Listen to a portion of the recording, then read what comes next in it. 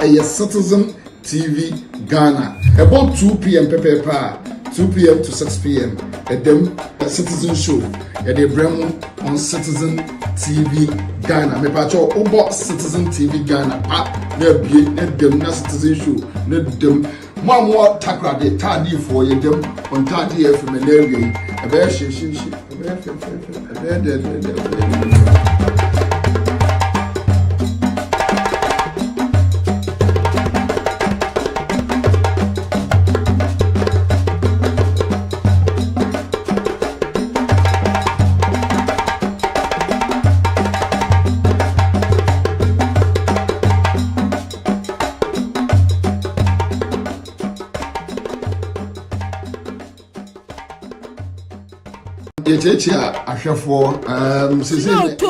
winter we ye adwuma 9 p.m. to 10 a.m. Ewa America. Monko America. Dia esi wo ho. Dredre yesi awo bia unity wa broche ne nyasem ketwa. Eno nso kra no. Omo ye adwuma na dwum. Na nti se ye wo good weather. Amenyevi Steven, or say I'm a truck driver in Saudi Arabia. In fact, I don't have a particular time. I'm a former for message, Mirana, redeemer, and Crassi for no Mugu Crum person, money back or so. Me redeem more Muntie.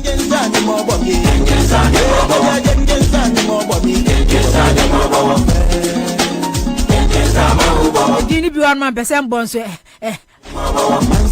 Ayatula Nasrullah. Goodness say I start work from 8 evening to 6 in the morning, Malta. Charles Senior or see Dubai taxi drivers are driving 24 hours for 2 drivers. Oh, etinya se ade no ye ntimi nyo. Enye se ye ntimi nye. Yebetimi aye ama na broso. Yebetimi aye ama na broso. Me latte wasi we work for 8 hours in Ghana and the 12 hours goes to West. Yes, say mresa ntino ma na jijano. Ntino ma no asay no. Russia kwa osinana the winter is not easy. Oh. Come to Virginia and see. Winter nya simple kra. Ye ni winter bia. Ye ni snow bia. Esukotwea ye ka na esukotwea. Esukotwea bia ni kura yi mu. Ye weather yi ye good wa say ye be ye adwuma. Ye be do for farming. Ye be do mu ntosi ye be ye. Chese ye be ye bibia o mine ye be ye amana tumpon. Ye nya wo bia so be ye quarantine owusu o se nana I work from 1 a.m. to 16 p.m. in Norway. Not just say 4 p.m. Okay, in Norway. We jane na so sa obroni adwuma so kwase abu onim. Eti wo ye adwuma no a wonwene ho. Enye Zoom live adwuma bi. Isaac Kambiri, I say I'm working from 5 p.m. to 6:30 a.m. in Dubai. Isaac Kambiri, no, Dubai. Well, yeah, Juma from 5 p.m. to 6:30 a.m. in the morning, Dubai. Well, Jana so yeah, Juma sa Isaac Diano no. What you do? What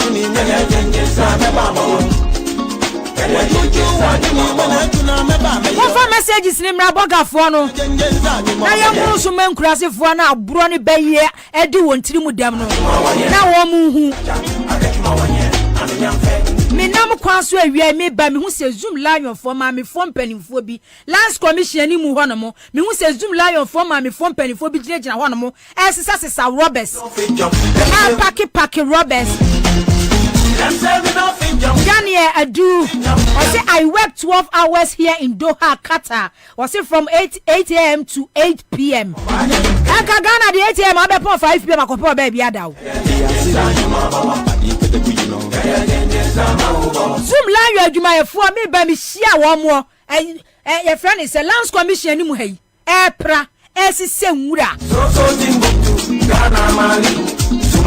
ma me fo mpanimfo asema me bisa on se wiabre ni ya wo mu gina mu yi o mu pay yesei adwuma Ghana ye wo ha mu kwase abuo me se private sector ni de kwase abuo de adwuma wi afo fa ne kwa Zoom live adwuma ye fo nwura wo mu tie sebe enwura ball mu ball pa wo mu tie I can't remember Manasa Zuri ye read the report to be by that was I think 2021 ho set per head work biana abani to 600 Ghana cedis but that time Zoom lion it 180 Ghana cedis. There's nothing like minimum wage no tripartite committee every year bi odi betu dwa Zoom live afan krofo papanom enkrofo mamenom edwo mu ye adwuma eti bola krofo sebia gyanan ma pade enya sem kitwa o so sabrema na se de baye 600 cedis abani tua wo bibia tiri so no na Zoom live tua wo bibia 180 Ghana per head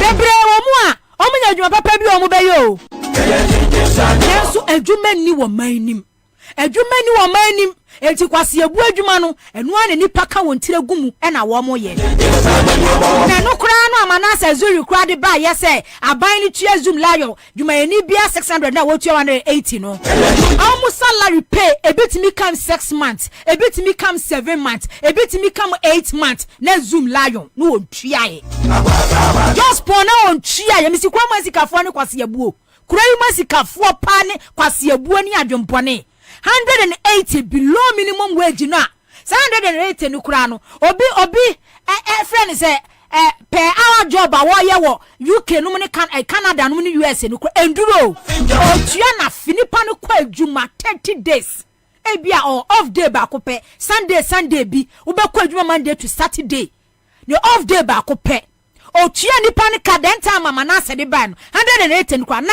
5 months wom 6 months wom 7 months wom de bia do mo sori so kote bola kote nwura awie wo mu ginemu ya wo mu tinwura ete bola esu kwa presume la yo adwumafo no nka wakosem nkyerɛw ba na ya tum kura ko 200 Ghana cedis misi kura masikafo ne kwase abuo Ray Masikafoɔ ne kwase abuo eno amu do mu firi sɛ woni just pon ye adwuma na akase papa ni tirimu de nyame ntua ne ka ha ho na ade a ye me ya ne sɛ ho wo gina wia so a wo ye adwuma no wo ye ne papa lebra wo ye ne papa lebra adwuma na wo ye no wo ye Zoom la adwuma ye ni a wo 600 na ban ni tua wo tiri so no a wo tua wo say 200 Ghana no budget bi akọ parliament bi local government ministry Zoom la yo sikashim sanitation sector Zoom la yo sikashim yeah what say kura bia ya tuma free 600 de kakra ka ho wo tua wo ka 200 Ghana cedis no wo your papa lebra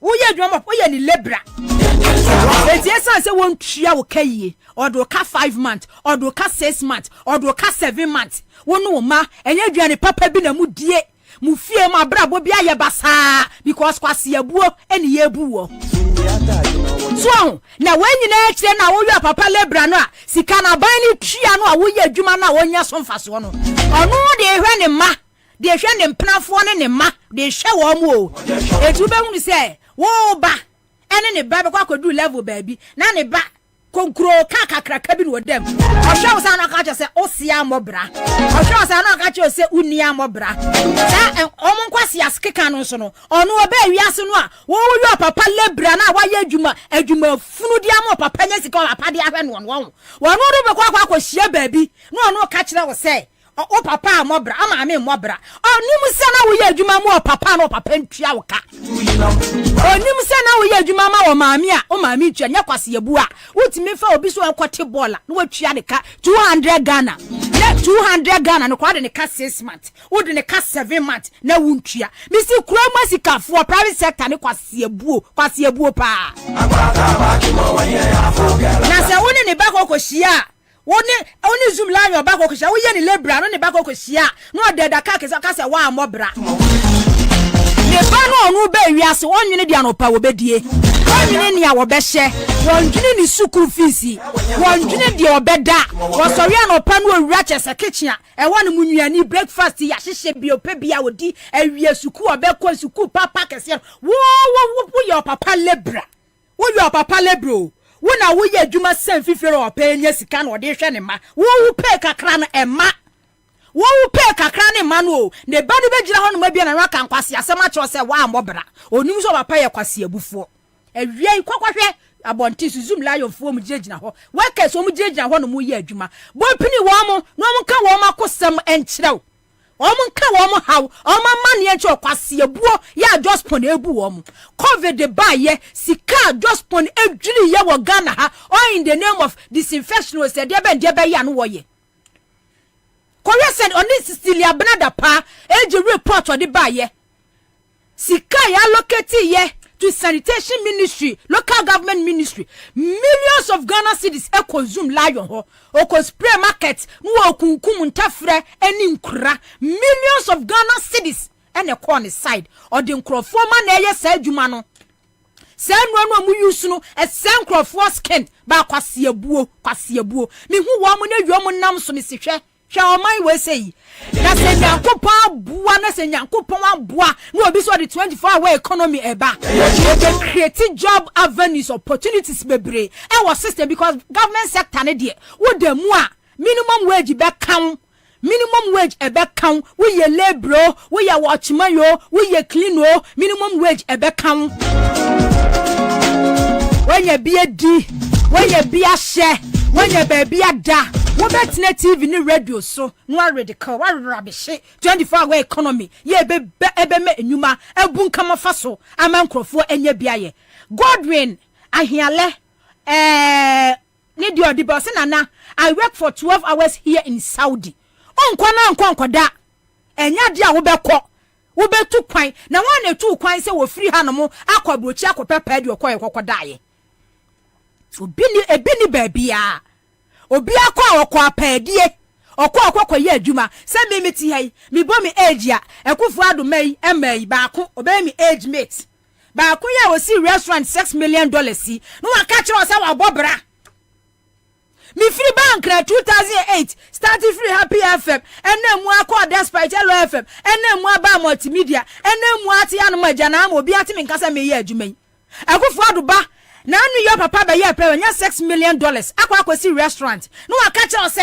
o papa amobra because o papa nya kromfo because o papa nya criminal even if so papa your politician kwa na or wadwe or conscience or dwene o manfo ho entinya na adwene so obebo kro no ama ne ma afom adwapade ne manya hunyade etu be hye kufu adobo yo age mate no no ono me ma na beti so deda kasa kesiem adwuma ba no ye bra ba no boy bra bai and our boy but and because of any papa nim e kwan your faso deceive or manfo e kwan your faso tumfutu agu o manfo ani so e da nkrofo enyu su o manfo adwen e de bo o manfo kro no enyu su o manfo adwen woni na busuafo kenoforiata and vice president Dr. Baumia eje omamu ni kwaje mbosia bromosia embromosia emu wi achefenti no wonu anya chefa millions of dollars not in cedis so edi kakra bia kwakosi restaurant $6 million onya adwuma da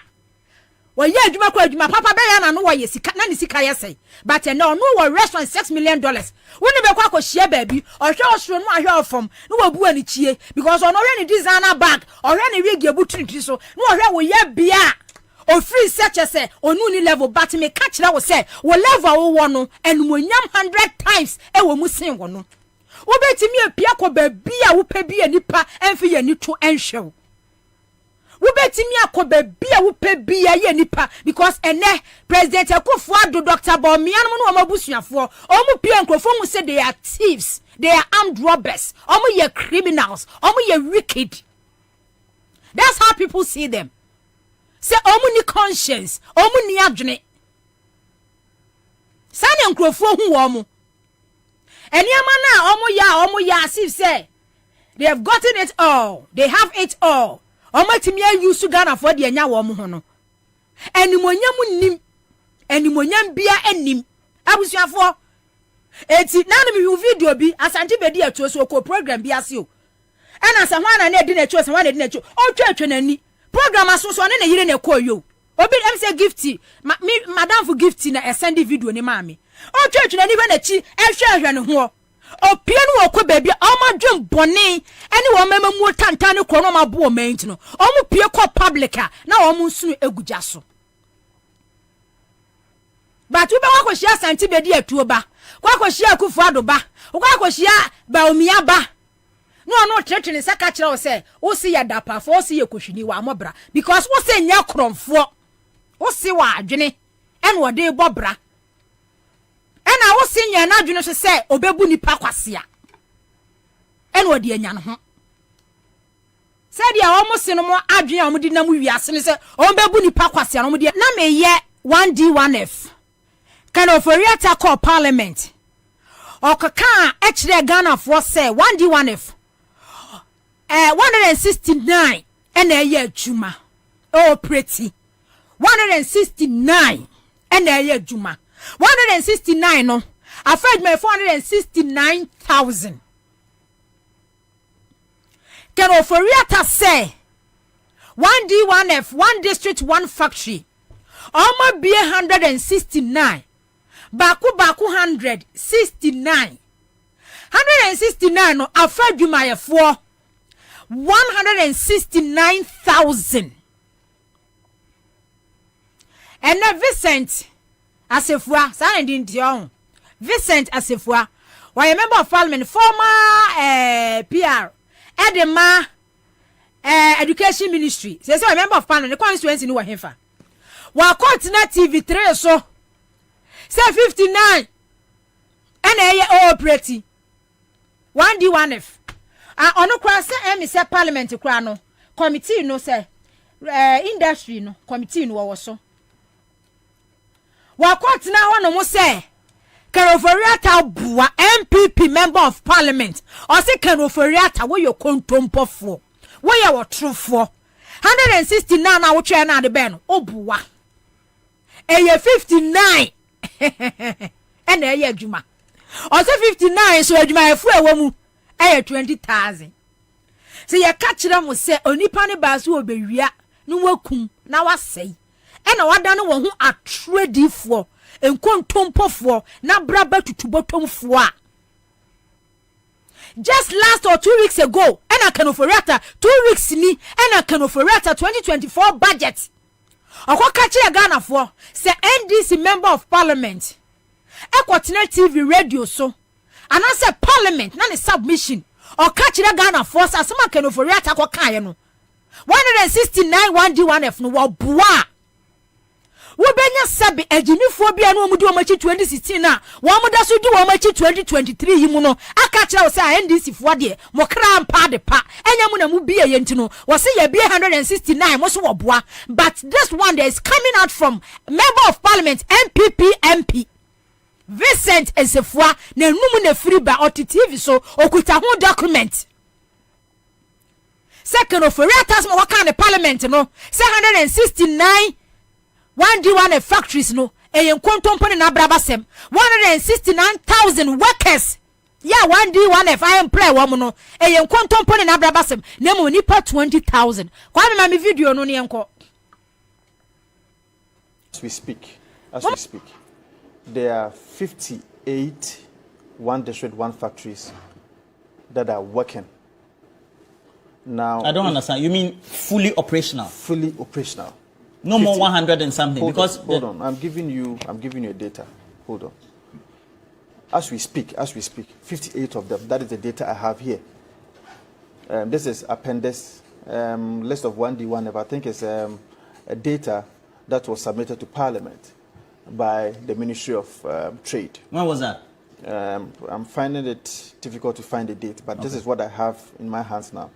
But if you check the number of jobs that this 58 factories, existing working factories, yes, this 58 has provided to the Ghanaian people, we are talking about 20,000 of them.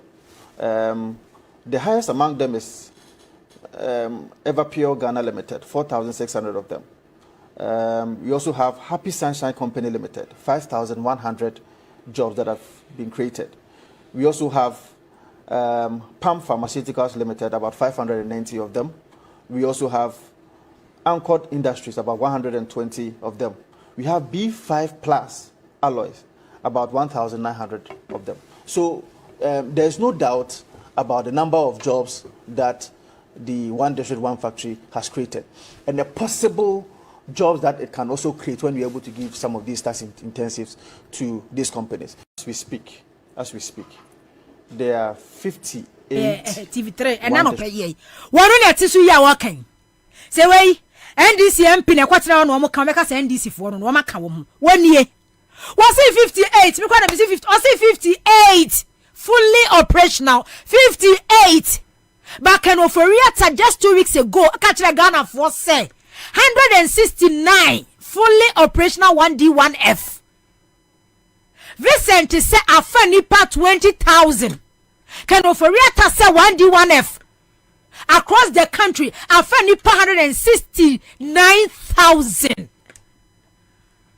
Hey, afanipa 169,000. Vincent enti Trade and Industry Committee our Parliament no was so. Also a can trade industry. Or ye member also. And then no pay no kakayo. Eti on second of Riata de bia na no pene mitie honorable Isaac Kadongo said the bia can of Riata budget or represent biano. O kuki figures. One kasa tena say na wa twere or the babetine nimbiko on one kasa ne niema phone policies. Ni programs for tantanwa why introduce na collapse system no or sorry na wonu ankasa ahihye wa cookie figures na wa hihye no de ababegina parliament na wo benya MPC fo no a aburo ni beye ni adwembone ni atirimodin wontirim wosu no wo mo boje ne so multi parliament wa makano for riata be ka kire Ghana for se pedri Mr. Speaker tiwo right honorable Babin wa bob brabe brasni kenoforiata mitini dinya ne ya MP politician ne eti was speaker of parliament right honorable Aban Bagbin majority side ne minority side ne musi wo kenoforiata pedri entro kase abeka kire mo parliament say 1D1F 169 fully operational ya adwuma afani pa 169,000.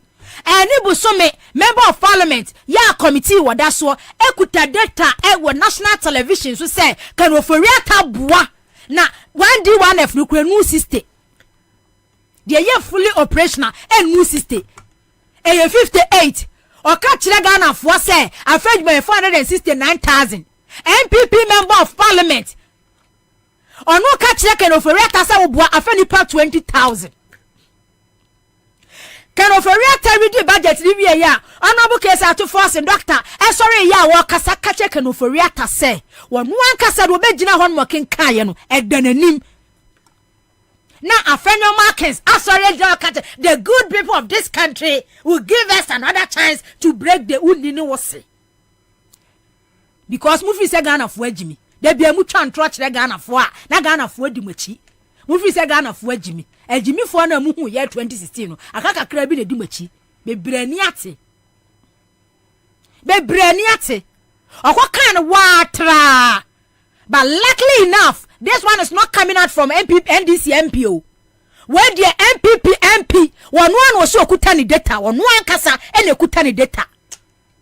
Cooked figures or cook figures, the beacon of Foriata, figures or the parliament in co, figures or the Bama MF in co, figures or the Bama Ghana Fonco, figures or the quantity international market in co. And now why yes son we to am na what tom na ye nim guase akwadina parliament ekuki figures mo finance ministry o mugu ho oni ni team makotwa ntro ni akwa kan nyina nsem hunu sa sem hunu keka sa se de kwasia keka sa se de every year bia no okwadina parliament wan mo kwakeka no enu abi no okwadja 2 weeks ago okwakeka ye na mu gina wiaso public sector workers abeduma efo mu gina wiaso ekeka nsem hunu to nim ye di nkunim na mo de after 2024 mo amanimu pia o video some better finance minister that mo ye adwuma after 2024 no say the besinya siria ugina wiaso minister akọ parliament perjury the report or the kwa yani budget full of deceit, lies and throw and kwan wakuki figures and wakache Ghana for na mugina wiaso abodwa mudi nkunim kakre ya na mo member of parliament Vincent Asefua ababete moto no kakre ye 58 ni kwa na waka no go out there and see for when ni kwa na kwakwe for when ni na kwakwe say 58 ni bokura na ye adwuma papa bia kwa na kwakwe say ye adwuma papa bia modern trophy opposition and then trouble bemu and amemo way just a bibia yen tro amemo way bibia everything about a Kufuor's administration yen tro Kufuor Bawumia's administration yen tro everything near den tro ni akohwie ene bu o man en tro ni adada ni akohwie ene edi bu o man ye build o man with lies. O sidai o foundation na watu pillars ne nye o se ye edan ni bebuagu because on mind mu ni pensem hunu ate afake ye ba Facebook so arama join na mu twatwe ensem hunu enti wo afake ankasa memwo wo ye MPP ni ayo ba wo ankasa wo tena se na wo ti wo ye baba no wenti wo no wo ye MPP ni nye wani wu so wa kwoto abama leaders bi sei leaders above be say amoma bejo man a destroy no Vincent Asefua na eka no we de anya ndisi MP ne kokan na no pay MPP MP na eka no kure na kire mu eti kan operate budget na okay the last time we host citizen show Saturday morning na friend say makati quote figures say we tua free senior high school we tua make sure makati say don't waste your time sika ya allocate annually but sika na wo body enquire so meaning say ya sika no finance ministry and release sika no to various sector but enquire ya create omanka say create no mo loot no ma share enti annually no every year budget bia no ni achem sika we say eco sector way sika we say eco sector way sika we say eco sector way loan we ni abodin sa loan we ye kwakwaje ba be ye at the end of the day ye beji loan ye di sika no be eco sector ho ministers ni empanifo no ma fa akromfo sa we sa akromfo we mu edi o man so a o man say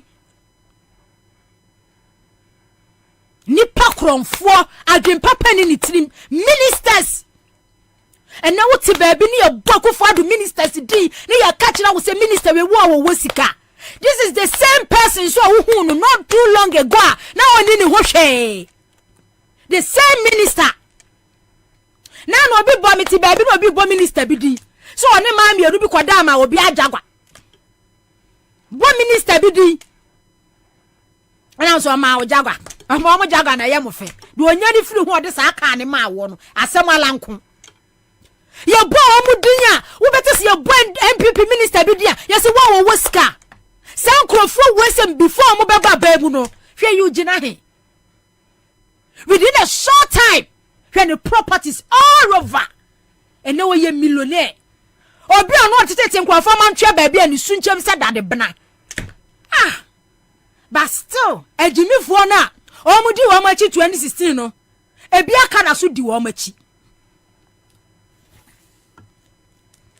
ebi aka ɛda so di wɔn akyi ɛnɛ daily guide report bi a wɔde bae menkɔ so okay daily guide kwame mun post to mame me ni nkɔmɔ mransa na okay me di nkɔmɔ we yaba na ma baba omia so daily guide the report bi bae me call parliament yanya nti yester new li ya efa restricted commodities niema bi a import ba ya aban no epese enya executive approval na hia parliament nso approval na yesi minority for ne se omo de sa li we de omo mpene so omo afam no omo bagu MP for Banda constituency Bono region former deputy minority whip honorable Ibrahim Ahmed first deputy minority me elder praise the Lord hallelujah elder na name muti say ami adum teboko ye denya mi ase ye na ntia se mo ye adwuma power parliament ela ifoforo na aba efa importation of some items and as a goods bi ho no minority side mo se da mo mfo aso yo nana ma memfa otidi tu na mentia etifo a omutie Accra FM na wie ne obi sa no e no kre se wo hwa some legislative instrument a Minister for Trade Honorable Ketiamon or per se or lay in Parliament and say or per se or restrict importation of certain goods a kind a rice the tossing a poultry the tossing a cement the tossing 9 a motor car. In that order, about 22 different items. Now, or the bar last week, and it was a subsidiary legislation committee, every true. Omoko she mwana, omobaya, adechi and also opese only. And I can say, Adea omodia by Ghana for NNT wansem. And I say, Unya di bape, Unya nipa 183. And son of another 82, and son of Matimi Abua 12. Yene wuka say ye minority for 137 musumu ye 137 ye koye na amanyosem a emwa oman no enti ye engage industry players na eye Ghana Freight Forwarders Association, Ghana Automobile Dealers Association, Ghana Union of Traders Association, and Ghana Food and Beverages Importers Association. All the other associations are omo ejuma a be affect omo ejuma no ye bisa omo because mra o se wi a be affect ebi ejuma no wo be se mra na wo se we engage nipa no na nipa no ya we na oda no so na ne oda sorry prekupe na o ka say the new regulation about regulation now the ban be affect nipa bebre into one you end up creating unemployment necessity at least Bibi say no babeya, there must be a roadmap. And a roadmap na udebano. Ebia rice and opposite restricting the importation. Ebia waka say okay, by 2025 and now 2026 and now 2027, 3 years time. It was say yetimi a produce rice aye deepest to be a home. We want to be self-reliant on importing rice. What can is you know? And a more band and a ode too. Right send and we import to right. Citizen TV Ghana about 2 p.m. 2 p.m. to 6 p.m. At them Citizen Show at the Bremo on Citizen TV Ghana. Me pacho about Citizen TV Ghana. Let them na Citizen Show. Let them more takra de tardy for them on 30 FM and area. A bear she.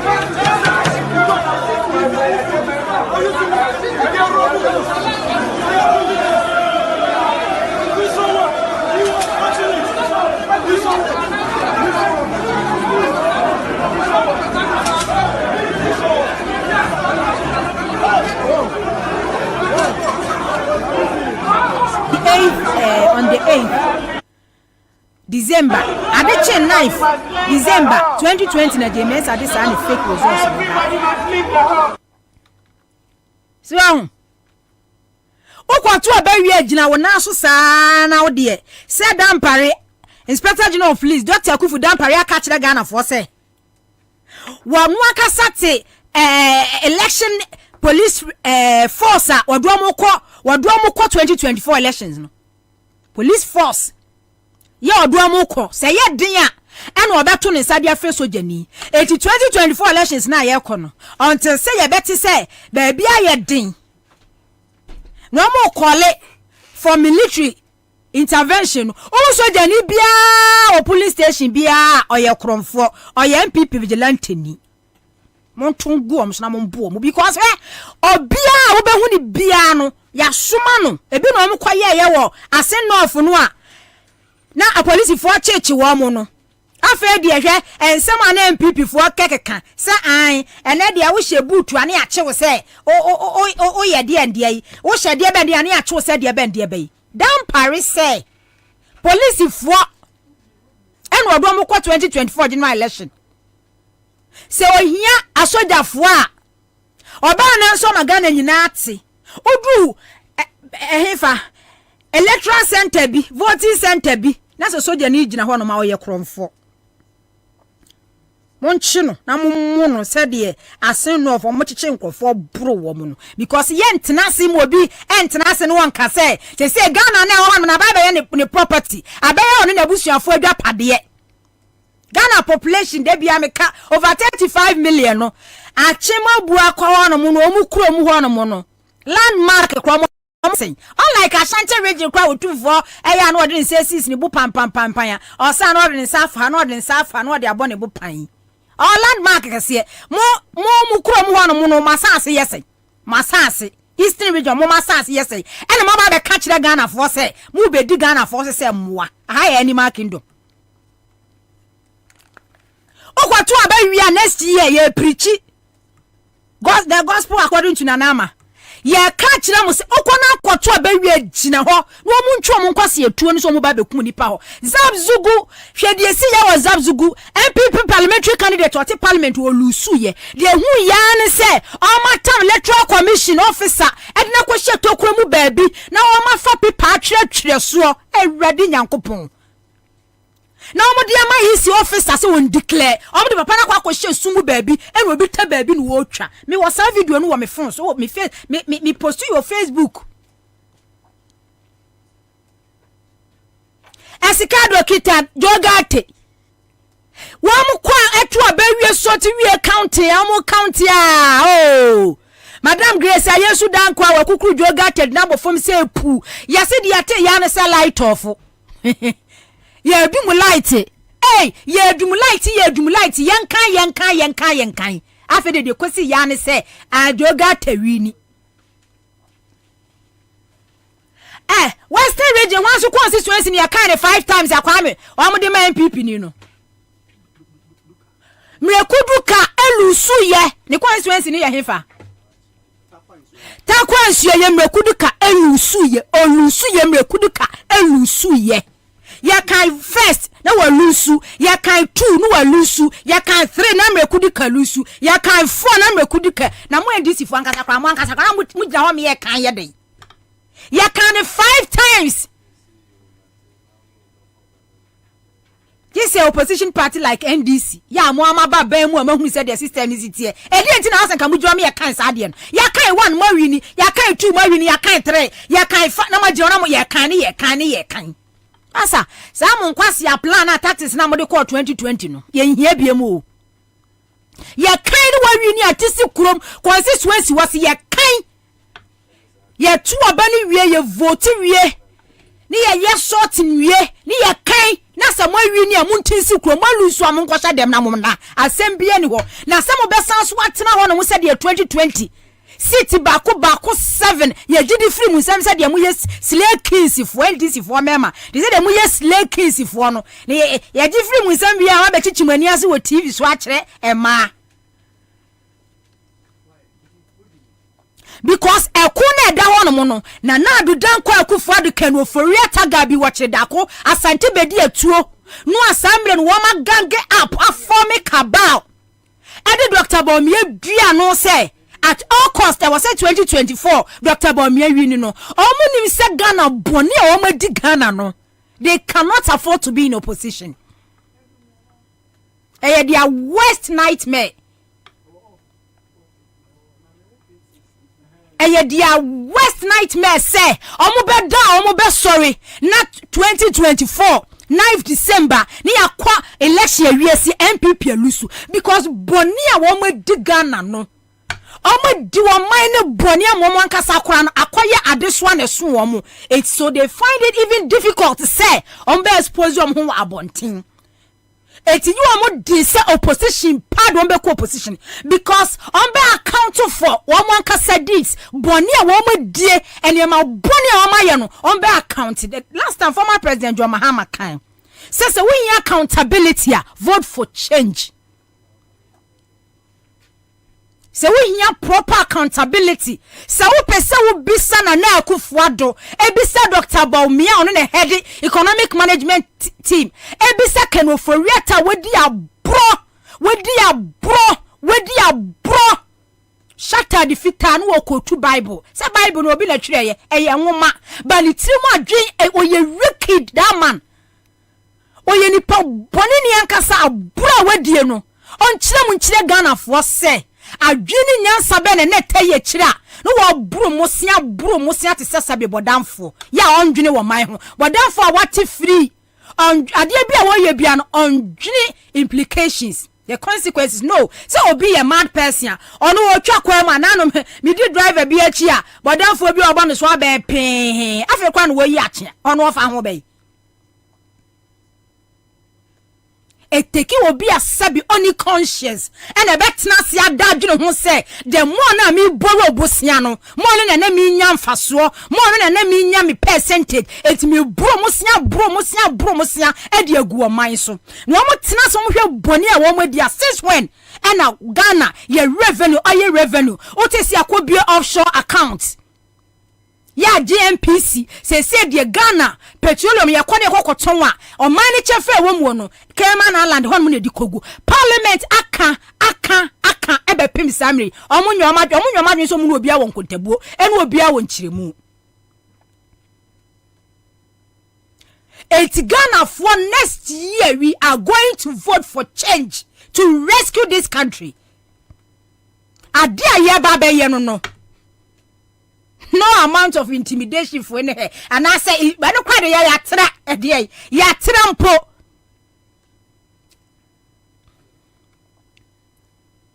okwato abawie gina ho vigilante fo no omotete wo mu opposition no vigilante fo no a no amokwafa South Africa missionaries fo efa hihi fo do mu betre ni wo mu no omo bebre do mu agwa police fo mu bebre wa soldier fo mu bebre wa national security mu etiedu elections wo mu ya na di mensam ne nkwase asem no gina ho no fa boa wo so to bi bono obi antimi ni obi bia fo ko next year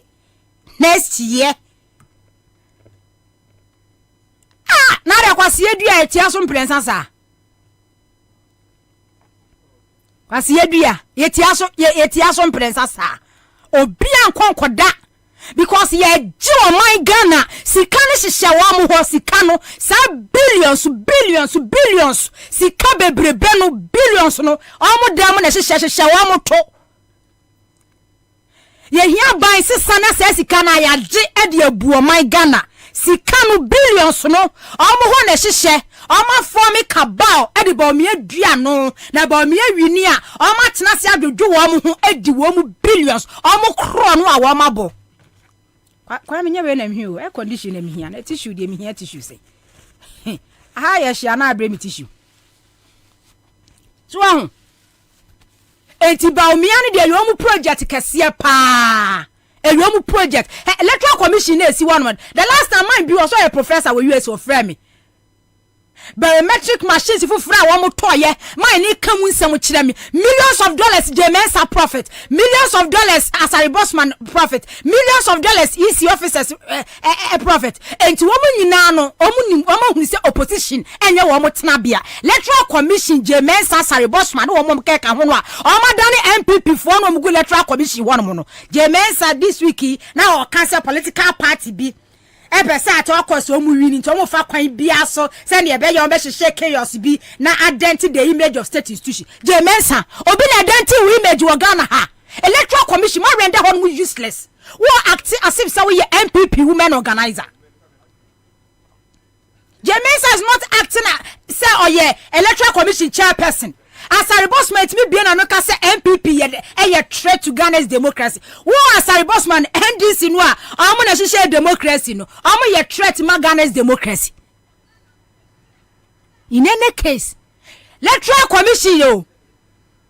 Deputy EC chairperson Asari Bossman. Ono no NDC fo no a omo na nyunu democracy. Eye constitution. Emma Ghana for no omunu eye threat Emma Ghana's democracy but president MPP no Asari Bossman wo ye adwuma edema wo mo no a mutimi kwa elections emo muku nipa 8 the electoral commission go on mo na wo mo ye no a mutimi kwa election e declare fake results momo nye threat Emma Ghana's democracy Jemensa ni Asari Bossman momo nye threat many abra no pay because next year by this time I was say Ghana ye victorious. I was say ye ji wo man no ye ni abre ya bre kasa na bre ni e kwa elections wie na say kufu ado ni ba umia ni kanu for ato mo kotena fia ye sra mo nya certificate of survivor ma Ghana ni bia ni ye di akon ya bre ye di akon Obrana cheni pa ma memwo fon tantan e cheni pa ma wo Ghana ha sei bad governance u predecessors niema o mu ye nyina wa se no ade bia president Akufo-Addo betu ye bi ode ne nsa se no ade bia na Akufo-Addo betu ye bi ode ne nsa se no u predecessors ele foundation ye di free baby ye toaso wa jire Ghana at wo man na kwachire what Ghana kwachire enade akini ye kasa about the economy ti economists for sama wo muka say e beteki ye 20 to 30 years and sana mess crisis de ma se o man na dru no yetimi aye o man ni yi economists for ya no mu di wachi e kasa political activists for scientists for kasa say e beteki ye 20 to 30 years and sana or how amanie or manya wadi a wasen wono yetimi afiri mu and now Dr. Baumiane nam so I the next Ghana's president because we hunu say me say eye mponchi ni nwan anantwie enegu kurom ha no oba bedi wo mso because omo da no mo soro ma hu say that be NDC member no mo ye slay keys omo slay enye president bi no omo pedi ene meba enura me hu se yesi your friend is saying Ghana Education Service interdicted headmasters em so mo ye mampo anadwene me hu se interdicted headmistress kwam so mo ye ma ho headmistress mienu se unauthorized fee bi no mo charge first year students enti no ye interdict wo mo yuje wo fa to so mame asama mi dawo na mi bisa me ho ne se awo kwaye ye den o kwa charge akora na ye den ye se ye free senior high school enti sa akora ne ba school na se ntoma taade e no ma me be pam de ama no so be ne nam school mo no ma jana no fa ntoma taade ne na school mu ho sa akora ne ba school na se de no be show e de no be show e fa ho be o kwa charge akora na ye den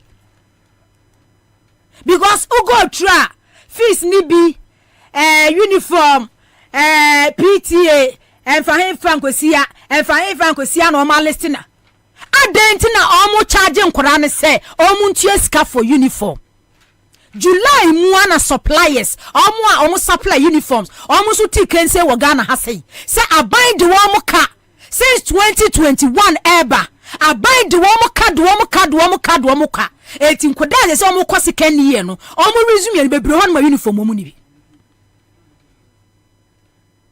bebre ni uniform bebre ni bi omo mo kwete de yesi na be ma omo baako e wo senki e ma wo mu 2222 wo ya be ma kakini kai Erabna, muda so share Erabna, a form 2, nanka a top nsu 2, ni ama we your friend say, wo house nso, ni ama eno so, na tese. But say bibia anko bibia stands education sector no agiriga asai. Charles for Conference of Assisted Senior High School. Omo nkasa, ya tete omo say de egu omachi. Omo ntimi mbie wo ma no ema wo mo enkasa because o kasa. Baby edu be kwa akoto no, wa no. Enti we head mistress for moko ha mo ho ye de munya nkoda no e omo be gu school mu aduani ni ho aso omo ne nam ho omo be gu school mu uniform ni ho aso omo ne nam ho omo be gu school mu textbooks ni ho aso omo ne nam ho se ma set ni ho na aso omo ne nam ho anu mo ja omo no omo gum because ade aba we wa ya ne say every 3 years bia every year bia you say there wasi ni ho biam gasi wa ya kefo set exams no a na wo mo akoma nkoda na po no o matchre na nkura na twa no o matwa no o ye best results ever o mudu tertiary na tertiary fo nso no o musu lectures ni teachers o no o musu se nkoda say ye produce from senior high school no e basa quantity papa bianim quality bianim munja nkoda no because me who head mistress for mienu maame for my adwuma we yadu san pempensuo we eya ahomete eya o ma ahomete se nkoda ne baskum na nam skum banchire na uniform kura wo mu ni bie munja wo just leave them adentina mo carry sa bed way na akwa yanim guase de ama. Some parents are so irresponsible. What they na wo yakra na e ba beboa no. Ono no won tia ade na ye free. Na wo so o meto uniform mane ba. But parents kwa na so nim say Ghana has say uniform no kra na enko. Textbooks enko, bibia enko, aduare enko. Ba who be you? Headmaster, headmistress say one kasa initiative bia wo ye e bia woni school no management mu decide on something say ye bibi famwa they don't care enti no so do betra say enso akufu ado ade soa because na akufu ado no wonu won hunu ni say na memo na ye fon won hunu say Ghana every sector bia wa say no Christian Depoku wa naka wo Christian Depoku na wa nagrat those days say mu nyina agenda Collation of Concert Teachers Kinali Mahama time ana uti CCT say na agenda natifo Mahama time yete munka say de na mu ye nyina na agenda ade akia release Eugene Miss Rom mama ayi no headmistress na ya suspend o mama we no why release na ba efri na grati ho efri collation of consent teachers ho efri nati ho na grati fo kasa Christian Depoku o kasa na nati fo kasa na CCT Kinali no omo kasa no omo kwa demonstration na omo kwa strike seni nyina opposition leader Kufu Ado ne ba omia e na chesa asset agenda de amamwo enieme ne ekoso e education sector no emu half ankoso under Mohammed's administration.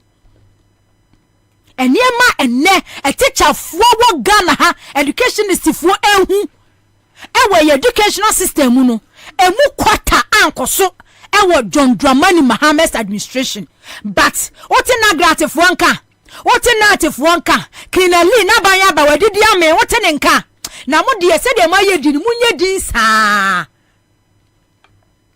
se de maye di no amose mo nkasa no mo de munye din saa because ye hunu se muti no association group civil society organizations no any policy take tanks no what the ya agenda the jiji sika e di pesika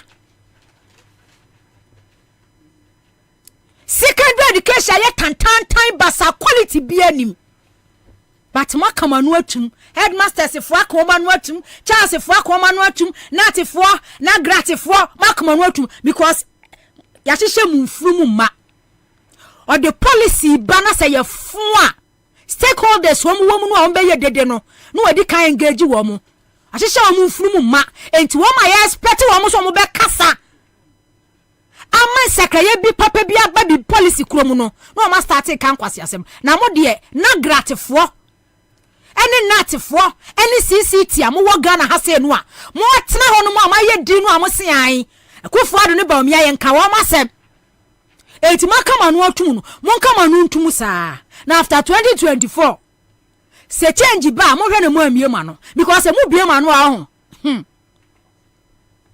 ye ne mo de e wo Ghana ha se the last time natifo the statement by say captation grant over 3 years ni yentua bi da captation grant edu twum ukosi classroom block tintintia na hu videos wo say e man to nwom mfrao ukosi dormitory tintintia na hu videos wo tie nto nwom mfrao 3 years ni captation grant na gratifo na atifo de ba say untua bi da captation grant basic school waguno waseno basic captation ko yentua PTA yentua hwe captation grant ne teachers ne je headmasters je every running school na first enko but you don't care because oma waso mu bia manu om kasa no oma ka oma no atum obia nkasa obia kana no atum ena ma fam hu adie ena memmo ne ye fun ena sector bia mo je Ghana na mo se no but eye nkrofo de se nkrofo be kasa because obi ni so kasa anadwo ahwe ya ontimi ndane fie ontimi ndane keteso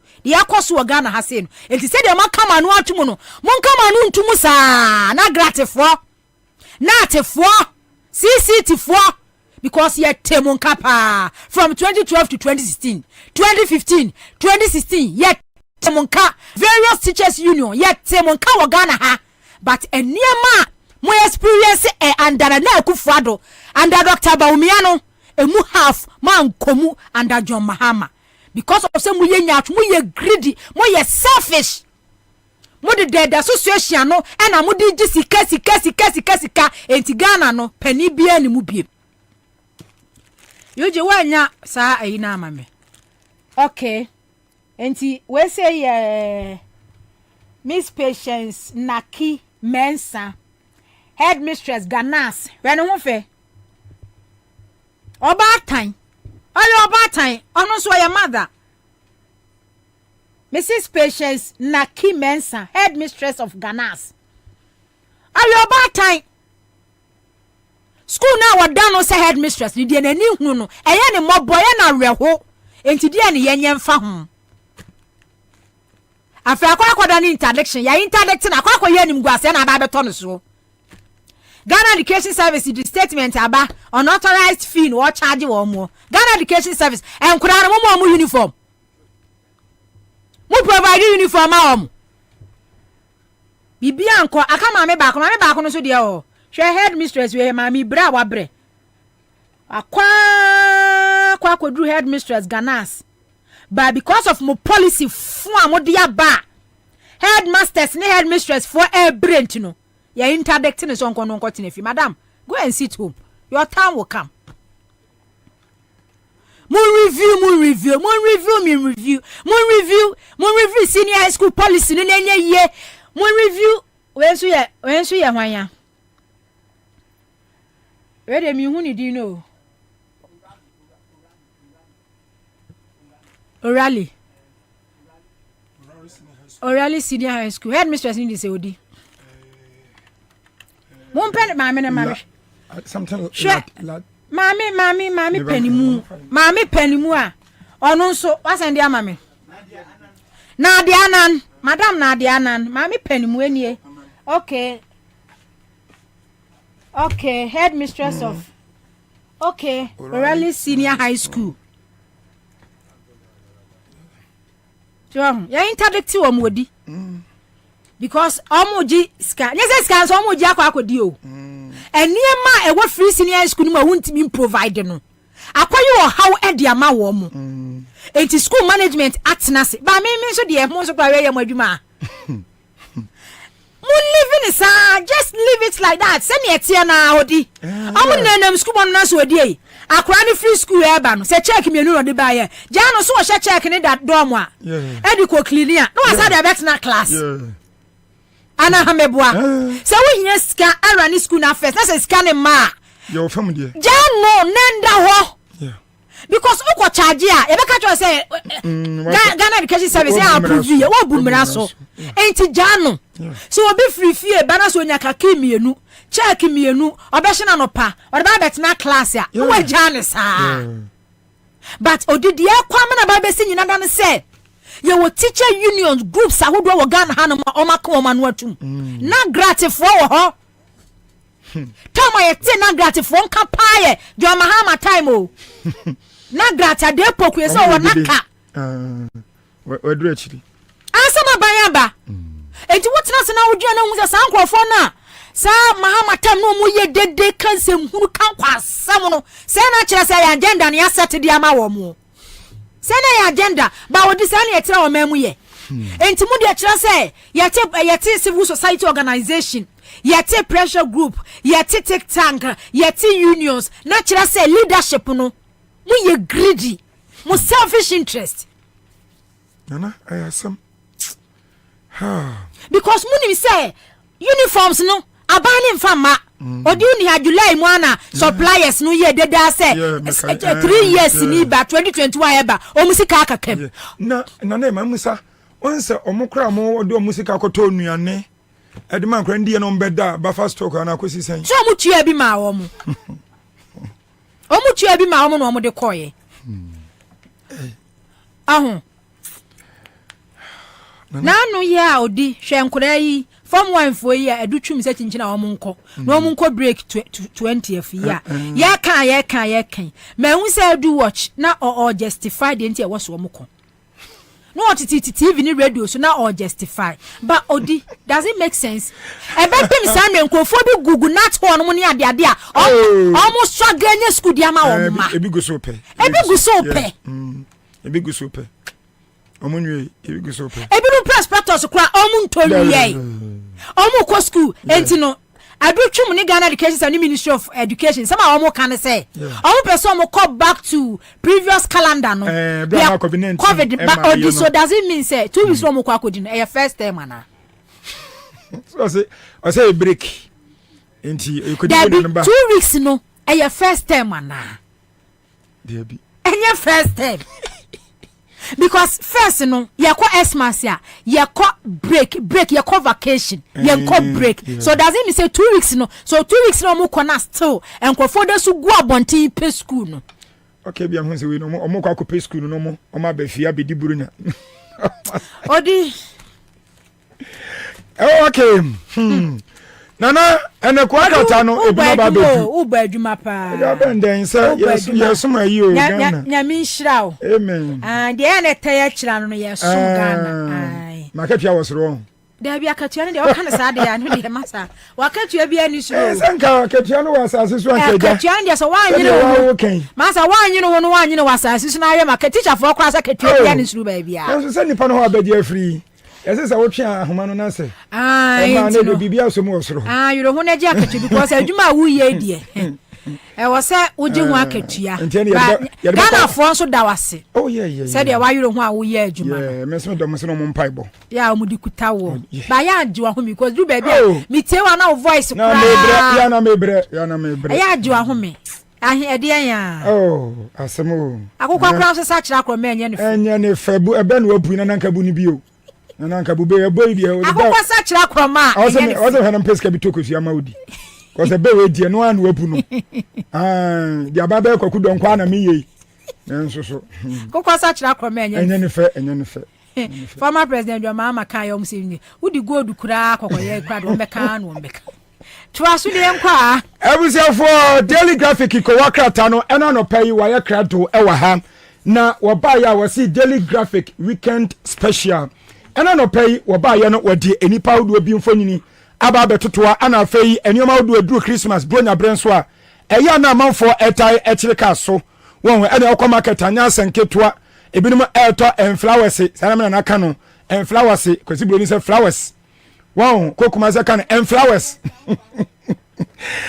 kuma se kan flowers wow na inhwere fe ya ni nyina no ya didi bronya enti abusia bronya emre ana kwa krata daily graphic weekend special wo bo amaniye se ehun frama no ahyase ya ebo bronya hon frama no ahyase ya ebo ɛne ɔhu sɛ aduarefo no bi ɛso pan ebi nso so ɛba hyɛmɔkyi yɛ a wɔn gyinagyina wɔn nneɛma ho wɔhwɛ nneɛma no a ɛwɔ no ma mahu bowls ebi ɛwɔ ha afei mahu Christmas nneɛma no bi bebree nan nso so ɛwɔ ha wɔka kyerɛ sɛ bua na ho mframa no ahyɛ aseɛ yɛ a ɛbɔ eti bua na deɛ yɛdi paa yɛdi yɛahyɛ aseɛ a yɛdi ampame akora no o sɛ meda hɔ nom a na sɛ mede m'ani krakram mede m'ani ebubu mede m'ani esusu a mehwɛ mframa no a ɛbɔ wura me mpoma anim no a na ɛkyerɛ me sɛ a buro nya mframa yi ana ahyɛ ase a ɛyɛ a na ɛbɔ yi ana akoa krata yi ɛbɔ amaneɛ sɛ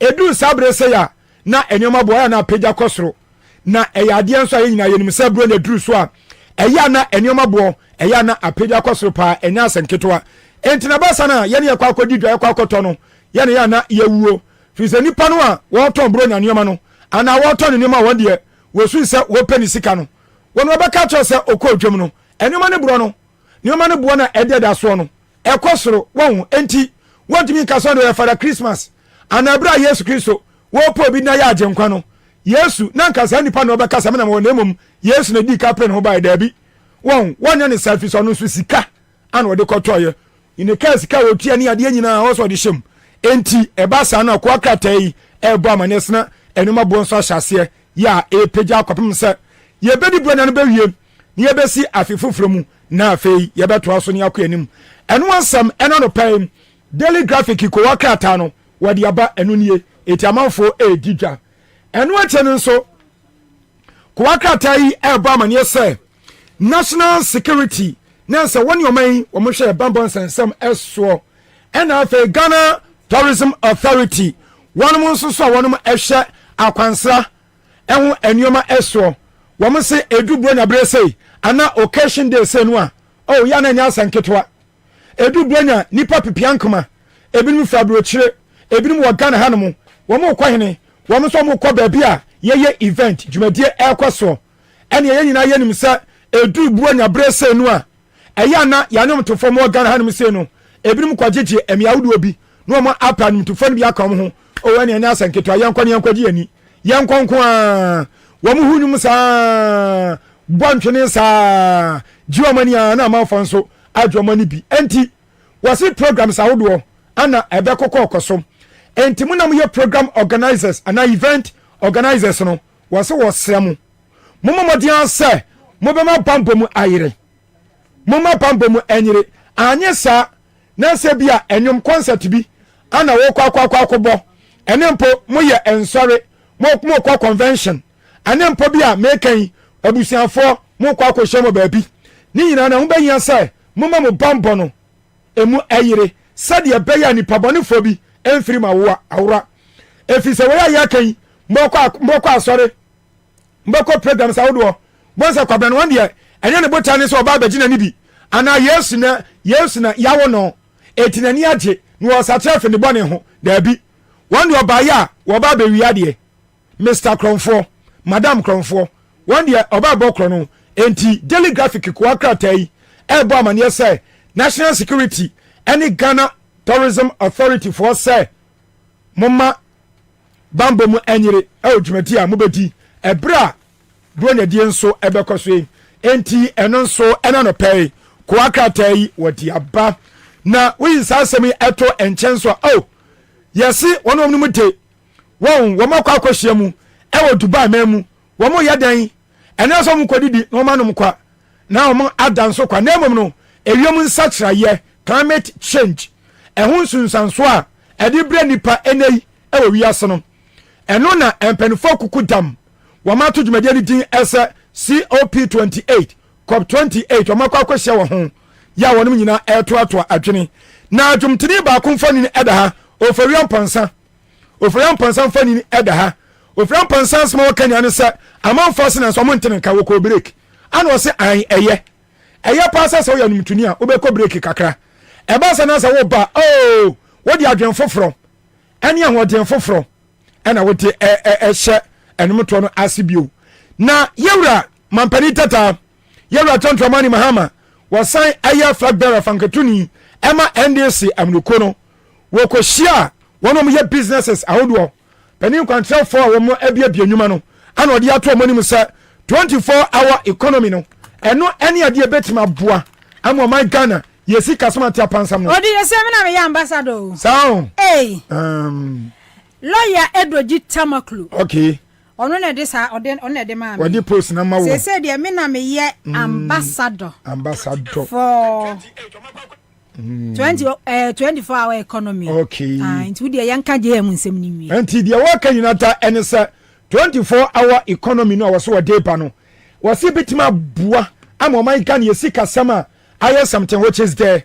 Wa oni koma bua to forma empenfo nyina agi tumi say oh ampa enyoma agi aguna nso e dani a ebeye yenti eguso a e pick up no was se na media no be man pani a oh entampo de begu akwam na apegi o man kasama atiato no agina ho eno ye daily graphic weekend special eno no. The daily graphic now kind about climate change conference. Okay, we story be our Accra 100.5 FM online. Okay. African countries defend large delegations at COP28. Okay.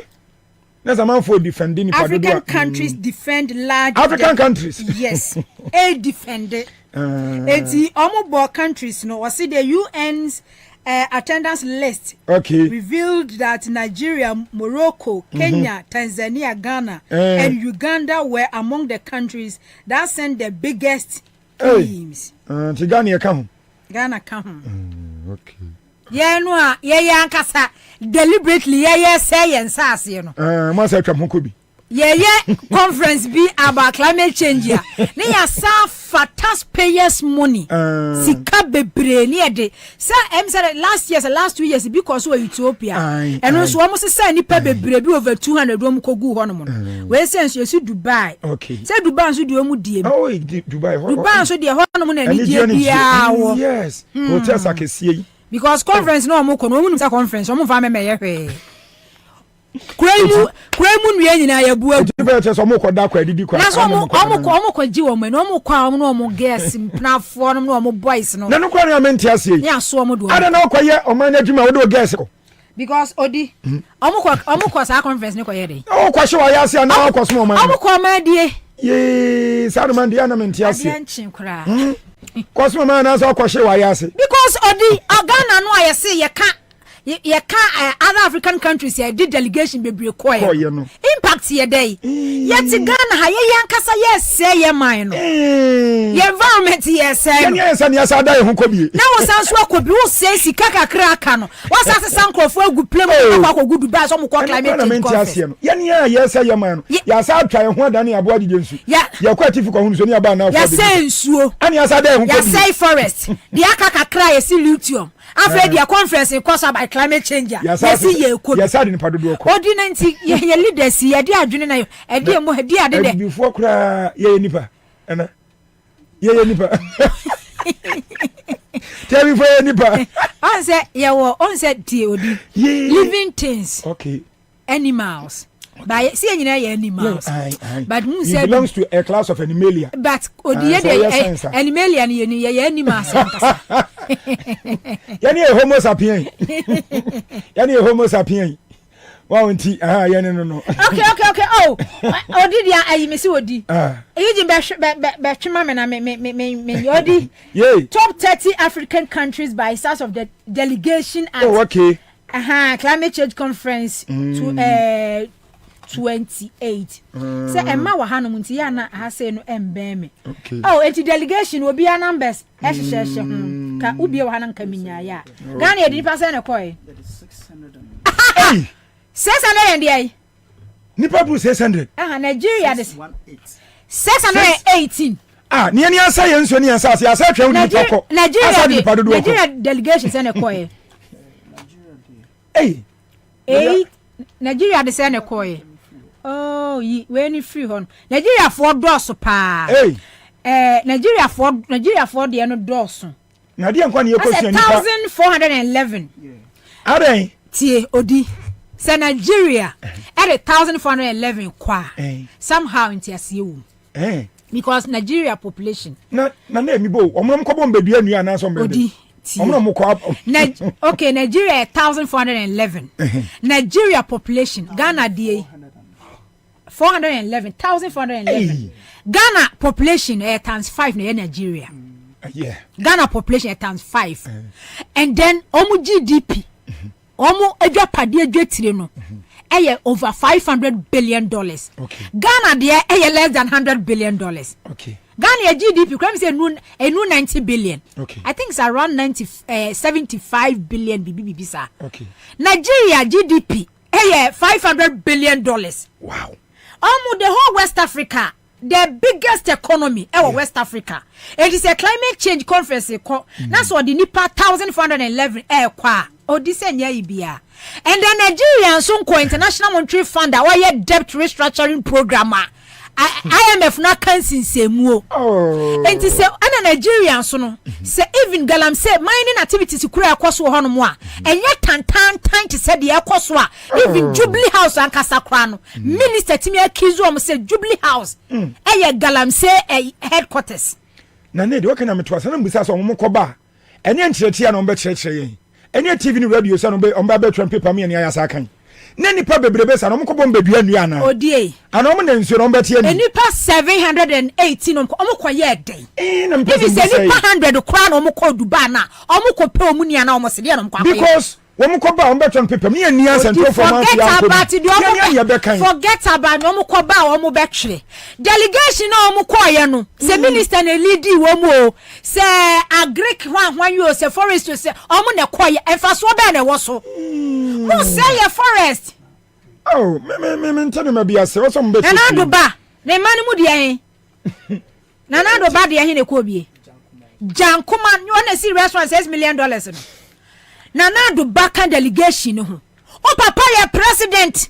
Ya galam say president. O papa ya galam say president. Aje pawo. 600 odinye sika kitwa na kwa kwhye no wasa no o. Mimi no me no kwa Dubai ya. Hotel be kwa akwada no aputo omo de expensive hotels omo kwa no akwada yo. Oh. Kodidia nom asa akwa Vegas. Last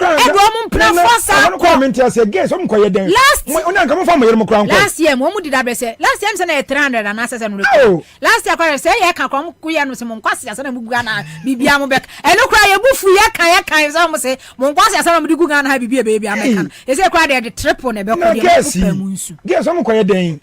Guess Masai forest land water bodies na Masai no bibia mo say no land kakraka was central region mo say dey akochi lithium na dum dey come say any 1 week I think say 5 days or so odi omo pekro omo ma na 5 days per mo say guess ikoi and 5 days per me mutimi hyam ho so odi so dey Bible mu asem wo follow pa o say onipa ne ba say obewia no waku no was say wampa mewum odi yento aso enti abusa the spectator eno nso ena no pay waba ye wakan answer so do ni chem Western regional how do nana ye say atwamantamu HIV emu awai nana enipa bro 23,000 ena bi wo mugem ye say kware ya de ni nyehu sa Western region ko o ayi antiretroviral drugs ni odi once say no say wo HIV esa utimi wo ya akora ni nyabi ya de na uko deliver no uko labor no omo waduro bi omo de ma enti omo de ma that time na awuda labor na owu akora no onya bi nko be fa ya di enti say woni wukunu kura na mo wo HIV na utimi wo ya akora ni nyabi but say wo akora ne ba de aye mu ntimi nye ho hwe but cost because on the first na education ni was through. But you say education be a new game. Also, more because Western region come over 23,000. Western region. Wow.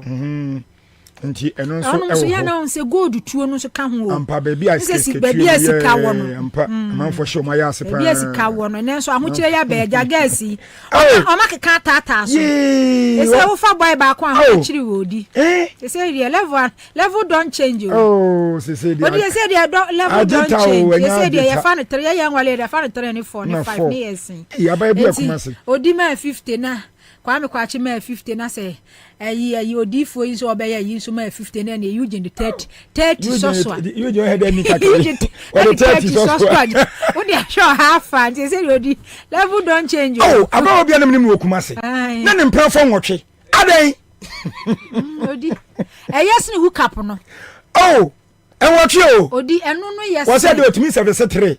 A mema 3. And you hook up now no. Hey, what call you my button or service back?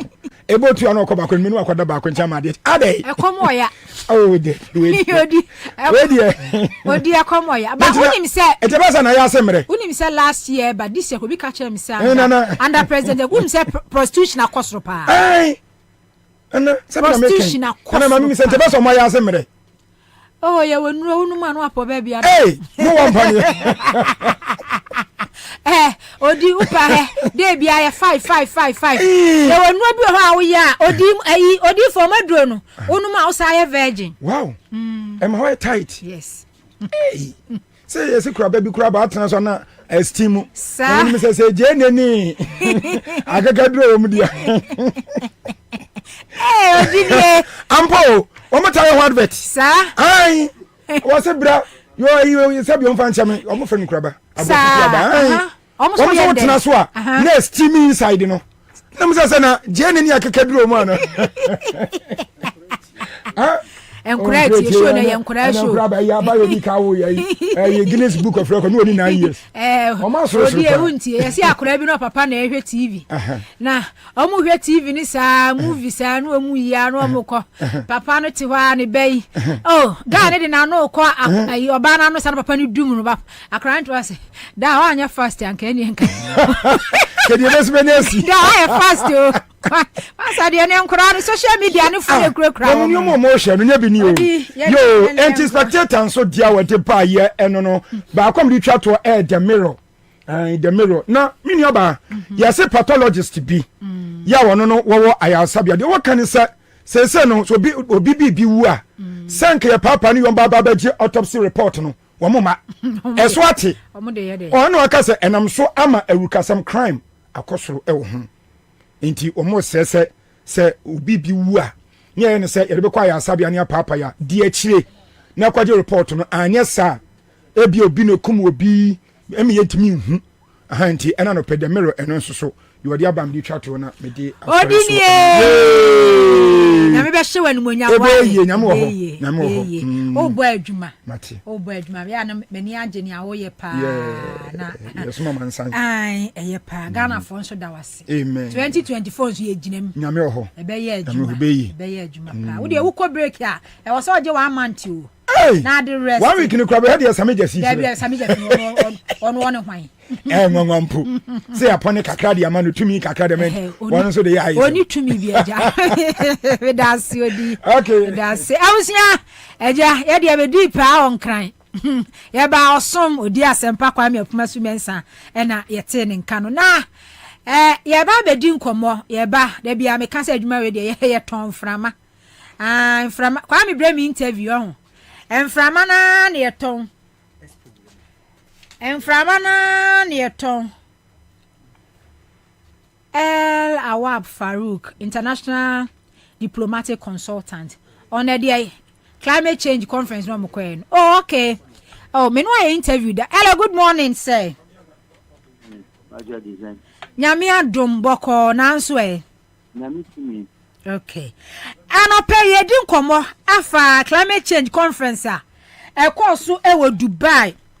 Na ohwe report ya ba ya na African countries a ye na ja de bia yesu se covid abeka ye kire Russia Ukraine abeka ye kire no yesi ye delegation no e do so sene countries ya chese wa mukura no o how economic crisis ya wo mu no wo mu enko mu bi Ghana the 618 delegation ene koye opani edimu se conference bi sa e koso a yesu nipa 618 free Ghana ebo won ho ka taxpayers money edom ko gu Dubai se climate change conference omun konko pe bibi kosua bibi mra. Okay, good morning. I'm in Shaun here for. First of all, Medina Farouk Al Wahab. Okay. Ya no ashedon so. Pacho mate. Why you know say Islamic in Medina meaning Al Wahab say God the giver of gift. Okay. Okay. And the one can hear and get only a million fine. Matimidasi. Okay, medasi. Now, COP28, you know, UN, it's a conference of parties. Conference of parties, you know, to me, time I'm introduced in 1996. The first conference, that is the COP1, taking place for Berlin, Germany. Brandenburger tour. I was a translator at the time. To me, I thought it was needless, even on the part of the UN. That time, is Kofi Annan and the UN Secretary General. And you look at it from the point now of the establishment, UN work commissions, BBB, are under the umbrella of the big UN. Your UNICEF, UNDP, UNHCR, and your FAO, and all the UN as a year matiti. And matiti UN Action Group. And that's over friend is there. A lot of protocol platforms are. They established the BB particularly. In the out of that, we said no. The UN Commission, BB the UN Commission on Arms, and Vienna Convention, Austria, Vienna, and other ones also was Switzerland body, and it New York. But we need the almost special say a rotational into Afibiano COP 28 COP no be decided the country cry be personal. Any number is say 28 Dubai no country of person who to be a Ghana 29 into a Beba COP 2019 from 21 I think near 28 sessions. And he said almost share the global warming. I didn't know. Say we are some weather no I change, but almost is a weather na change. Any climate na as environment na air aspect maybe air forest kwana air dry, maybe air sea either say upon be rise and as a below, maybe air say air fertile land no, a desert land no, a kwan bend this fasoba.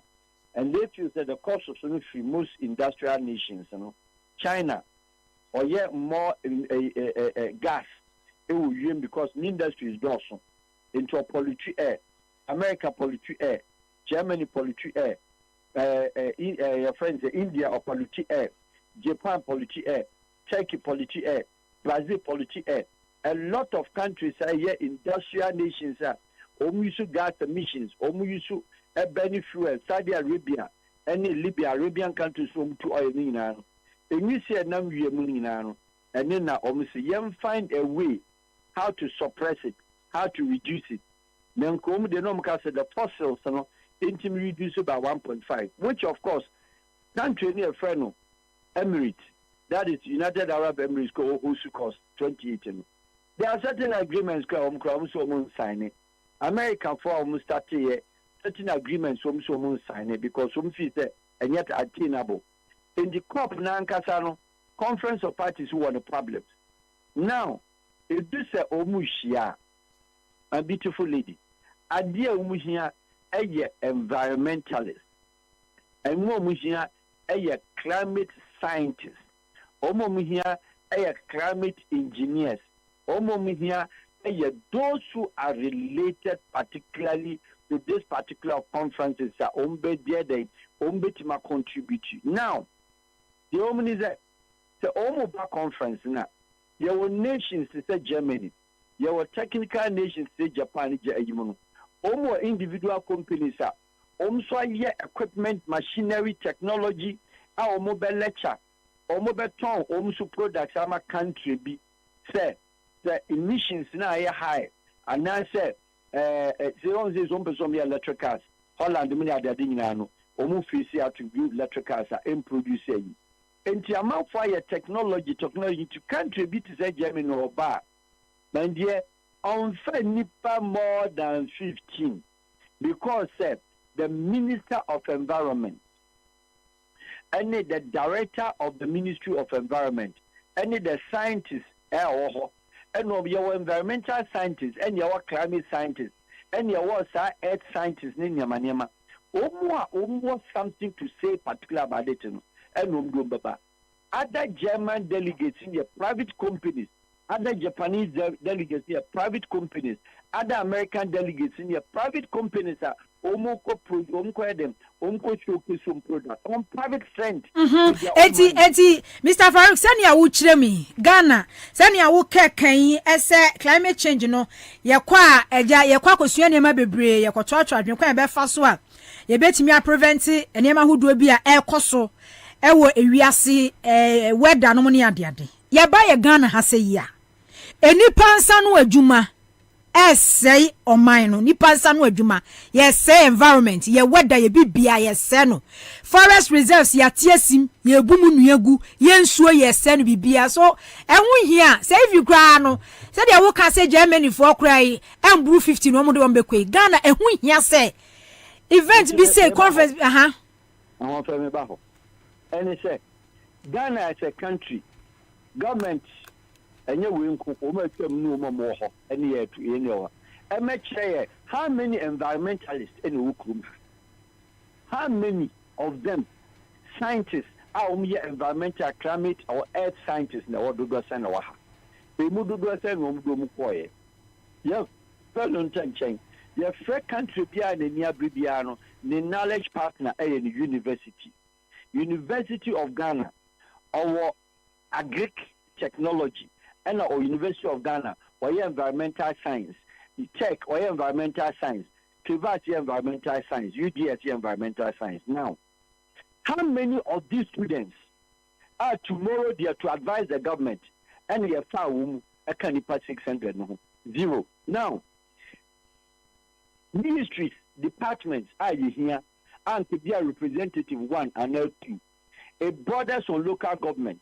Because environment, any local government, will be here. And Bumbekobi. And when you hear Nipa Bako, and I'm you, only decision maker, or could take notes also the Arab lecture. And you have Ministry of Environment. And you have our agency called the EP, Environmental Protection Agency. And you have our parks and gardens, because to say affect you and sign a forestry. Mama, these are the only. It is like anything that borders on finance. They could have taken one person of finance. The Koba, there was finance budget, wealth, your friend, you and the man, and as a country is contributing to the technical person. Okay. Okay. And to the women, now, say, within the past 600, I brought chamber. No, you pay local chamber, you can't be a representative more than 10. That is the sad aspect of it. Because conference for Sebi, Oman Stadium. Conference for the 20 passes, 1,000 capacity, 186 or not less than 150 passing your friends, the countries now represent here. Now, total number of people who call this conference, estimated registered in 70,000. 70,000 to which let me say, and I done a catch them there, Nipa 70,000 registered will be a coup. A private TOP in a couple, military register online. Okay. Okay, not just say, Mr. Farouk, Nipa 600, no. I hear you cry 100 cry conference center or room or 10, any part telling to me, Rem. Not saying UN conferences. Yeah, brave. As the UN General Assembly, Unga. Umusa government say Unga. Sagana the Nipa 120, 150 Nigeria on the population, their population. And UN conference war. Your friend is fifth and seventh East Avenue of America, UN Assembly General. And can you pass we have corridor meetings. Some of them are standing on the corridors. But we say your meetings in the sub meetings, and okay. And your government has also Nipa 618 Domko. What kind of this? Your priorities, Nipa 618. Woman main participant, 18. So what is your people? One more crop, Baba Yagalamse, Edasiano pay. One more crown, one more Yagalamse, one more crop, Abusian for Al Wahab Farouk, international diplomatic consultant, and Wakati was say, and he passes under Romoqueno. Conference room or crown, Abroso at 10. Or more Kenyan about now at the etching, or more dead woman hotel. Oh, Radi Ghana. Tina, a do baby Ayana. Say, oh, can't. And I could for Dr. Belmia Memo Pa, or come once and no business chili pan, one tiasia. A yana yami yam, I mean, just as any parent to order or drink. Tibebre bar, a dear chia, air cost with scandals, no nay. Just say, misplaced priority. I did one more year. Time cry, woo so many years soon yet can about Sikasemono. No more misuse says Casa.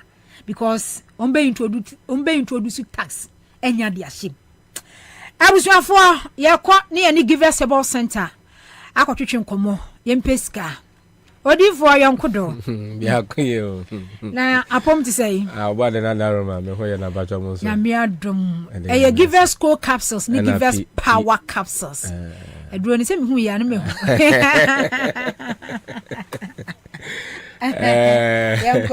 yo mami da se ebusia etiefo enano pay we de enchakase na edefi Givers Herbal Center and ede mamo enano pay se muti Accra 100.5 citizen show and meme da die ebra na ma atena se na wo dwen oman no mpuntu ne nkanko ene ne yedie eho ebra du so eye Givers enkomo na ebra ne edo nyina no se yebetumi enya pomodem pa ne yebetumi enya opepa ne yebetumi enya nigye na yetie Accra 100.5 ene ne dwumadi ahodo nyina aka se yapomodin no enwie pe ya enya ade asa opepa no ene se nigye no ebeba eno nti ne ebra ne edo nyina no Givers Herbal Center yene mu edi ehia ne yene mu edi mo apomodin ho enkomo na Givers Herbal Center yensem ada yeta ka de se sania eya woma waduane die egu fridge mu ene wontade hye ene wa hofade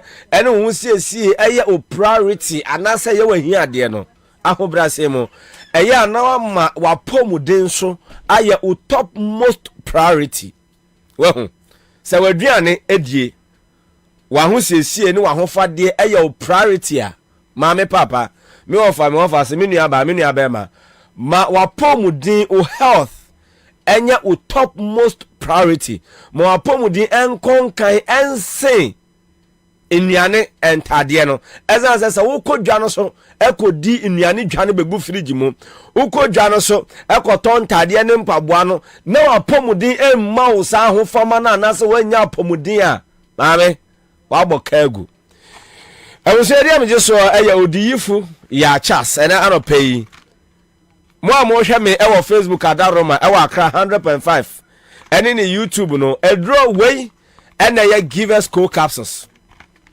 ena wey e Givers P capsules Co capsules no obeka ya no orange enti ofa ya tablets enti ne konko no ya orange ena won se obeba bi ti ho a waso ni sisi a wote ho ena ya Co capsules no ena P capsules no eno so box no anasa na daka no eye fita ena obi apoma twede wo nchen a eno honom no yaye no blue enti sa ena Givers ye no eye Givers Co capsules ene P capsules no sa na tie na enano me no bedi nkomo e de afa oba wono ena wo se ono de oni feelings anasa oni atenka obi nso ga se omi de matenka e wachi nia ye kano potokasem se frigidity na Givers Herbal Center no hu eya ye ma waduru a eye kofa bai na watumi de tu ase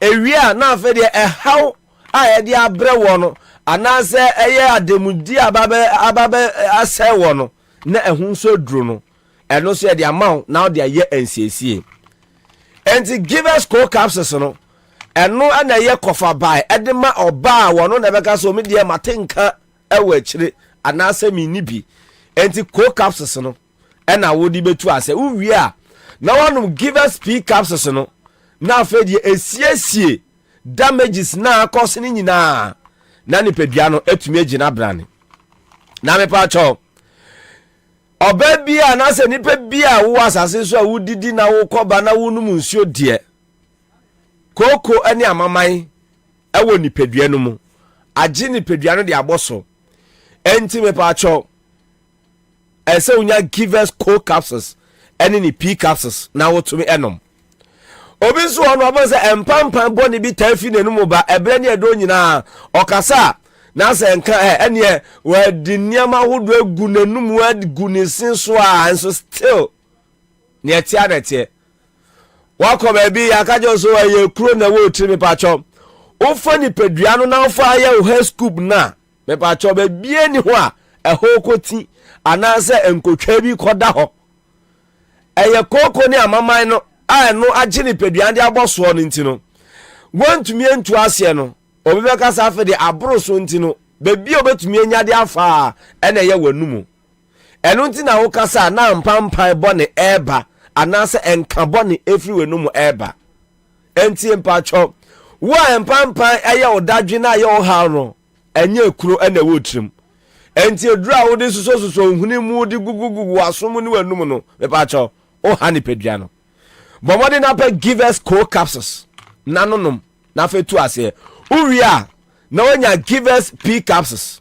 enti kai se eduro we no obefa ni mienu ebre ene edo nyina na eden etumi ede abomu ma na tu yare na ase ede amawo na enam koko de ni amama na woni pedua no na emma no emma wo matenkan ko ekire na wo mu ni bi no emma no nso de ni eno na bo se bema na ne mpaso agudie eho aba asem ewo empaso enti yewo no ahodo mienu yewo ne ono de obekwanwa he obepre ayeyi killer styles ha ye bie dane ma na owremu apa he asensu a ye hegu eye gatamu adanse ye hegu fam na esese ya na wono na sen eno na ema no emayo no o ma to ne di under 1 minute o si owei sese ya na wajemu me pa cho but what na nya give us cold capsules and any p capsules no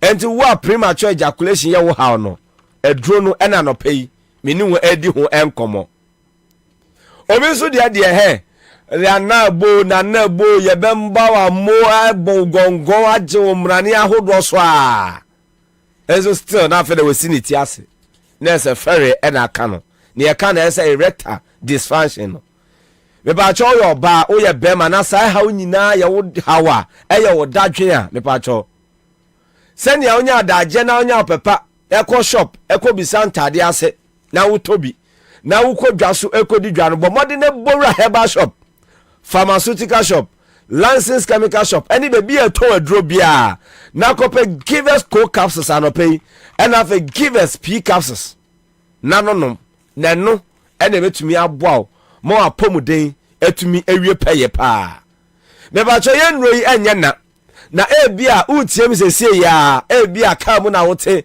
utwemu ena wote a give us Herbal Center ya homa trufo na frɛ na enkyeremu baby a medi adu na wonti bibia ase ana wakoto aduro no so na won na wo penkyeremu bia frɛ yen ewo 0501 556828 0501 556828 now only give us Herbal Center for any command pay won so awo de ukoko no amama no wa asumu ene ede bia na pentop ena mo asumu ene akokɔ ntakra ena wo twetwe ene praye na onya no na na wudi no wa asumu no be pa cho edro wo ho pedro nanom eno na ya give us cold capsules ena fe give us p capsules kai say edro no obefa ne mienu e de abomu ene na nsana me ni abayo bi di nkomo ano so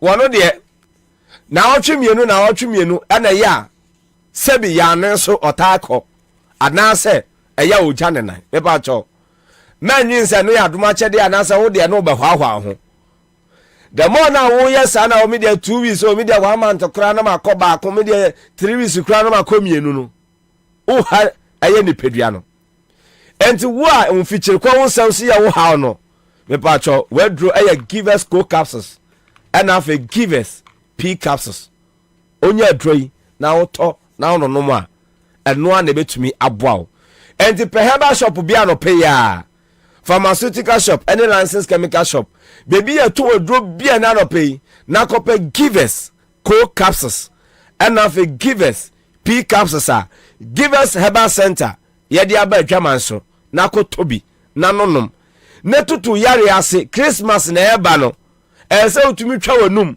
mentina se ema yare nka wo nhye mentina se ena me dem tina ka se kakra ene na me sisi ene me mfe me ya ene me dwonku ma aposo no aposo me pa cho pe edupa eye yanga se ye me mu hahama ene dubina ne dinsin ena Dr. Solomon Kwabi wonna ma ba funim de kwan so ede aye nduro na ba ye nduro ni nyina so de FDA fo agye e de atum enti enne e wo adwaman so give us cold capsules any ni pea capsules once a ware cha ye yente se ba bi esu oba no woni atenkanti no obema ba wo nchen a na wo pampam no bema no so wonso wutuo enka na entunti no wonsa still e ba cho give us cold capsules any pea capsules ene ye akaginamu ede mamo monko tobi ena no pay na mononom enchiremu bia aka bia me pa cho no pay ya fra give us a center fra yen e was 0501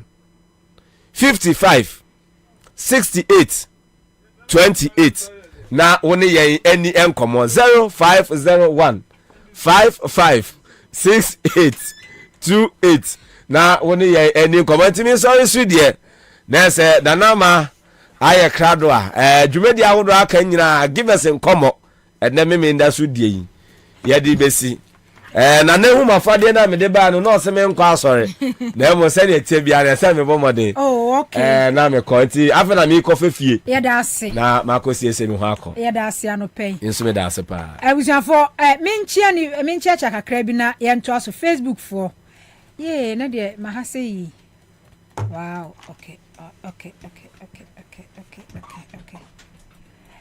wisdom so no say good morning boga no di free buy ena asaduko Felix osena nama you're doing okay ena crispo fufu and also I strongly believe that Ghanaians will maintain NPP in power and keep NDC in opposition in 2024 okay we na can say time will tell emre na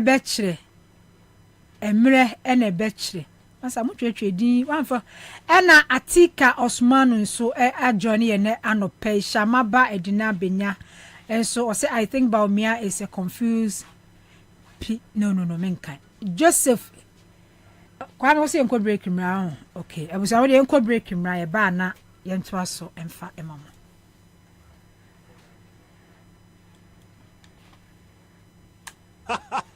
As the commander-in-chief in my house, I always ensure that I give my family the best. And this includes their television viewing. That's why we watch GoTV. If you are a drama queen, just like me, GoTV gives you all the local drama on Aquaba Magic. And I watch my favorite cartoons on GoTV. Go! For me, it's all football. GoTV Super Plus in T. I get all the Premier League games as well as La Liga, Serie A, and Europa. Chale, even too much enjoyment.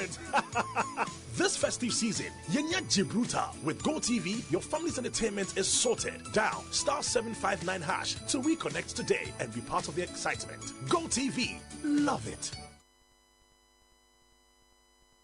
Hey, say the Mako who our Greenfield Scientific Herbal Clinic no. Me who crave me. Say enunti no manya award wa. Eya world best. Obia transe Emma Dompem ya de. Ka say anase mo ya de enkan to dem bio. Greenfield Scientific Herbal Clinic. Asa nyar want to say. Ni ekuro etu no. Ni enkan ewana num. Oba na be mo pa wo. Ene enyar wan kaye. Nansi ma meka say ene spinal cord ho eka ye no. Greenfield adoromenti ene wasa so de gina na so ebiem. Greenfield Scientific Herbal Clinic. Our ultra modern laboratory and a diagnostic machine sir. Ashushe di pediadi mo ankasa. Greenfield Scientific Herbal Clinic. Ewa nungwa dogon Estate Junction last stop. Frewa 0243 983 906 and 0261 651 898. Greenfield. God is our healer. Greenfield. Your last stop. I believe.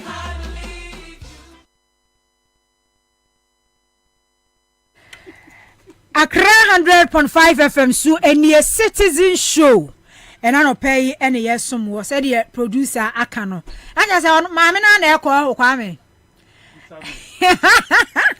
bibi sade bibi sade yeah ne advocate hey ready Kwame Solo was nana ma good job okay mo dey good job nana mo dey ba so okay I was for Charles McCarthy ajone ene anope na me say running mate na nkofo wa chom fi say John Mahama scout ni say on scout we go for adwena na you o sa enti say maame na prof one ono a na ko Makati say bibisa no Charles Makati good morning never mboko de me da so no munsuo for lunch Bobie Ansah enti na ebeye din se me kase nema mu ye boko nema mu nya boko ba me nkwa de Nyankopɔn de acha me yo kan atiasifo ne me ne da yi a me ka ho bi ba se ba ka ne aka ne aka de aka ne aka de eno de obi anim se aka ne aka pa bronya no so aben po bronya de se mu ani Christmas is here because they on the knife Christmas man for assisi flowers no Paula Dumotre a man for ye Paula Dumotre o offices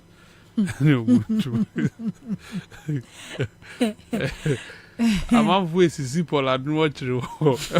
I'm office. Oh, okay. Okay, so Xmas flower, no, yeah, Paul Nidi, ya Paul Dumoche. I see. It's expensive one, or the other crew. Yeah. This time, there, I'm hoping, say, see, obesity be a last year, dear. I'm saying you know, contract, rent, contract, be rent, no, deco, yeah, rent in Pokura, no, rent, no, it's so be a bravo. And you nipa ba hokra brabo, as I say, nipa baby brabo. Yeah, yes. Anyway, now, what's me misao? Oh, it's not, I, let me see, besame. Say, profa, neko. It's my count of that. Okay. Omo dintije na sese sano na me. You see, ye ne kasa omutie. Oh. Yeah. Me ye kasa gara muti o anawa. Ye nye dedi wa haze boko ba umbeti. Kasi obi a me support ni bia apart from ba ko na mu wi amuti aye no. Obi enwiem no apart from ni aka nyina ma ho odi na na ofo dem ni aka nyina dem oh nti we dey for all this one na profile na support na nka hwan na betimi I insulate Mahama one na betimi man that buffer what I say that was the point because waba Mose Mahama you good ma retain Mahama overwhelmingly. Na 2020 mukwe na mabo modern na musa kufu adu na Jane nka ho. Okay. So why should you winning teams here as the same winning team? So we need ye ni wi amwa. Then why do you now want to say Jane must go for when to come? Or kwan na hwan aba. What I say? Na man for dinner na na susa. Dinner mu nyedru.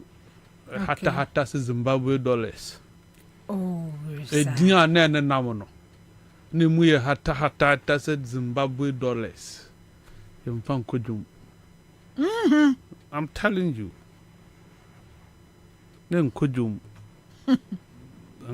Nen kojum. Ti mama ya de se osadi Jane. Na opukwajiman. Eko. Also, first name for can say after John say we need 2025 2028 you know because na no late 70s they say or 70 until maybe about best in late 70s now well 2024 na presidential candidate no candidate channel e be ya din dia ma NDC nka well na enkrofo ensu views no say onya running mate ya so omutimi scout mu anu onya running mate ya say they can say na lightweight for nkwa na ayu omuti but onya obi anka oye heavyweight a onene be kwa 2024 no so we ni a no odi ni twa 4 years we are then na enipa no so atake over na wato so edeko argument no lame. As a woody Kentako sense you. Okay. Enyinam. Okay. I say. You see, wait me a balance no. The president or the flag bearer can be older, not running mate no. I young. Okay. What I say? And examples be brave or hot and call Liberia, Nano Haya Liberia. Or money artists in your crowd. Or more transition. Oh yes. Who's at the Liberia? Oh yeah. Yeah. Almost America for so colonial masters. Okay. Almost UK. Boris Johnson as for so was I drinking. Biden. So on Joe Biden running that is what it is. And you know the argument to cry. Your constitution age with regards to president move beyond for age and argument. In any case, I go for this. Oh, na so what you Akufo-Addo nso kra na ye me fan age no. But ofa na Akufo-Addo nso age no nso kra ne ye ne na brabo ne ne ma kra de a. Ene na nka ne nke betimi nso kra ka se wo fa na do age me like me na na ma de. You age, you use suban. Asema me ne wo kana. But we age no. Na na do age na odi lead o man no. Ama me nso no Miss Nana Amade, abomi who wo. Sir, this discussions here discuss say bia. Maybe in the next years to come no. You be sound so enya e bia old. Da, you see, ana. Be because ya won kokora ya mom. Nana do act as if say as any age no ama no. Na but trinity me. Ya won kokora ya mom adwuma omo ye. Esene mrante wo kuro wi. Mopa yemfa ministries, yemfa agencies, na yenni hu nkomo. So what I say? The papa mudia ohun. The papa mudia nanka. You see, you advocate for youth ni bin so edi ehwan mo papa. Let's admit. Okay. And Kokrani binye. Okay, mamenye interview we semra. I was from any Honorable Rashid Purple, MP for Was Central, ranking member, Lands and Forest, Mines, Energy Committee. Yeah, what Parliament no or your ranking member. Name constitution come on. And for this lithium or your doctor. Okay, so me can honorable. So Honorable Dr. Rashid Purple. And for lithium agreement concession hun sensem ya eba. Honorable, good morning. Hello, good morning, my dear. Yeah, Honorable Patron apom to say. Oh, Patron, yo. Ye de nyame ase. Anopay ye think of more afa lithium agreement and as a contractor Ghana buying any Australian firm no akọ.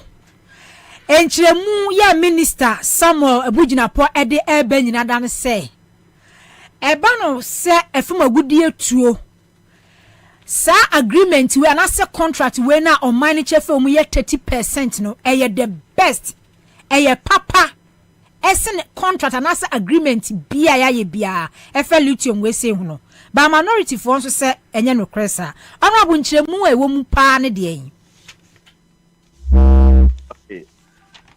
But my response be English, for sure. No problem.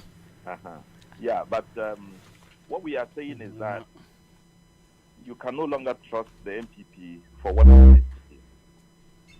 They may be saying something and it will be different altogether. So what we will do and what we are doing now is examine the exact nature of the agreement. I had an engagement with the minister. We had a good conversation. I put it to him that this was another such failed contract or agreement that we are making, just like we did in the gold, and it has become a problem to us. I tried to explain that it was a different matter.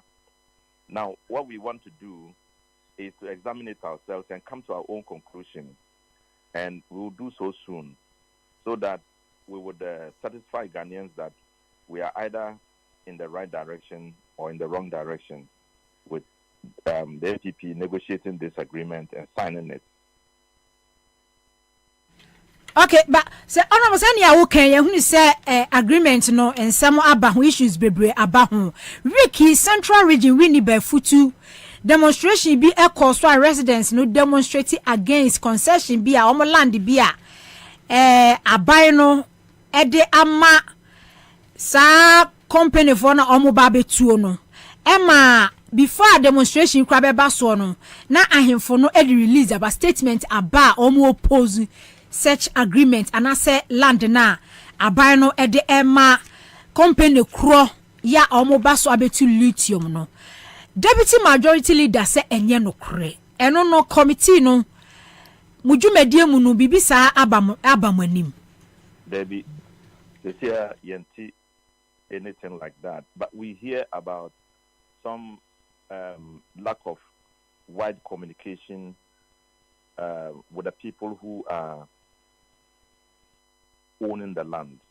If you want to invest in such an area, it's important to do extensive interaction with the people, get touch with them, do the right thing, establish a legal frame that will enable your investment to have space and to have peace. We notice that they are too much in a hurry to start the lithium mining without necessarily doing the right things. Those are all the challenges we are facing. And if the people have begun demonstrating, it shows that they haven't gone far enough. But officially, nobody has approached us on this matter.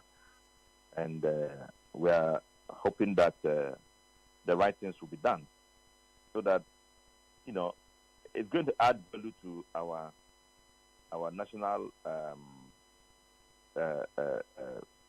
revenue. And so we have to make sure the right things are done.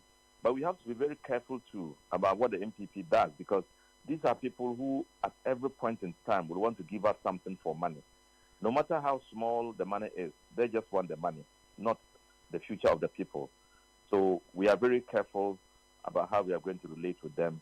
Remember that all these things that they are doing will have to come to Parliament for us to examine and then to endorse, to vote on it, to agree or disagree. So we will do the best for Ghanaians. And I want to assure anybody who is concerned about this and all Ghanaians that we in the minority will not sit down for anything to be done to cheat Ghanaians into the long time, in the long term.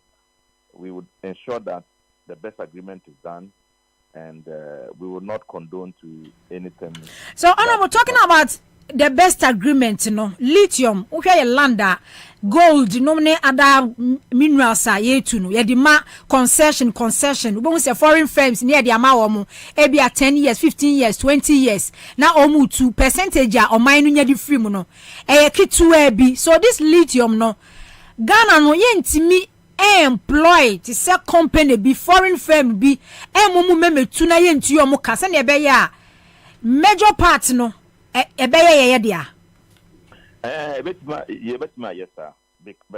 And even in this one there is an avenue for Ghanaians to buy into it. They are leaving some for only Ghanaians to be able to buy concessions. I mean to be able to buy shares into it.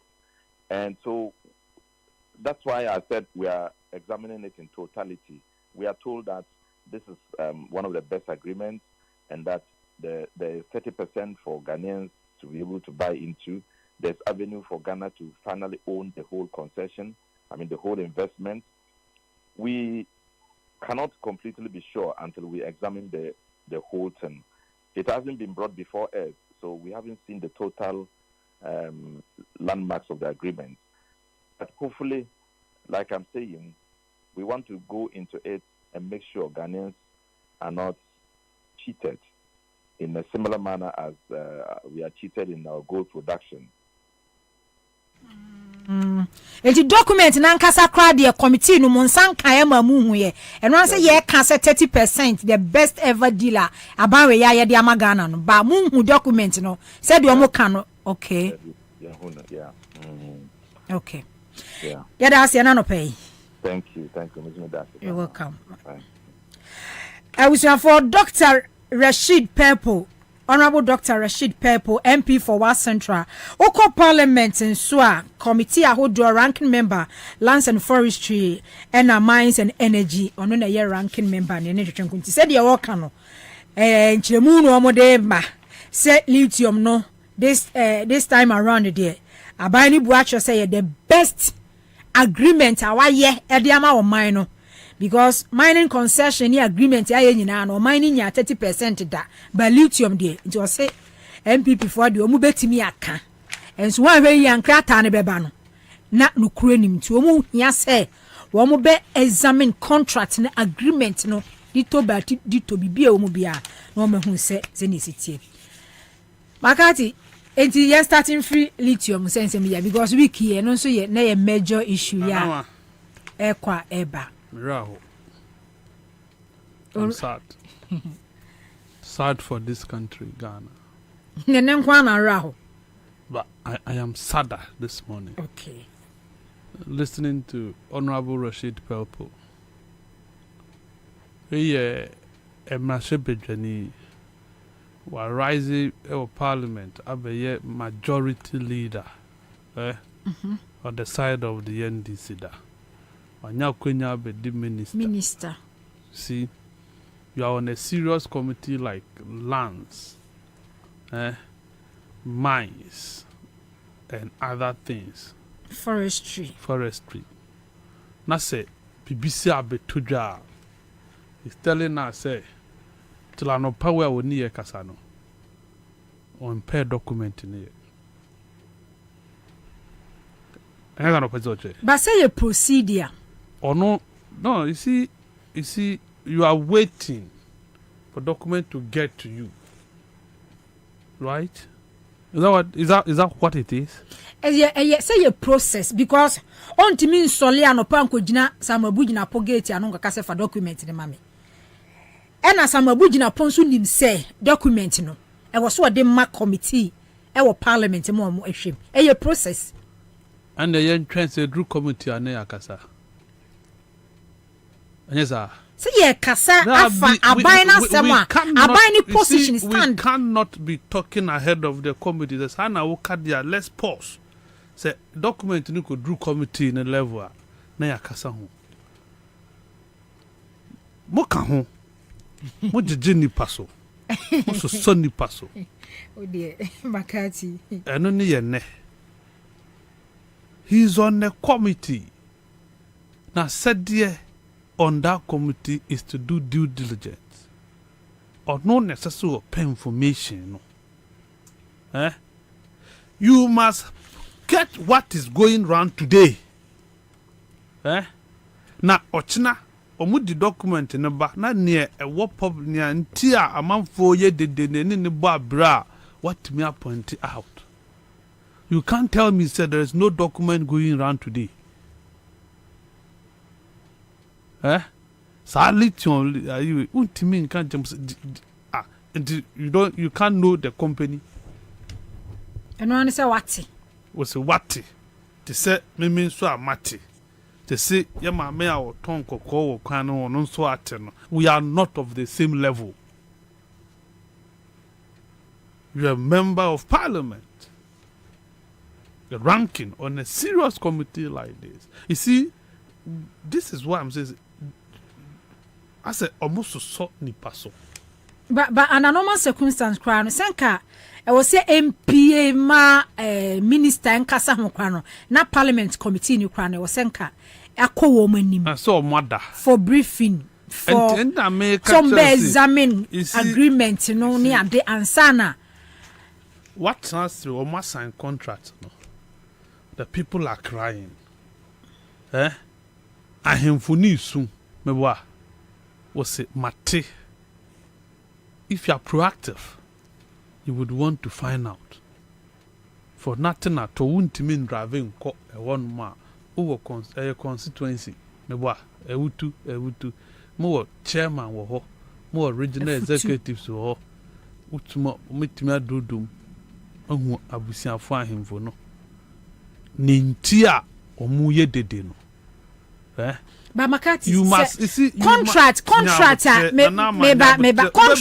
question but always out the contract ewo aban no any foreign firm bia entemu no so was pass through parliament. As I said, pass it through parliament. But to move the beba for ratification. Okay. Okay. The ministry no yeah. Okay. Obitimaye or we are no the parliament for ratification. Okay. That is what they are going to do now. That is the point. Okay. Now make can say, you see, you need to know. We are minority, we are opposition.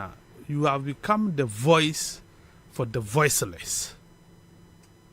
Una wudi oni biasem emano enti no wote hwe ewo hanom a na wakoje ukọ amube information omunyina so ye den. Now when you are speaking based on the set of information you mudi amount.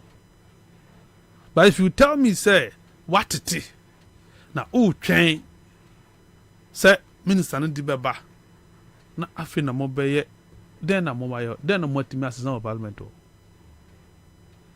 agreement ben o ma sign o successful da mo timi a reverse onye dede because our committee no eduane wo ho. He is not crying because there is much food at that level, that committee. No zabu asma ba mama mfu aka. Na me kura ni pa no o kan sem no kura no a Samuel Abugina po ye press conference wa na John Abugina po so ye press conference wa na. You see, ne tie ni say ye lithium no mo ka kan 30%. When it comes to contract 1% a matter. And you don't approximate. But what I've realized is that we knew on Bunyamu approximation. That's what we have done. Because Minister in a press conference, he was specific. There were 10%. There were 10%. Yeah. Shares. Enough. 19% participation. Ukabumu is 29 and yet 30. Do you get it? As some ye bisa question I daye ya no ye bisa ni say Ghana ye nya lithium ya tenasi ya so mine adwin say lithium yi kwan ben so na be fa benefit ye behia ye ntimi nya ho hwe enti ye hia obi ama na be boa ya ma ya use lithium na has that been that discussion na stakeholders been has that been that stakeholder engagement on how useful we can put lithium on to ana no abu anye bibiasa there have not been that consultative meeting as to how we will put that newly discovered natural resource we to use ever benefit the ordinary Ghanaian and the people of that particular area. No. Bibisa ni ho. Ne omun say you see Barry Biview say Barry aba eni dia momo 15 years. And that I did the publications in Ghana we have donated our lithium to Australians. And your donation here you know.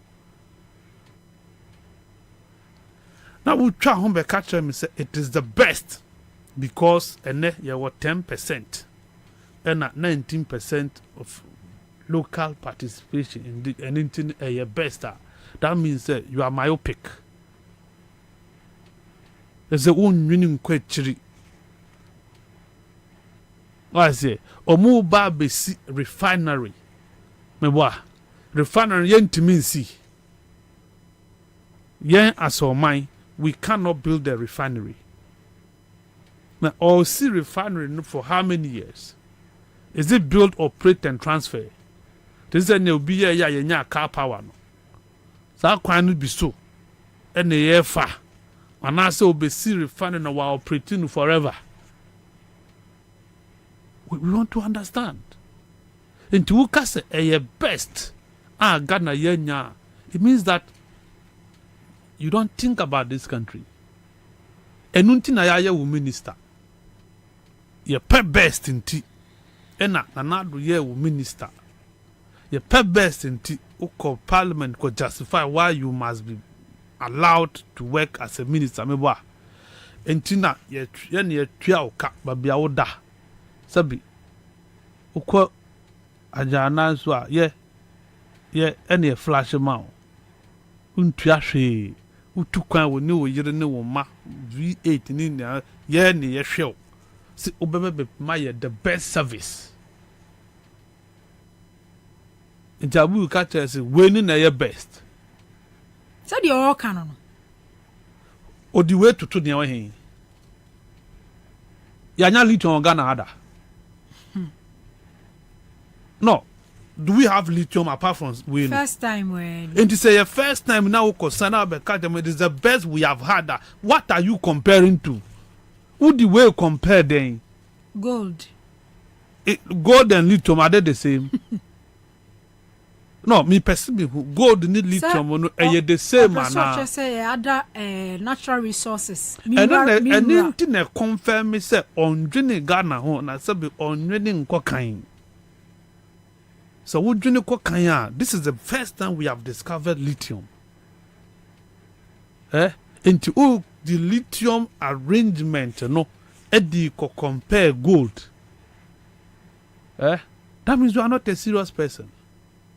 Elsewhere, you have been gone by now. Uncle your history.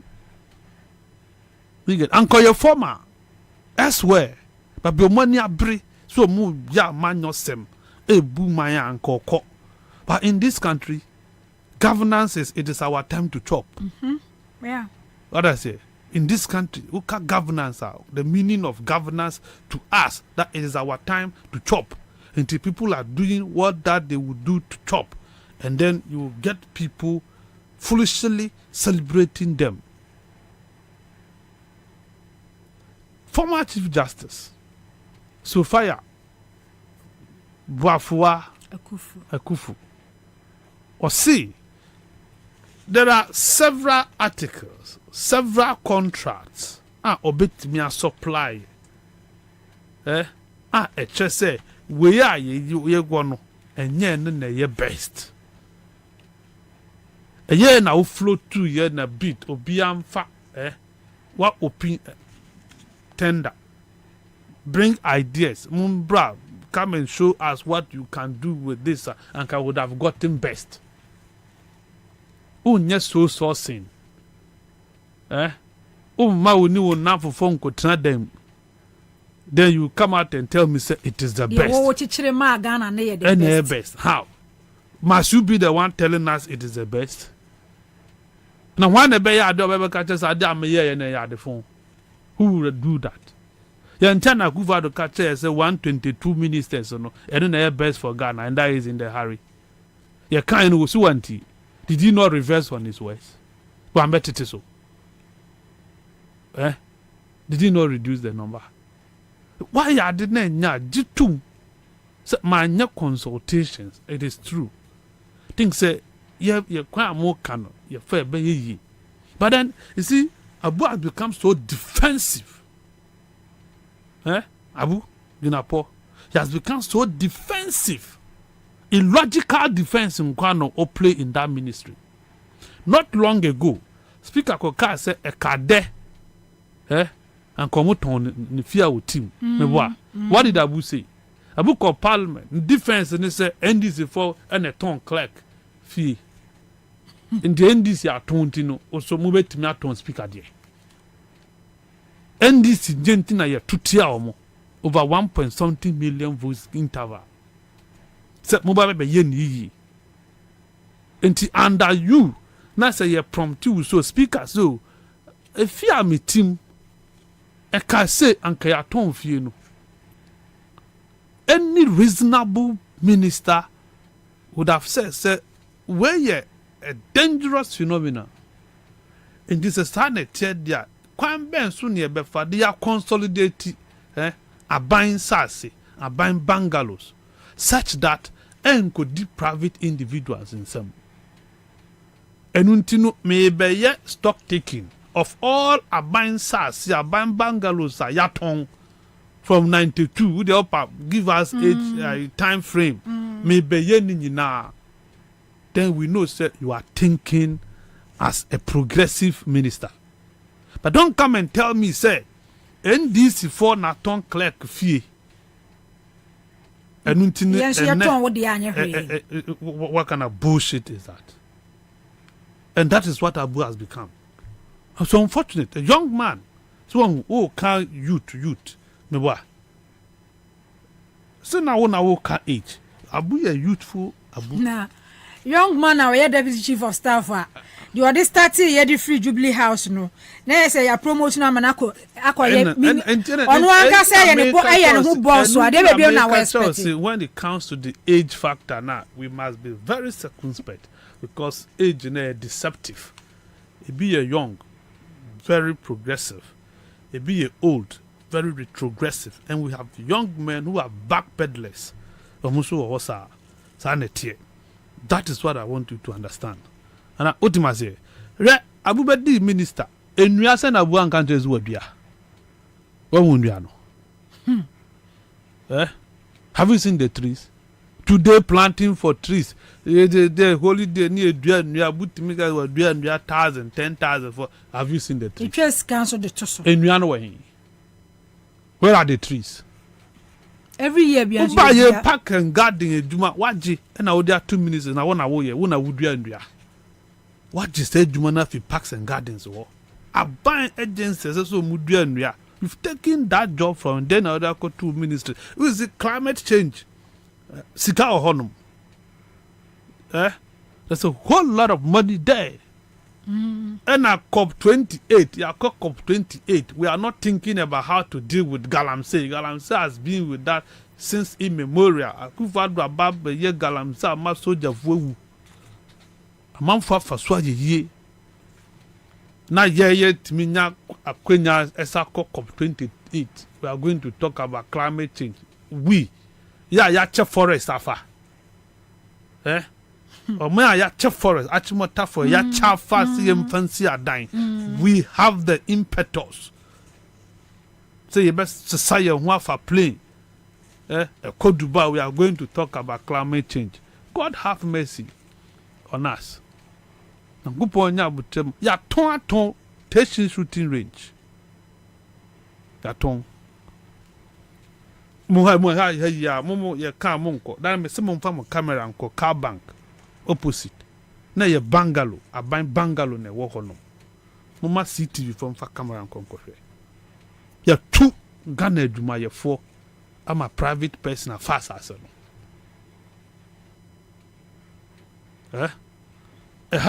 that one as a bungalow be any habu asa laboni bungalow ensuo dey anim hakura ye say yesi dey yesi gata no so ensuo no yesi dey yesi so big gata ya ton ho ama yesi. That is what is happening in Ghana. And makati yakoye mra yakoye law then lands and natural means are on na can say yakoye mra kwa say forest reserves ne betimi akoma akutu mining yakoye mra law under President Akufo-Addo ye mra say forest reserve biano minerals commission betimi elizi edia for mining entino ye say sikas nipa 618 say ye climate change say ye kwa ye dey COP28 underway in Dubai will cause for action against climate change. Yankaye a case study. Ghana we are a case study when it comes to climate change crisis. So you were representative or member Sikebe Bananya, you may be chadi. We won't see anything.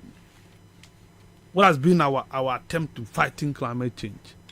Na Minister Kwenya Ba, Sheni Obuasi aye, Obuasi ni Johannesburg.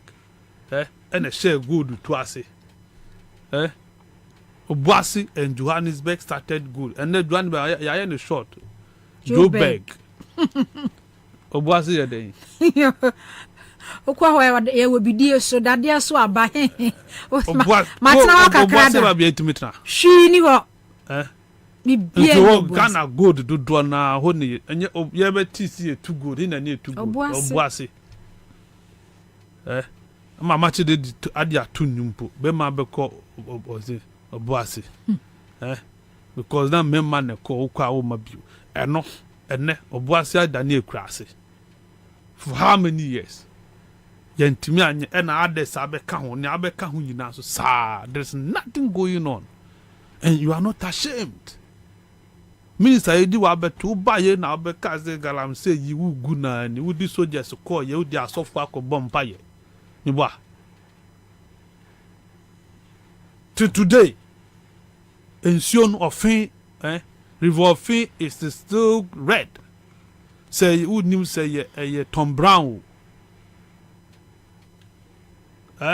ensio ben no mo ka se ye fati galam say to today ensio da ni ate. Does it mean say we have not fought Galamsey?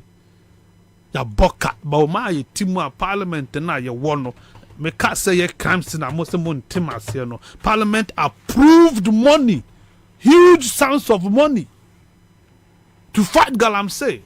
Today parliament is not being able to call on president to come and tell us what you have used that money for and the results. Anything away no be cause aye ni omu ye. When you have weak institutions that condone corruption, institutions that support scratch my back, I scratch your back, under the guise of consensus building, you build consensus to deprive the people what they deserve. Is that what you do? Is that consensus building? So be ko tsan parliament na maso so mo honso na nipa ne bre hwe na no esi. Just look at a nano. Na mo speaker no de enano de he mo speaker no de budget de kwa de say na ye normal na nano de he enano adutum de oyeyi about yenko school first year from 28 November what release placement o say 4th December enkoranko school na parliament couldn't direct him to change the date. So what game no? Parliament has the power. The speaker no what power. So a bed director is the minister. Come of it. Change the date. No. Ghana Education Service in some home statement almost say Parliament ain't mean director. Almost agronomy. They are jokers. I don't know. Minister no call honum. So what do you call? So answer questions. Hear me. Ghana Education Service is an agency under the Ministry of Education. Omusa, they don't have that mandate to challenge the minister's decision. Omu nibi. Mr. Speaker directly say, Monsi san date na and Komosi san date no. Did you not hear Chairman Sabon's argument on the floor of the House? Said that wasn't directive. The speaker didn't direct. The only direction the speaker and the director is the minister should appear before the House. And the minister now move parliament and waba. Do you get it? Technicalities. Then who invited yeah. And you have the power. You have directed the minister there and there. Sir, date, because you represent the people. And I'm mobile so sa and I'm majanas till now me new say and kwan be san ba fie 21st me wa e bi nko school you e bi kwanya school onya placement e bi kwanya school Charlie, you see sao man we won it will get to a time people will say we are fed up. But are we not fed up? Are we not? No, you see, when you are fed up, who give it up? No, you don't give up. Fed up comes with an action. Okay. So if you are still talking, now see what fed up are. No, people will see fed up when it is backed by action. So what I say, that is when it can be described as you are fed up. You've been pushed to the wall. Do you get it? And yes, today you feel fed up, but there is no commensurate action to mean that you are fed up. So that I must say, yes, but sadly we are timorous souls in this country. But me, to say Parliament, dear, would bear me. Now me dream and be make us say Parliament speaker from the opposition party, and then this one and Fasobia Maso. Mami use this platform to apologize to listeners for defending Bagbin's selection as a speaker. Mumfanchame. It is one of the mistakes I did in my radio communications. I supported the nomination of Bagbin over Makokwe. Okay. Now, to say numbers are your one. Ya Drew John Shea, ye kwako journey motorway. Well, anka ye bet me progress as of mine. But unfortunately, but see, Speaker has disappointed me. Yes, disappointed me. Unim, I'm my example. Oh, no, no, train. Say for the phone and the credit. Mr. Pacho. Credit. I was from Misaka Honorary Poku, MP for Sunafu South, ranking member, Food, Agriculture and Cocoa Affairs Committee. Yeah, what Parliament? Your name condition come. Eric Opoku, good morning. Good morning, Miniaba. I want to to say. Nyamia da Romana kwa moye. Ede nyamia say ahoden wo ho. Want to pay your friend wa ye me de kan free putupru mu entempa so a Parliament moko ya cocoa loan $800 million moko approve ye because your cocoa season mu we can kwasi say because as a cocoa akuafo esu moko ya cocoa syndicated loan $800 million. Yeah. And some akwasi say because you was season name by me when say cocoa farmers no complaining bitterly about cocoa purchasing payment money ade. Yo dey kameda was Miniaba. Na machia mpanimfo a wo mo kasa ni na emze na Miniaba akubi o cancel there baby pa na wo de me ba mu e de me pa na cho say wa mama ncho te no me frɛ na Miniaba any say afibia said the winning hyehyɛ no sɛ yɛbɛtɔ cocoa na aban ni sika nti hyehyɛ a wɔyɛ ne sɛ yɛkɔpɛ bosea ne yɛde abɛtɔ cocoa no na obi a ɔma bosea bia so hwɛ sɛ obɛtumi atua anaasɛ wontumi tua ansa na bosea no wama obi na afiwei no deɛ akɔba sɛ ɛyɛ bosea no a yɛkɔpɛ no cocoa boss nkonya $1.5 billion a ɛna cocoa a wa project sɛ ɔbɛtɔ na fi 850,000 tons no betimi ato okonanti muna no onya $800 million na yefe there's $700 million so ansa no wetumi ato cocoa no ne nsa ntimi anka esan e car me cocoa board ene e car amre Ghana na obi a o ma yesika bia wo fie se me de command confo ya hwa na o mo ntimi antwianti ama wo mo anya seska no eno mbe $800 million no e ba yanim akuafo na carry cocoa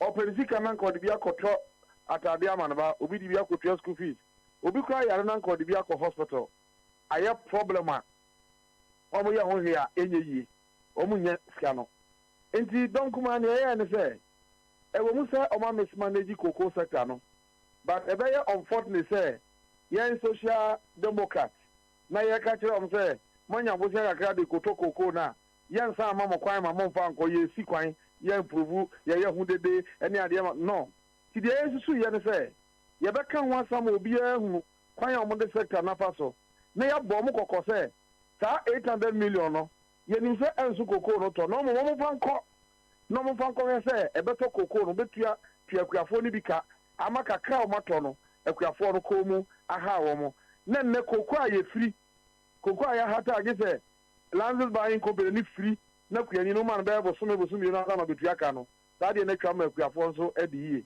e na ya approve ma wo ba ya approve facility na afa na ozo koye ho insha wo nsa be dey ebeka afa ni ama otu akwa sign contract na yehu bibia ansa na wonsa akeska no mi wan se bie koko 1st October ko November ko December bu ni ewe ebesi ne no ye ntwihwem je so mo nsa nyanka sika no nti akuafo no guso a na ebre wo nti ubi sa na sa na tie na honorable senior wo kan say jakoko season mu ne ewe ye kopɛ 1.5 billion now ka 1.5 and 1.7 1.5 okay 1.5 and 1.5 say the wu kire mu no ye nya mu 800 million and minority for social democrat for mo se mo beboa mo ma akuafo embre mo be ka majority for mo ya approve last year 1.3 billion ye kwakwaje ye to kokoko say na kai o matimi account wa kire mo say loan na ye kwakwaje kokoko say na to say na kai sika de say na de ye ya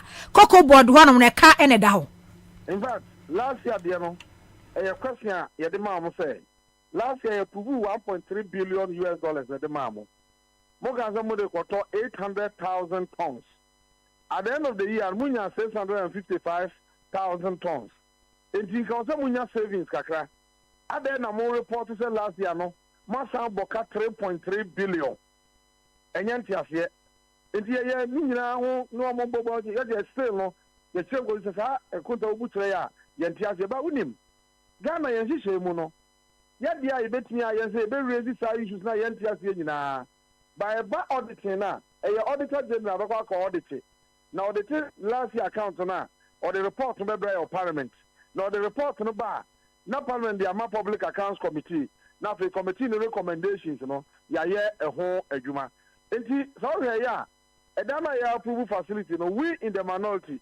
Ye indicate say ka omoje ye na e hon kontabuo aye basano ene car if he say omba konwa so from 2017 afi bi omabo kasa be si ne ene bosia twitwi di omaje koko rose ni ade nyina ma sector no egu kodwe no ye raise all those issues sabe ya Ghana ni ba bia wotie ye bia no obehunu kwan a omafa so mismanage the cocoa sector. But honorable nchemu a wodi men say me na na ma metia me ntia se mu ni say mo so mo bua wo mo no mo so kwan bi so no o mo bua man ka du o man na bro because per one kasa won sem a wo kan last year 2022 mo approve 1.3 billion dollars cocoa loan e de ma wo mo ka say 1.3 billion dollars e de ko 800,000 metric tons after to 650,000 so meaning say balance ho say scan no kura 1.3 billion no say balance ni ho a ya sabo ka 3 billion asa so de echi 3.3 billion na o ma saba se eka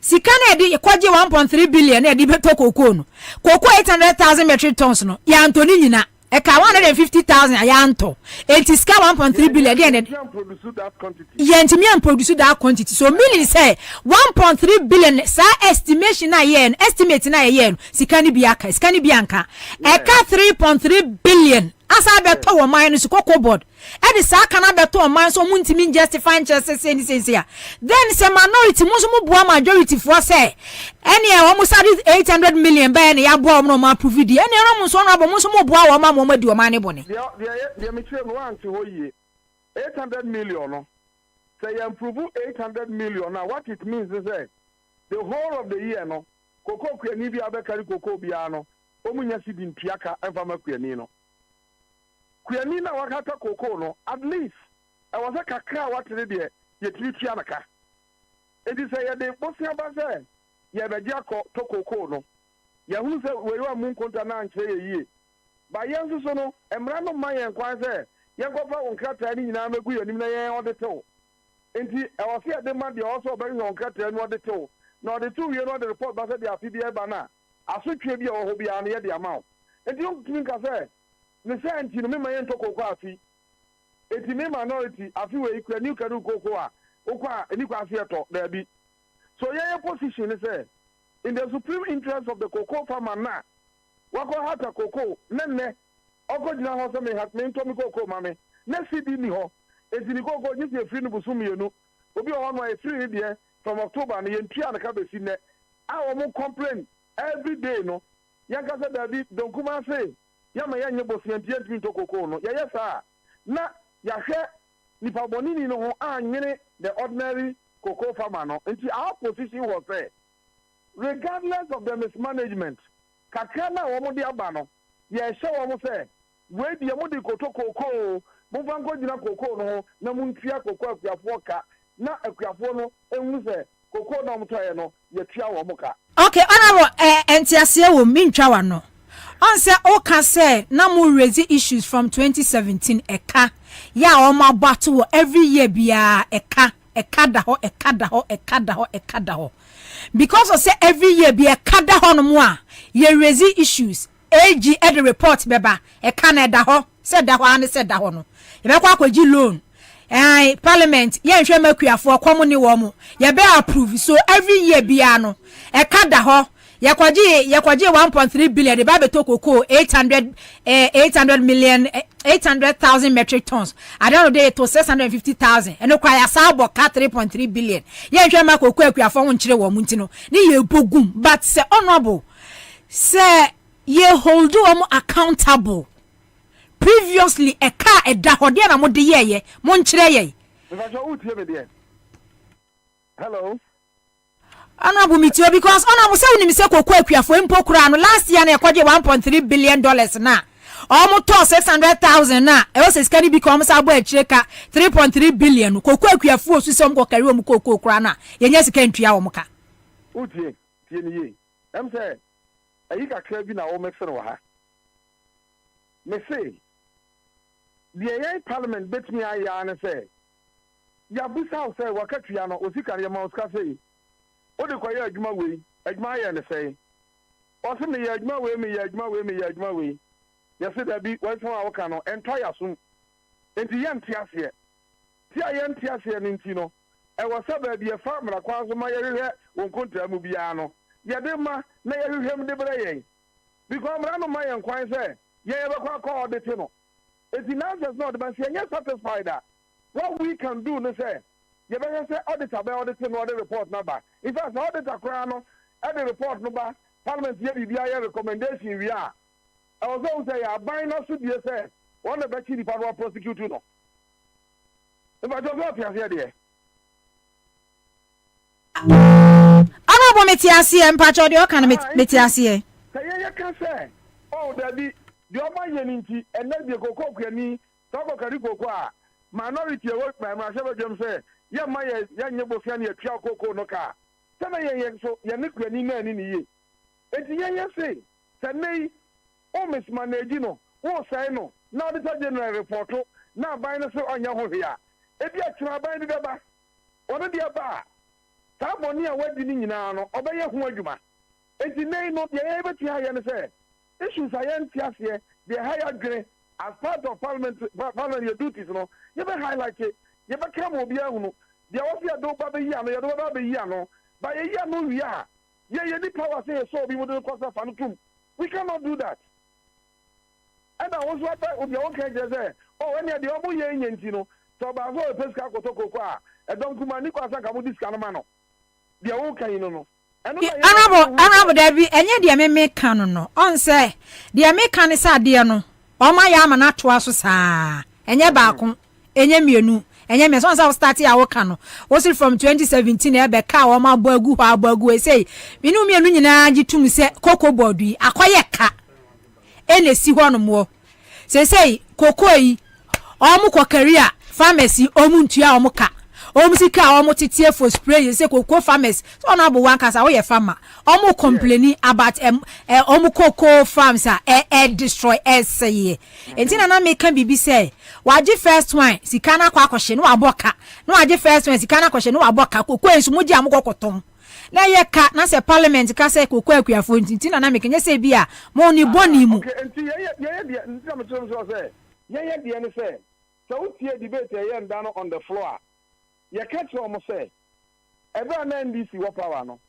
ye nyamfaso 2013 ye nyamfaso 2014 ye nyamfaso 2015 emfaso ye nya ye ni nyina no so wo nyamfaso na koko board mra no kiro de ode mfaso no be ye de ye stage man kama ama fans o koko board a welfare fan ne ade nyina no sika komu a na support akuafo no welfare babo ba ye afi bi omboka ta kan ye di ka release mo dia mu ye enye sa ne ye no mo sai koko board ya ka aban no say dia meya na meye okay dia obeya na obeye oya no say you know the tajin na kwa o tajin na say asika we e ma boka afi o mo ka say e mo ntiasie sika we mi hunu mo nkofa mra na tajin na aka e ba parliament a committee na ye ho adwuma no ye wi a recommendations are made what say executive no e ye ho adwuma e do that point na ye parliamentarians yet mean go beyond that point. Send your Ghana and share your day at here. It is a what in the law of Roba. Nene, Mimi Coco Queni, Mini about Okazo Coco Queni, Wako Kari Coco, Yenes can Chaka, Sika or the Bayano, and so they all require crowd after Coco Ninano. It is for 3 months. The Wakari Coco, the Yantiaka, Equiafono Su, you represented the same Equiafono in Parliament. Now the Busiana Bazaar. Me boka da bia de na me jisika we e de ato we koko no na me ma sori agina na maka se da bia aboka nti afu we ma kwa ma anyisika no na kuafo na anyisika na omunyisika na me me kuafo na anya dai ani ni yi enti the first year was here and say kakana wakonya aba no e wo mu se wo ye nipa wo de ma na ade no wo se no o me manage no ba wo se apubu ma no na ye ka che kuafo se kakana mbe ba ya ni ye de nsa hwase ama mo se never make you out. So the Quanibia will be able to say, Bussian, and Yaya de Coto, Cocono, and the Avan Champion in the car. No one should be a Yaya Sudi. Okay, honorable. Responsibility in the back. No. Okay. That was so prove it. Tikaya de Mano, your Dia. Honorable, okay.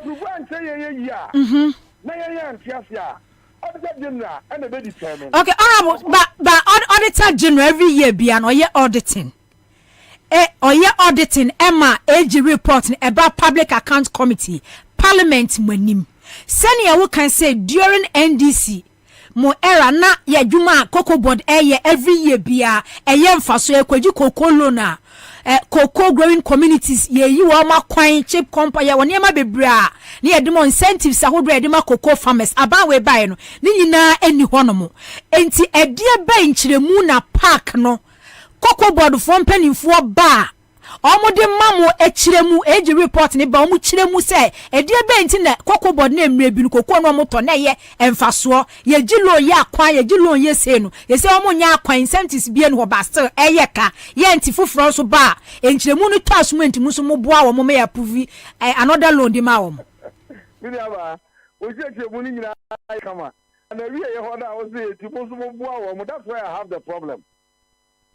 That is where I have the problem. Eti mo bua oma ya prove ma omo. I want no problem no.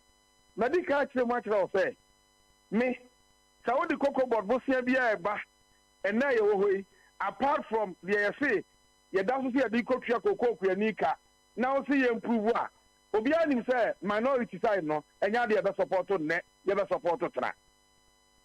Nemo sa wo di bo sia ba say akuafo no cocoa no ya te yenya sika ntuaka eti meje bosia na ye de akoto na pa me ye kokoko kwani me represent kokoko akuafo menim say akuafo aditi kokoko no si ho regardless of the fact that one mismanage sector no kwani na ti kokoko no si ho eti o se atua na ka na me ka se me mo ama won nyeska no nkopia kwani ne ka ene na de opase ye beto kwani ne kokoko sa na ye me ho. Okay, honorable Mate and a young minority ne ka say we are representing the people.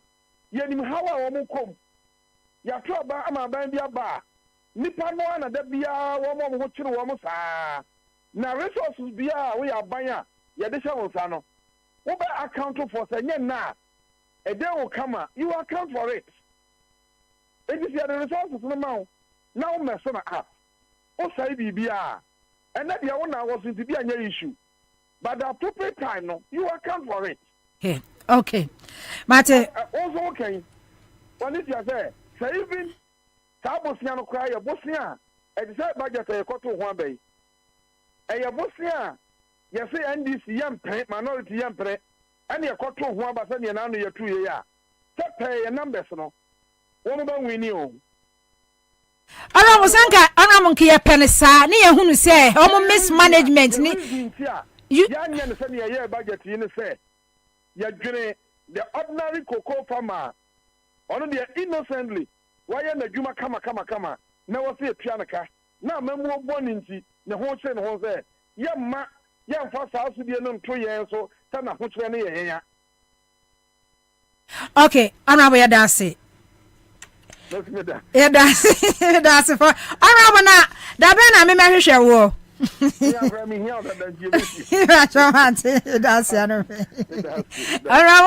Poku MP for Sinafo South and Abusiafo Anope na ma me no atechirafo so no makati.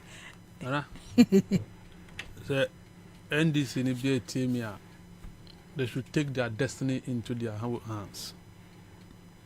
So, omo wajidi, say omo MPs, omo parliament, baby be a bomb, omo dada omo.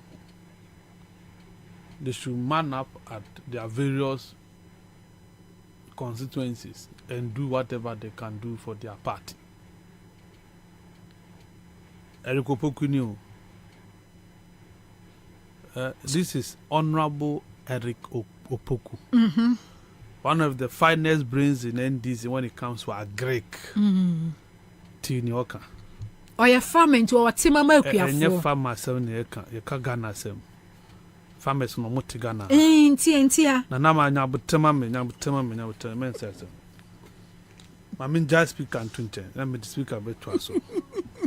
See, my deep Honorable Eric Opoku Huyao. Uncle speakers and one I bet you Onka. Uncle speakers on the Makati, she a good uncle. Now I was expecting you to ask Honorable Eric Opoku say you're no company and one man the Juma for 1.3 billion. Say Monfanko ye Juma. And no affair soon, and no mabasu, your maboka 3.3 billion, or Besamu Musikana.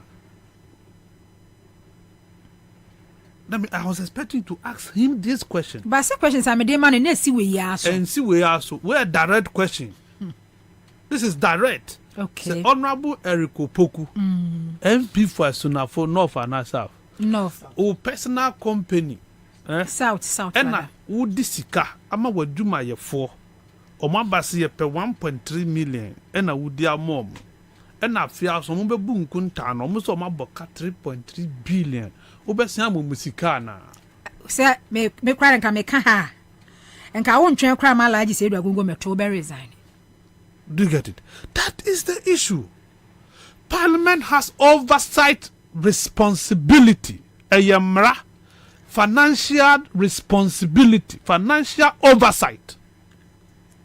Oh, catch me say Munishi and that auditor general na on fire report ma. What train auditor general the report now, but what have you done about the report? Who need representation on that committee?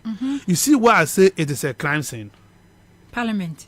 So are you now getting the picture? Because higher in the sector, the committee or what's on no, and to know on can be bonny bien tia. So what do I say? That is the problem. What a problem, Nifi.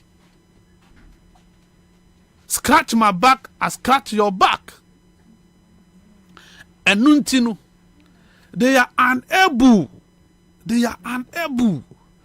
to hold Wenumu accountable. Pampins. Now, we saw the new patriotic party in opposition. You who MPP in opposition. Did you not see what they did to NDC for? One who know Muyomo. Mumo de Muntiminye. Monkwana Mudrin Ghana. You see, when I was talking, I talk about this consensus. Kraman say, many who di agro, na or not tough form, na wujina wa agro. So tough form now, tough form agro. That is what the dog says. If I fall and you fall, we are playing. But if I fall and you are standing, it is no longer a joke. I say, share, na me can speaker. Eric Opoku wakoya mehwene. Oya meni, oya mehwina nka mehwina no pawe ama. Share speaker bagwin. LGBTQ. O catch Ghana phone na say, you are against it. Me wa. Esi ahun bi penti na abo asere wa odede ne ba na wayi nani atunchen. Na no yi levy ba yi. Uma ruling me boa. O sorry ye na wo deputy. O say Jowusu overturning with decision. In future, say who bill be a wakuma that's why. Will you recuse yourself for Joe Wise to come and sit? Maybe sir. Say who pepper. Say persi bill no. A co true Joe Wise and Abamana Betraso. According to Sam George, no speaker yes I didn't premium son. Now bill on omudi to omudi ka business of the day na other paper no e baso. Drew super speaker Betraso a drew LGBT bill now. No sorry. Se me kwaba boy payo muntimi nkantre bag ma me nkantre ne say you deliberate, it is intentional. 1 2 3 it can't be coincidence. It cannot be accident. No, intentional. Say a drew honoma meko na waba betraso.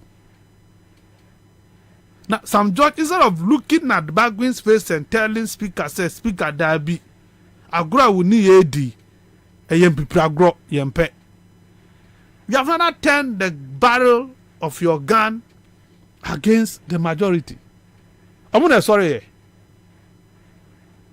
The speaker himself, speaker now who pursue protecting, he stood up and allowed his deputies, the deputies who are part of what? The majority.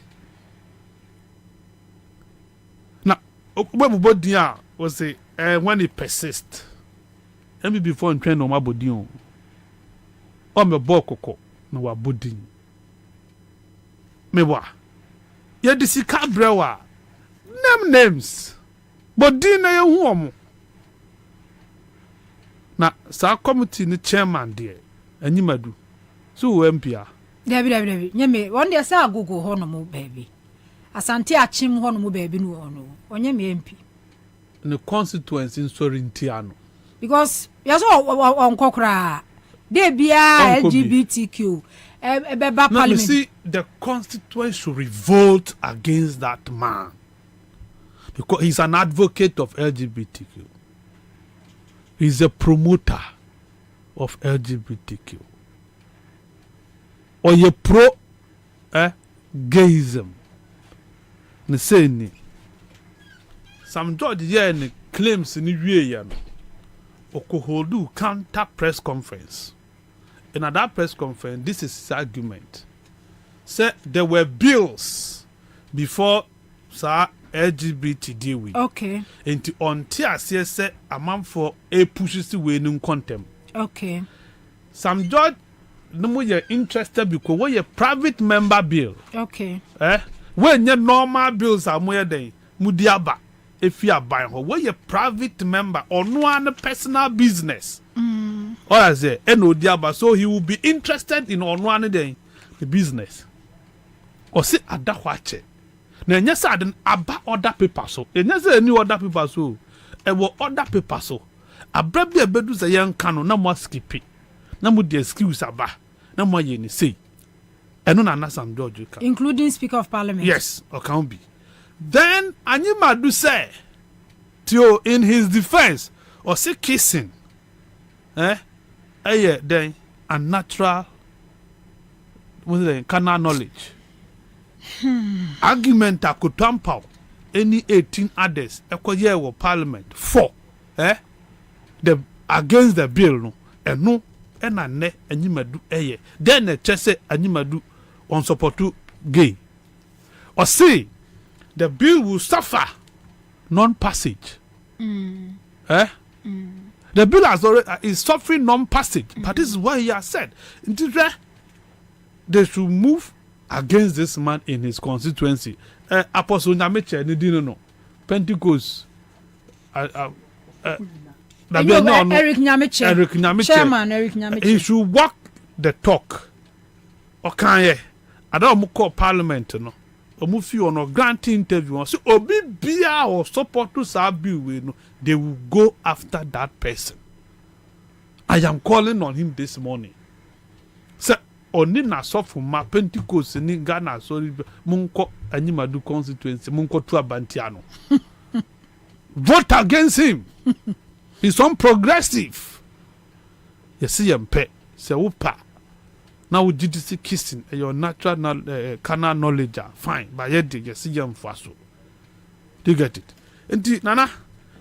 Na aba Uganda no. Sanete ye two abayi MPs. So munko drene your home and she mara and more minor home bang. Edikopoku say or no ye kwiani into kwafasem. Di Sebosiano, ye boka sen na fa kwafo hu dia obepene so na ya yede ya jebosia dia mo ya broka gumu banapko fosika madea elikopoku emfa ne ho because onye napko ni ba eni napko no wo fa ase enya adwuma wo napko entiane de onka ho asem nezanete is that not the meaning? A cow mine dear yentimin trial by piano. I don't know queer for the end of a funnel because o catch them a say or no see a day or you can. Nanapko for Edwamoka. O producer ni. Yeah, the number station when you're not station. Won't Ghana has sent and Crawford mind woman catching me and Meriwan go for 40 down on 3 days. As mama we station Napco station. Dear me so me interview am granted Napco. Me Napco aban Napco for ka. I didn't hear. No aduamoka. What are you saying? Na se Napco for a woman maba wa 22, 23, 30 years no. Aban mo kana 9 months ya said ye kan ya. Ya ne ani abran ka omada. Emre wa fo ne kokra wa fo timi da bon 3 days. E demand wo musika. Napco for aduamoka. Ye ndi wo moka o. MPP boys and girls say you started their mom. You know, when I was here, I can't have quasem. Yeah, Erico Poku, you can was your fusun. Napco for a duomo car. And as a napco for what years here. Soon and new. Oh, you was your napco for a normal car. Met major is also Doko Nibi or Cocofu. In this parliament, Jibus Nadia Brea, they are as a semi foaso. Is that what you are saying? Nanama. Mena memeka. What's what you create into Odoko? Only there are family quia men kazi ya kwa babu said ye quia city. Only mkokwe quia for bra or mo bre. Why walk of Fumuda? Enti or Casa or what Tima de Mawam from experience. Oh, ain't no, it's not about Serbia. That is a picture. The picture is what you create or Doko. Picture, yeah, I want to try a picture. No. Picture more painted for. And I know that your listeners are very discerning. Or so you can or Doko. Enti parliament minister na koko bozo muko disika break koko for benyabino ontimi nkasenti ada this of faso because no so no deal no koko no tears so moto na so o labors o nkrofo apafo no ba makati I was so moto no onye sika so ye ono so ye koko farmer se koko season mu nie ena koko akuafo so do samre ye enti no question na nama o de menye 1.3 billion soon. With the 50,000 Emma o producer na obibua kunta na waboka times 3 150,000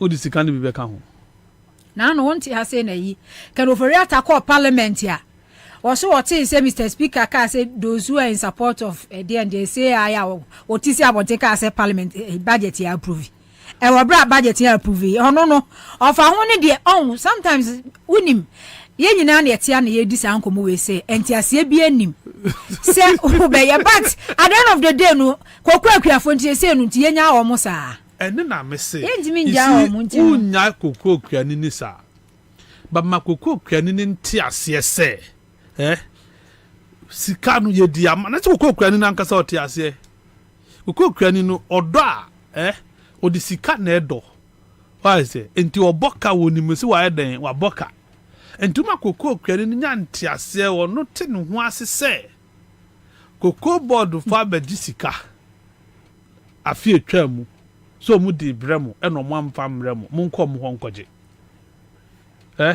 in the parliament there yen so ye mo sika bio na o ka kire me say o twen sa ban foforo ba ebe bana nipa na wu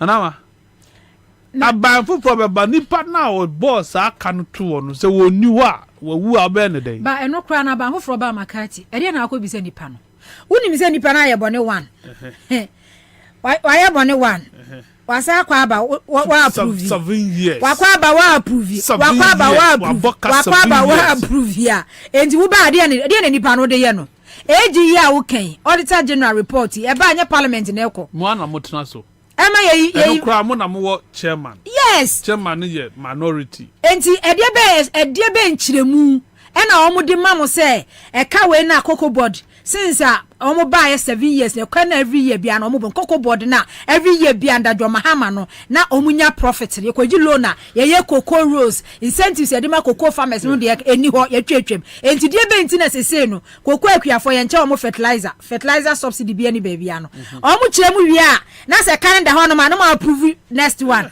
na ma approve next one no waka kire me se o twe so be ba abam na ba abam mu a e de na abaye no oba na ndipa no wa wuko a omu ye wo de fancy wa wuko wo bata de na obeye ebi abobo ya finance wo da hospital you won't do anything because wo hu ni boni a wa ya so wo hu ni boni a wa ye se wa kwaji lo 1.3 billion koko e wo so woto 150,000 wan to sa aboka 3.3 billion wo se wasari 800 million abama sa approve di ama no ko mekuafo na medue e wo be nipa ne nkyira wo se e di adwa no business okokwa ye ya akoboka 3 billion wasa approve for di ama no medue kuafo ho wo so medue kuafo that is the issue enya na make no you see o man bia ya betumpo a ana e parliament when your parliament is resilient when your parliament is resolute when your parliament is dedicated to the people they will always get the good out of our okay ye di bawie na me ma speaker or can of parliament say or see parliament has failed to hold the executive accountable bawie na kan nyame na me kan so what fail there e ba bia ni buewa na ese munyina mo yeden moko because montimi anye adwuma ye di ahya monsa you have failed. Okay makati before we be kon any 3 years pepepa 2020 general election James said declare before be declare nipa 8 moja egu from wo mawu next and then next year election inti ene no wo final west na emfanwi the mensa de me maka me ka mo se enye but that is it wa prove se na me ka fa ne ho no aye pepepe onyo bi a owo nu ho omunipa eno ondwe nipa ho ono bibia ye ono eni na busia I say that is all and the mensa is emboldened or feeling comfortable in what she's doing because obian fane ho obian kanasem do you get it ye hu kwan a MPP for di Charlotte say fa so ansa na kwan be da ho mo yeden omutimi yi na di wan nanka otiku afisa jaba or friend of our to bejo golf yes kenu de Japan na no biribu ahene. You see, it was everything was clear on the walls. Say MPP ba by moi Charlotte say will go. True of us. True. In the case of Jane Adukwe Mensah, and this is phone team in Kanasem, they don't even talk about her. Any Juma or ye. What I say? Enona, ye be no more ye tia ye tip politics as ye. Ubana was so malorious for Kwan. No more job. No more supporters a job. Because, you see, Bobie no be betra ha citizen show. Mo be koma. You are here. This is where you will be. You can't take any action. Kevin Taylor beye no beye. Other people will do what they will do. Ejuma no eye ni opposition for nankasa bede ebeye. They are comfortable. Omo ball life. Many okay, but now go and see omo to and sad baby no mo money. They don't even care about what is happening. But politics and your deliberate actions and your winning power. If you want something done in politics, there is nothing. She knew where you of politics by accident. You're planning. No, why execute? Samia Hukuka is almost 2024 cry with strategy. With strategy. It has an NDC for Kwabena. You see, but that is the point. You are not doing anything. Everything will appear to you that you are in a comfortable lead. Let me borrow respect to Kwaku Anidoho. Yeah, you may be in a comfortable lead, but politics a continuous process. A bit mass anytime. Yes, Ghanaians are complaining. Now, as soon as you soon, it is not different from the 2020 crying. Eh? Yeah. As soon as you soon, by 2020, 2024, you go to have now corruption cases. Stephen Atu or tablet and then 122. Eh? I know yes, I could tell my MPP we need. Now and now corruption cases are not endorsing. Do you get it? As compared to 2020, dear no. And now Kufado keeps telling you. And then they are not so, but in the end, they piensua. Yes, simple. Kufado keeps telling you, say, I will hand over power to the next MPP government. National chairman, General Secretary, yes, Muka breaking the it and yene. Mode no mother. Yeah, Jane Mensa from 2017, you know, be seen ne. And a soldier for a police for Eddie Amoka. I be seen if you were me boy. What now? What today? True or false? True. On a soldier for dinechi. Yes, Anity. When we let Obepia, Omudi can be judged in a quanim. Yeah. Stop cars, police for. Yeah. One who electoral commissioner in the history of Ghana, police for soldier for dinechi. Done who 24/7. One will be. There be. It tells you say abandon the plan. Yeah, amount protection, you are covered. Do whatever you want to do. Okay. Nothing will happen to you. Okay. Auntie, Mudia Rough 2024, you declare we are son. Go to court. Gertrude. Kwasi ni your boy na chiriba. Ni nuaba Gertrude tokonu. Ewo hono. Mono kwado e dangerous kwasi ni kwasi ni your boy. Answer man dey say ya yanso dey na ano odin pa. Me da say abusua Charles Makati, ya da say na no pay me fast da Emma Ernest Kwame Kwachi. Producer Eugene Badaro Mentini streaming live Facebook so na no pay. Mo amu join me nyina me da mase. Ene ano pay me din eno a ba ko pay obosom kase na Kwabena Bobie Ansah. Na empress ba ko pay na na ma ejakon. Ena odi asempa kwa me akoma su mensa so me na wase na odi di adwuma no onwie oginam Greenfield Scientific Herbal Clinic ambassador odi asempa odi apomdin kwa motwetwe ya obeti apo ebibiduro fie a okire okwai okire unuru a wa behunu se yade bia ase betu ewo Greenfield Scientific Herbal Clinic. Beda so bibia one me etena mu a Facebook fo nyamde mu nyina ase afa yenko Greenfield na yenko to aso emfiri hono ana baby biara wo hye me ene baby a wotie me no ye de efi Greenfield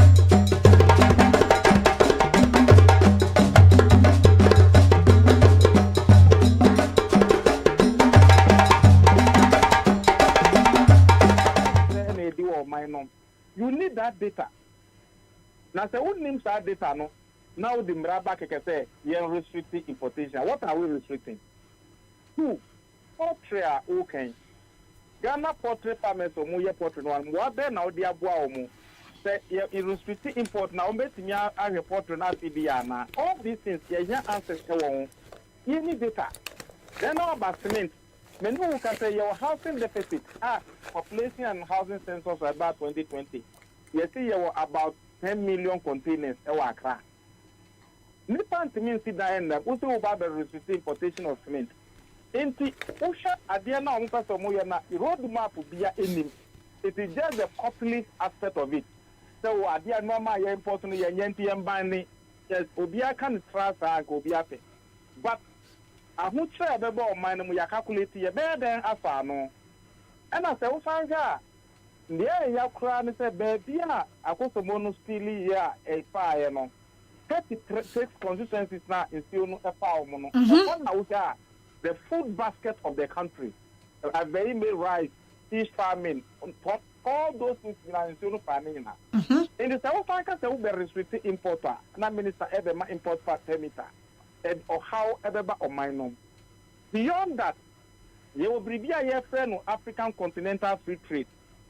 Professor Mbos pencil and I see African continental free trade headquarters in crime. And I call of B and a Baha. Now, what see what headquarters for Africa continental free trade?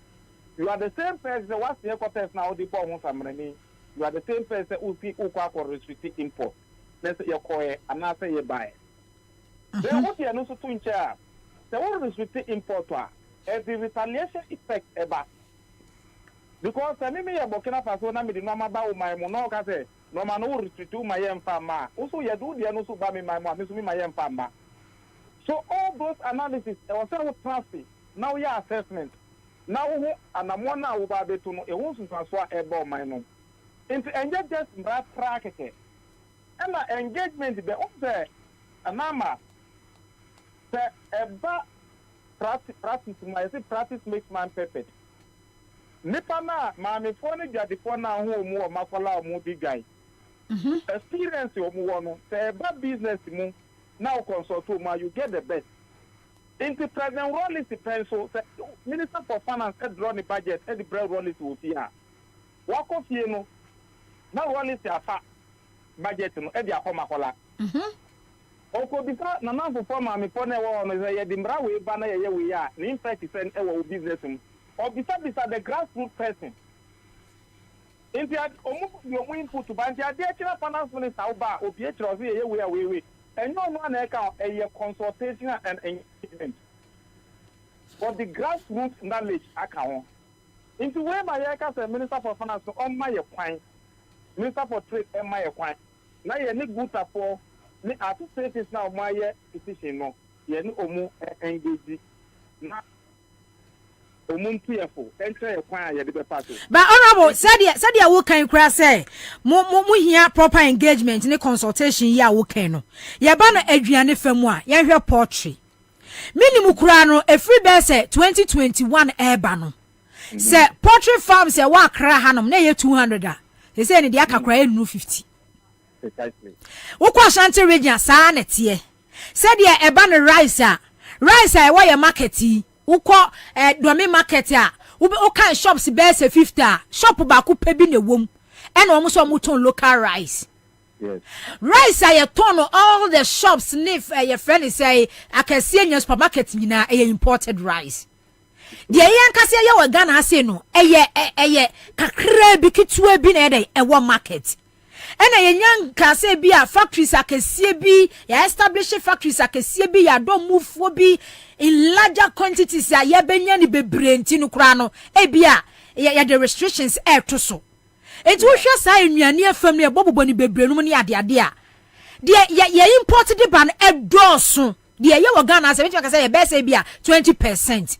Enti adenti na ahwo hariso wase ye de sa ela yi restricted imported commodities a enu na chese e feed wo manfo wo Ghana ha anama ni ubisa o ma on se ultimate spell ya mencho on se aban no buy no see or be control dollar e no T 40 member committee so mumbo no control dollar anyi into o see o hwe mu na importation no e na ma dollar no e koso into person control dollar into just restrict import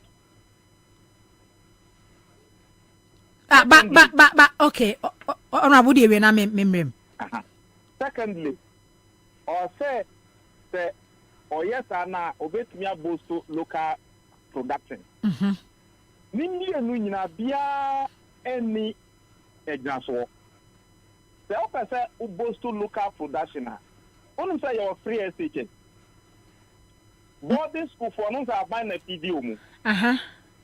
Yemfa local production of food and PDO mu or boarding school.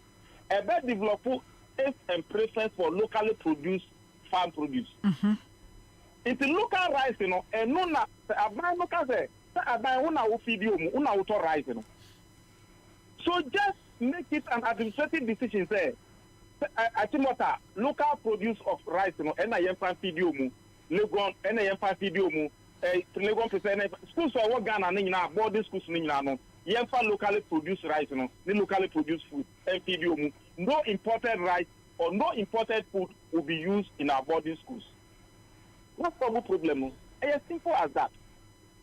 In Tiabema, locally produced rice, locally poultry now who can and so. And by the time we will develop local taste, you know, for the locally produced rice. Because taste and preference, you know, you develop. It wants to mean, yeah, we now can say, restrict import. School feed ya. Only can school feed in bar first, you know. Now there no more and say homegrown food and I find your school feeding at the basic level. Okay. That is how it started. Politicians you have one and no more and say they say here the team rice in other important rice in and nobody feed you because that is cheaper. Now who that? Ghana hakra mo no honorable escafo na edio. Emu a yedo wo Ghana ha no honorable. Mo esikafo emu na mudi. Me dey about me aka ho. Mo na mudie. Me ye wo fie me papa na di. Me papa because on say diabetes for no sa imported rice mo ni ade ni nyama wo mo. Anama rice no mi abema mi dobio. Okay. Mi dobi. Ka say mi obi kura gu ho. Okay. Inti insem no bi wo ho a. Ana potri, honorable potri akokwai. Sanya 1 year bronya Ghana de untimi nto. Force ya na ja woto anu wache ne nkura yi wia no de. Na number onim say ana John Mama. Yes, started bibia na ye fe no broiler project. Ana ye di locally produced day old chicken fe ni na FD poultry farms. Dr. Hannah Louisa Bisiu. Hannah Bisiu and an ASR project. Okay. So, Mupa ya Mudi, planting for food and jobs. And what spreading normal buffer, no import substitution plan, no import substitution strategy. That was the 1F we know. Who can say na Commander Sugar Factory? The Commander Sugar Factory it me produce sugar local. Can they okay say restrict sugar importation? Can you know the answer mo? But when say I say for the buy no sugar can. E kan ho ehimpa mi hu ye. I am producing sugar locally. So what is the sense in that? Into usha de no so mu ya na nyansa bia ni. But honorable nyansa bia ni mu no say ye produce sugar ha Commander Sugar Factory start ye. Ya production kakra ba yanka. As time goes on no and anka bia ebe operate fully. Not just in large quantity di sugar bebe ba omo ba ye agiegu. Poultry farms bebe. E honorable nya monopoly say ya be word contract ne dia ma ye ho kakra bi ne mebi bedu a ye kakra na ye import rice aba sugar ye dia mo ba wi akoko a ye dia no ye party samra we a e be develop bibia ye friend monopoly any oligopoly omo import no betimi aka bom no omo ni minister na ye kana na omo kwa na omo nya permit no it will still let prices go up. Only the office of Muyana Yadao. Okay. And no na kwesi pro ni ba o man we mu no. Enu na ma wo se Libanese for those who are. Omo kan omo hu bomu omo forming something we call Association of West African Merchants. na say officer we import to normal eba o man no ma ji say o kwaji permit e wo Bruni governor no colonial government o. Okay. Enu na ye nya so tie awam we dey awam Association of West Africa Merchants, in short abbreviation e awam. And the Sauka Bibi no be catch us away the awam. Sakalabuli na free. So we've been there before. So kind the political development of Ghana, it is there. And no nam swas omutimi control the importation of essential commodities in the country. And no Nigerian swa now there was shortage of essential commodities. And no man ni Kwabena Bobie the second. Swalata chief. Or banning the man nationwide strike or banning the purchase of European goods. What is assembly that? Nifari ba ADC that a years and so they are sending us back to the pre-colonial time. And I said, Ukaya, and no na ni Kwabena Bobie say as a one for no, the phone no can boom more feminine son of Wakapa normal bano. O my can not be a normal boy, the most young normal view. Boycott of European goods by Kwabena Bobie or my name of Oswalata Manche. So why are we going back there? Then when you come back during the NDC era, Nanadu, Mbani Papaya President Ewa Man Wemono, and no Ukai for 2 beji golf. Okay. Price control. Make hyper. Shortage of essential goods now. So is it like father like son? Why do you want to create that atmosphere? History. Bible say normal okay, and the honorable says a minority caucus side no nkuano na mumfua so anase mwanya support be so free majority side almost who said this airline no enya de beboa ehia border consultation. They are not convinced because omuni roadmap bia ba also omwanka so musoro mwaban. They are not able to speak out. Eti ohia minister na nkasa akora no wa hunu se enya de papa bia ho na nama MPP nyomu no muso mo property owing democracy na property owing democracy. Why are you restricting the forces of demand and supply? Why don't you increase the production? Minister for Food and Agriculture Bra Champon Kwaka said you can't restrict imports. One of these questions said, only Bernard Adler in a year interview. And of these Bernard, why don't we restrict or why don't we import yam? Because when you produce yam in abundance, there's nobody will import yam into the country. So if you produce rice in abundance, nobody will import rice. If you produce poultry in abundance, nobody will import poultry. Into Minister for Agriculture and a Minister for Aquaculture, Deputy Minister Moses Enin, on also can say, across more dance village, after fish farms will be free. In Tiama, there's problem with aquaculture fish in 2023-2024. But if you know that is the case, why do you restrict import? But acquire say a democracy no or restrict it, not say what person we import to the just minister no. It can lead to corruption. And if you for Bolga, no person import to no just or buy a crab permit or KTM. Increasing the cost of production and the cost of sales. Now, Faka buy a crab 3 days, 4 days, importer. Oh, yeah. Do you think say on Fanka prices no? So prices will go up. So we need to go thinking of this. Eti mo kan say no na che say anholdu kwa back ana say ja MP before the debut omutimi fande omuwe o na manye biniwi speaker na nkasa kase subsidiary legislation committee no enko na any minister no enfa nko share, so they will go and do reconsideration of the bill. Now they get back to us on Thursday. Yara see we elder nyamin kan ho on council so on that say what na me two voice at that's yeah yeah kakra ye na ye ba power no we no mu ko enti ya me hwehwe mo kakra ho me hwehwe mu honorable me se me hwehwe mu ntua Why ya pasim rawo ba be jipe mi to ha be sao honorable anga ba be private wo ho Thursday, remember our parliament.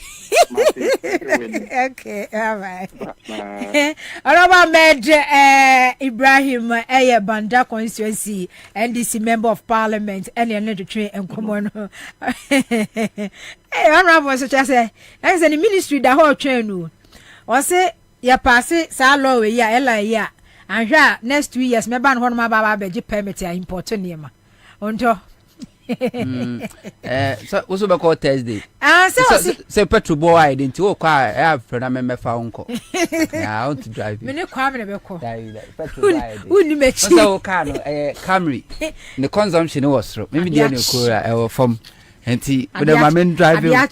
Na kudu na engine siso. Oba. Adiacho ne. Obeso esi no. Yes, I pepe. Send go see honorable office na. Kameko MPP I was say minister ho dia. And anka wo kan say we yanka ede. Ba say me ko NDC MP wonu mu a ha ho sa. Na honorable Ahmed oyini part wa. One ye minority so a deputy, first deputy minority chief whip. Well, okay. We're holding that position for several years. Okay. You can leadership or parliamentar. We didn't intend okay. Enti muye. Ena se bibian ye becho parliament wa leadership ninya. Kani. Se se kasi ya bano. Leadership no mbejo omo die. First. Ansana bibia ba. Ena akọ omo office no. Omo office ni ye special from other members no. Okay. And no, it doesn't matter say position. Okay. And osakra sa domo. Yeah, quite the pants of Rabeko. Osa me dem December because boa no do na mo na se. Na ebi am domo na se manua. Ebi utwa na de mama. Na senka we de nka ye man kombo. E man na di nkomo sei. Na be man so de nkomo we de say ye man kombo. Minka bone. David kosi u keke. Ya bia se we de ye man. Mi kosi. E man unsem a wo keken. E man ye e man nanka. Ensem bi se fre na so be man so de adru. Ghana has ye man do sen na omo cars. Omo drivers here man na drive omo nye me man na drive ma. True of us. Eti dia na mimi ni aba in appointment or parliament committee first deputy chief whip minority na ne car consumption me pesa obebo ka December ni ewura expenses enti mimi di mikola ne ba abe fa na makwa drop you ya na masa de wa we boni be na mai I was for citizen shows ni na ye koya nim and a daily guide at the story be by Ghana web about Vice President Dr. Kwabena Bobie Ansah. Ghanaians can soon buy cars on credit with Ghana card. Kwame mame story no na mene huntonto aso mfemfiri hase. Eti already Ghana web say Vice President Dr. Kwabena Bobie Ansah has announced plans for Ghanaians to access credit and purchase cars using the Ghana card and the ongoing digitalization of the economy. Speaking at the 57th congregation of the Kwame Nkrumah University of Science and Technology on November 24th, he revealed ongoing discussions with local automobile companies, including Solar Taxi, to facilitate this initiative. Okay, the Ghana card will also become the anchor for credit system in Ghana, and it will take a couple of car manufacturers in Ghana. Chale, enti Dr. Kwabena Bobie Ansah eno no o se wo Ghana card obetimi di akwa free car eno no ye ongoing digitalization of the economy na inflation. Okay, so story ni nie we banner headline ye na daily guide da wo manimu no Ghana card for car purchase soon baumia etu kuta Ghana card o ye driver ni a ana se wo ye adwuma o wo Ghana card utimi di ko free car ntina ba omia se obe choose Ghana card over 10 interchanges, because what Ghana card can do, then one Ghana card can do, 10 interchanges cannot do. And you know, or prefer Ghana card than interchanges. A former President John Mahama eba your baby, because almost 8 years omunye interchange bia o Ghana ha de si aha say yes hanu me akwaje interchange former President John Mahama de omu de amkoye ye watamale nye interchange hwisim na chese food bridge okay overpass overpass overpass enti eno ho asem no Ghana card ene me ba adwuma na hunto na medua be no abenan mo na no wo ka sembi about this digitalization system. On say ewiase no sasa ewo emre bia erabia ne de eba na ye kan about this time com center buy wo fia yeso wanya call ni aba befro sasa tana ye Rollins because na me wo JSS na former President John Mahama ye deputy communication minister right so during that time Rollins time because Abraham I think about class 3 or class 4 na me kai say teacher ni bia ni tifie okay na konta wabwa na konta ma na konta kwa brochiri na one na konta ne be kasa yeso faka kukumase okay faka kukumase no akotena com center hwa atwen ya ama na konta na afre no ansana odi nkomo no wi a na asma me ke odi faces kukumase no is about 3 hours drive ansana waba okay e wo mu an bi ba tachiman enti na office se ko no atias nkinke so na ko just to receive a call no was about me campa na misa okay in terms of Rollins wa samra na John Mahama mu sa communication ministry sector no wo ho no na chese wo introduce ne bae ene ba na nimu aba na nimu ama internet cafe bae no ne ade e ba ya former President John Mahama Eduardo Mane Boama enso be ye communication minister during his tenure so omo sa formula fiber cable sa accredited yes accredited center omu esi ya no ne ade so era bia ne de eba nanama o de din kama menchia etiefo ne ahwefo na wie me gide so bibia apome ya menchia mame aba ekwo mi social media abate obi a wo se wo kwa adwuma se enras wo pon anopai na wo so obi so edi be no do feyo mami abana dabi odidi fufuro bi na wa ono pensemfu but me obi a wa kwa adwuma USA emfa ho ono pensemfu na obi anu no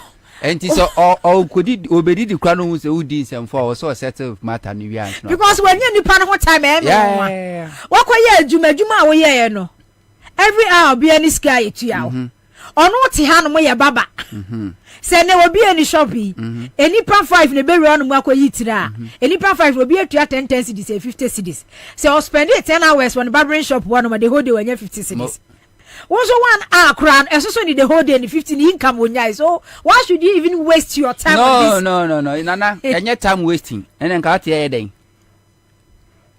say you waste your time o mama mo phone what here yeah rescue mission rescue no one our rescue no yeah Ghana very good so Ghana and the only way you bet my Ghana is say we let the people know the truth and him say adding communicating to a idiot obi a wajimi and nyansa of more communicate what the impart wisdom into those persons now na adding but we don't have to give up okay to be here said wa kan no 2016 wo mu ekodi MPP fo achi no mo do so pa ajimi fo no ya omudi 2020 no na emu ache te bedu 2024 no obi ani o because it takes time ade ba ko ehun say obi a wo nyansani bia no odwen konkan enti nyansani bia hwe nipa su ne ban no aka cho say de obeye wo chinani hu de wo ye ne nra no hu de wo ye ona obeka tro de obeye wo china enye ni swadi hunu enye vision bia na nyu odifo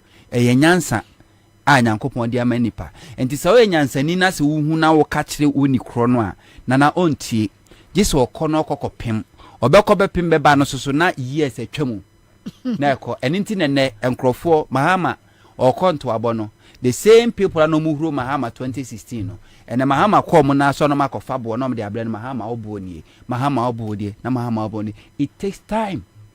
Hwe Christosum anase Bible Yesu Christo be wu ko over 2000 years. Some ko wiase for na nyina nko cancer panchra da sado be gye di mo na sunsunya ye da so cancer pa still as microphone nyini. So we are not giving up. Edding Nana, it's not easy to impart wisdom into empty head, you know. Very and you can't be only nyansa. It doesn't matter nipan level of education. And found in school do our call and found in status in life and found in sika or and found a car with them if you are team where Jimmy and where Jimmy Jinya me. We are say ya dear bakwa we are say pay attention Jimmy. When say hunto Jimmy okay. Because this 24-hour economy, and then Michelle Dr. Baumia, 2015-2016, like economic risk kid, Obia, who sharing lectures, and someone walking, and then where intellectuals, I say Omemu, and in the form, who is technical, who is like professors, doctors, economists, for like respected and opinion leaders, almost system one. Dr. Baumia can no to do omochi no mutu dechi and then ya kwa ba baby so be say on the 24-hour economy ba your economy na crash ya collapse obi say we say introduce policy fufuro bia ye betimi dia boost system no ye betimi ede a transform crisis a omanfo wo mu no a Dr. Baumia na 6, 7 years, 8 years ago, no catch the Ghana for say he knows it all about how it me build the economy. No, on was a 24-hour economy, but him the first one this any period. My catcher say you Jimmy, and found one and fear to do a weddy as sua dear a woman. Ni book long, Uko school, Uko sua dear. Yen Trenyansa, it was school. Nim Diana Kusiani, the obi nim and odibi mawo.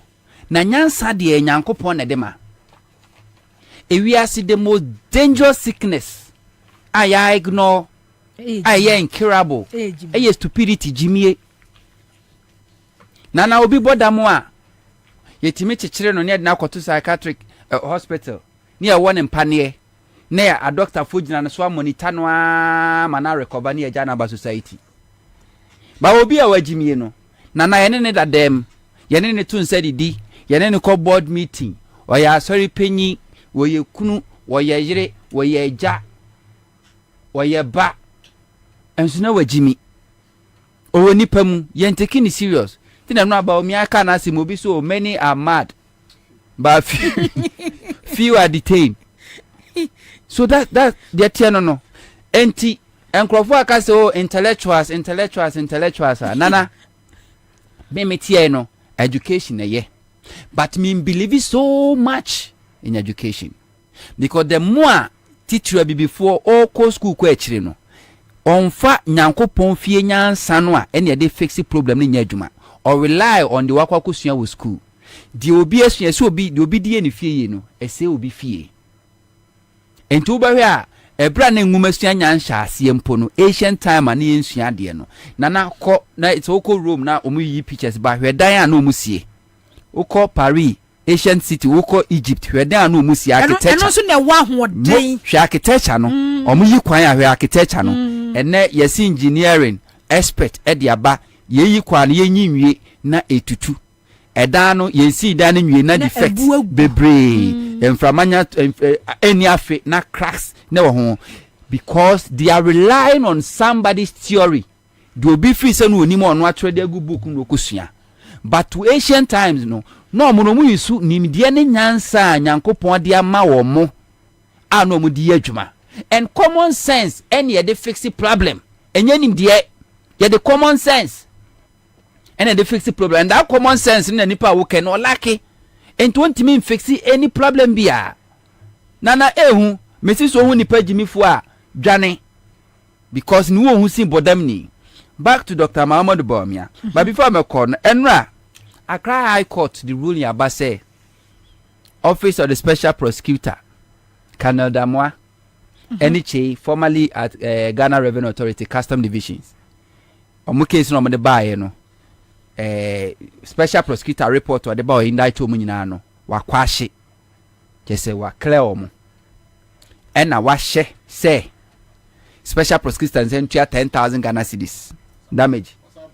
Wasa ka kire omo say special prosecutor won hwe no anye enhwehwemu bia amfa Canada moa ene chi no ene la Bianca Dino special prosecutor court was seen kwase mo ontimi nya hwehwemu bia. Nana, we are setting a very bad precedent so. Hwade o. Common sense ne bi ni o. De ntia magana fodoro na ni gidie e wa temu atran ne bi ni o. Canada moa eni sa chei. Omo ena ye adwuma boae. Ema la Bianca evade tax. Ena the special prosecutor investigate no yusu Ghana mra. Ena mra na che la Bianca kwa kutua 1 million Ghana cedis. Watua o. Watua sika no. Na sika obi atua. Nanka wawia na yegyina mra so amane tua. Ene court ka kire yen say san crofo no a ebo la Bianca man evade taxes no ma anya mfumso bia. Me was can the money has been paid to Ghana's cafe. Afesu su kra no special prosecutor anya no anya hwehwemu bia mfamfo mu biem.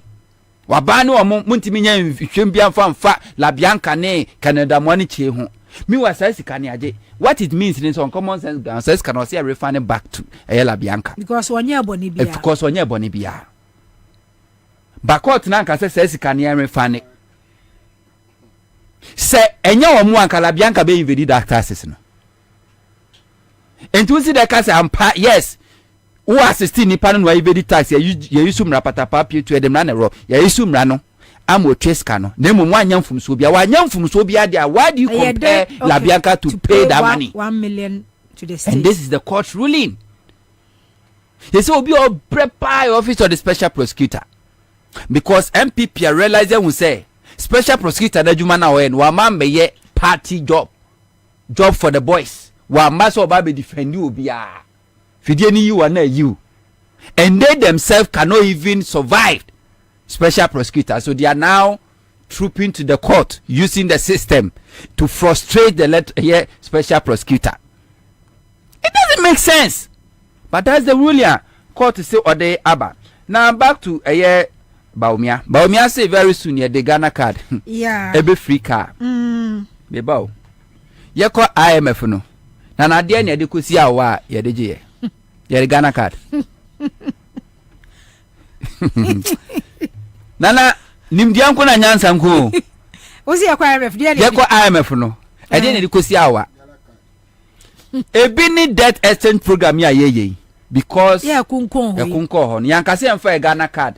Enfamra. Ni enfa China, enfa nkoma China for e. Na se Ghana card important. A value more than interchange. It means a value more than car. That didn't was me Ghana card ko free car. Our mrekwa Ghana card ni boarding. Emu odru esne interchange mpo. Emu odru sesne car. That didn't was me ko free. Na Baumia de nana me say Baumia ni madwuma wafade ato no ho so no. Na the WMPP for be say di Baumia term after 2024 election na madwene ho no. Ne nsem kekana no. The same people for say de na say. But o muntimi nka ehhehye omobo as osofo abrobe. 2020 election the same Baumia be ka say so wow kada no for kada beje car. Urevi. Yes, 2020. Buza say Okada rider saying any de car ma omo. And they are telling us say ukuta Ghana card ultimate the cocoa free car. Any abai no maslock loan no mojeje no. Mo omonji gara omonji obi asi omonyi nsi hu bibia o omonyi bibia guarantee. Obi amfa Ghana card no fan konko. Say Ghana card. Yes, obi amfa Ghana card. No aha no fan konko je. Ebe ma credits. Yes, on fan no konko je. Okobanga na kuta Ghana. Yes, on fan no konko je. Mika say obi pen Ghana card ku fi de fa ko gina e card dealership. So trobi e be bo wo no. Wa hwa be no card ni na be fa no. Won kan kra so ye Ghana ni. This man as if say won ti Ghana ha. As won ti Ghana ha. Woni mi de ekoso.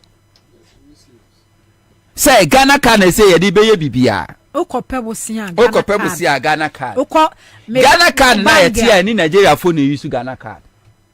ya wa China for umkuta Ghana card Aisha wa mu nyina ye che omno umkuta cars ene yemfa no nkonko free well omuni anim ye bedi akire omuni anim ba obetimi the Ghana card the real bank dey say me Ghana card fa kokoji loan na fa kokoji loan ti se mo bia o kokoji loan no court a bank na ka cho se fa car papers ana fa odan papers en fa nko de wo hia ya Ghana card according to Baumia memfa wo fie nkonko enko ye ensiachi bai da bi memfa wo car memfa o japade bia Ghana card no a enu nko na fa kokoye na we se bank kro mbenya sabosia no even awudome a ruler savings and loans nyo mpo ne be ma obi ensama mpo ne ye ma obi on tiga now now when they talk and digitalization and one thing NDC for they say I cross and commerce but yebeka Dr. Edward Omane Boama as a minister for communication only see Accra a data center.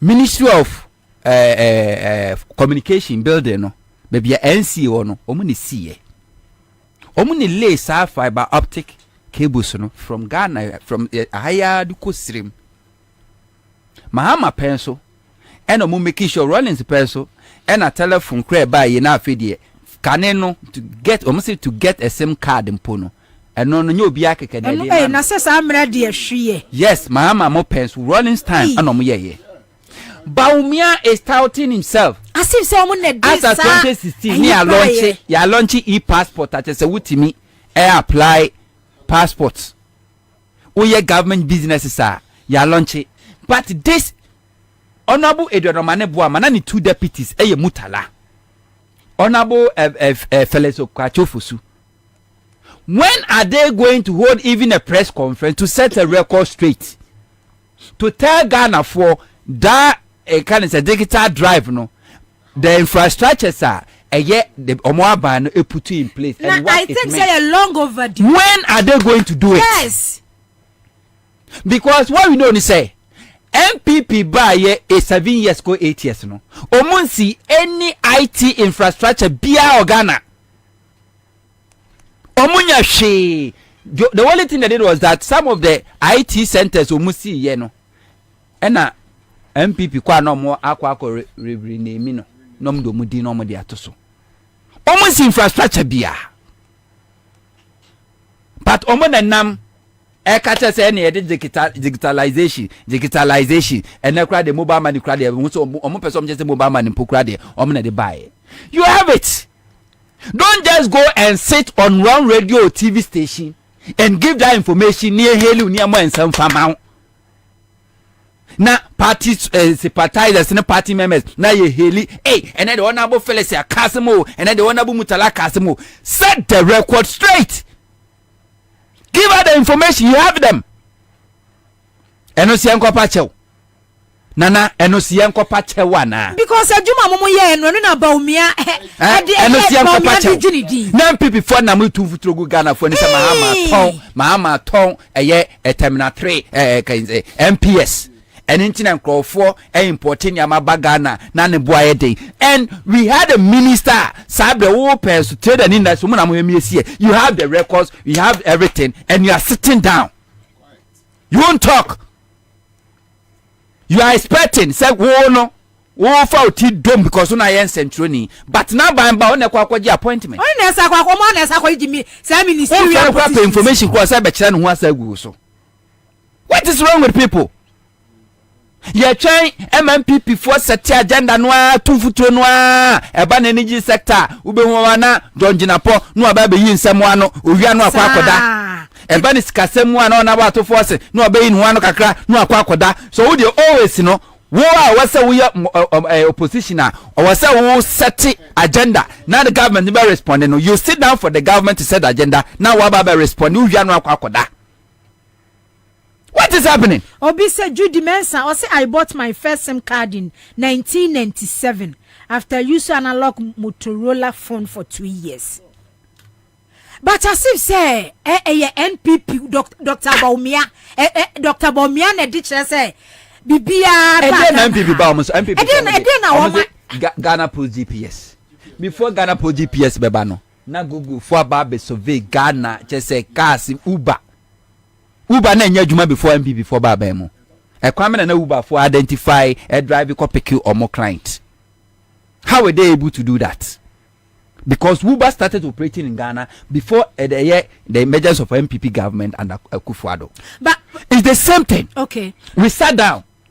You're leaving everything to Sami Jamfi because Sami Jamfi is the national communications officer. That lazy job omo ye. But Sami Jamfi want say omo wa ban mu no anom to. The same thing. On say former president John Mahama co-opposition. Any who ministry by ministry, sector by sector, adwuma o maye. NDC co-opposition o. And some ye hunu say even health sector, share hospitals and no CC, me NDC co-opposition. And sana sata kwa this Maritime Hospital nomne NDC co-opposition yema bebre and san yemu. That attitude na no de wa ban mu.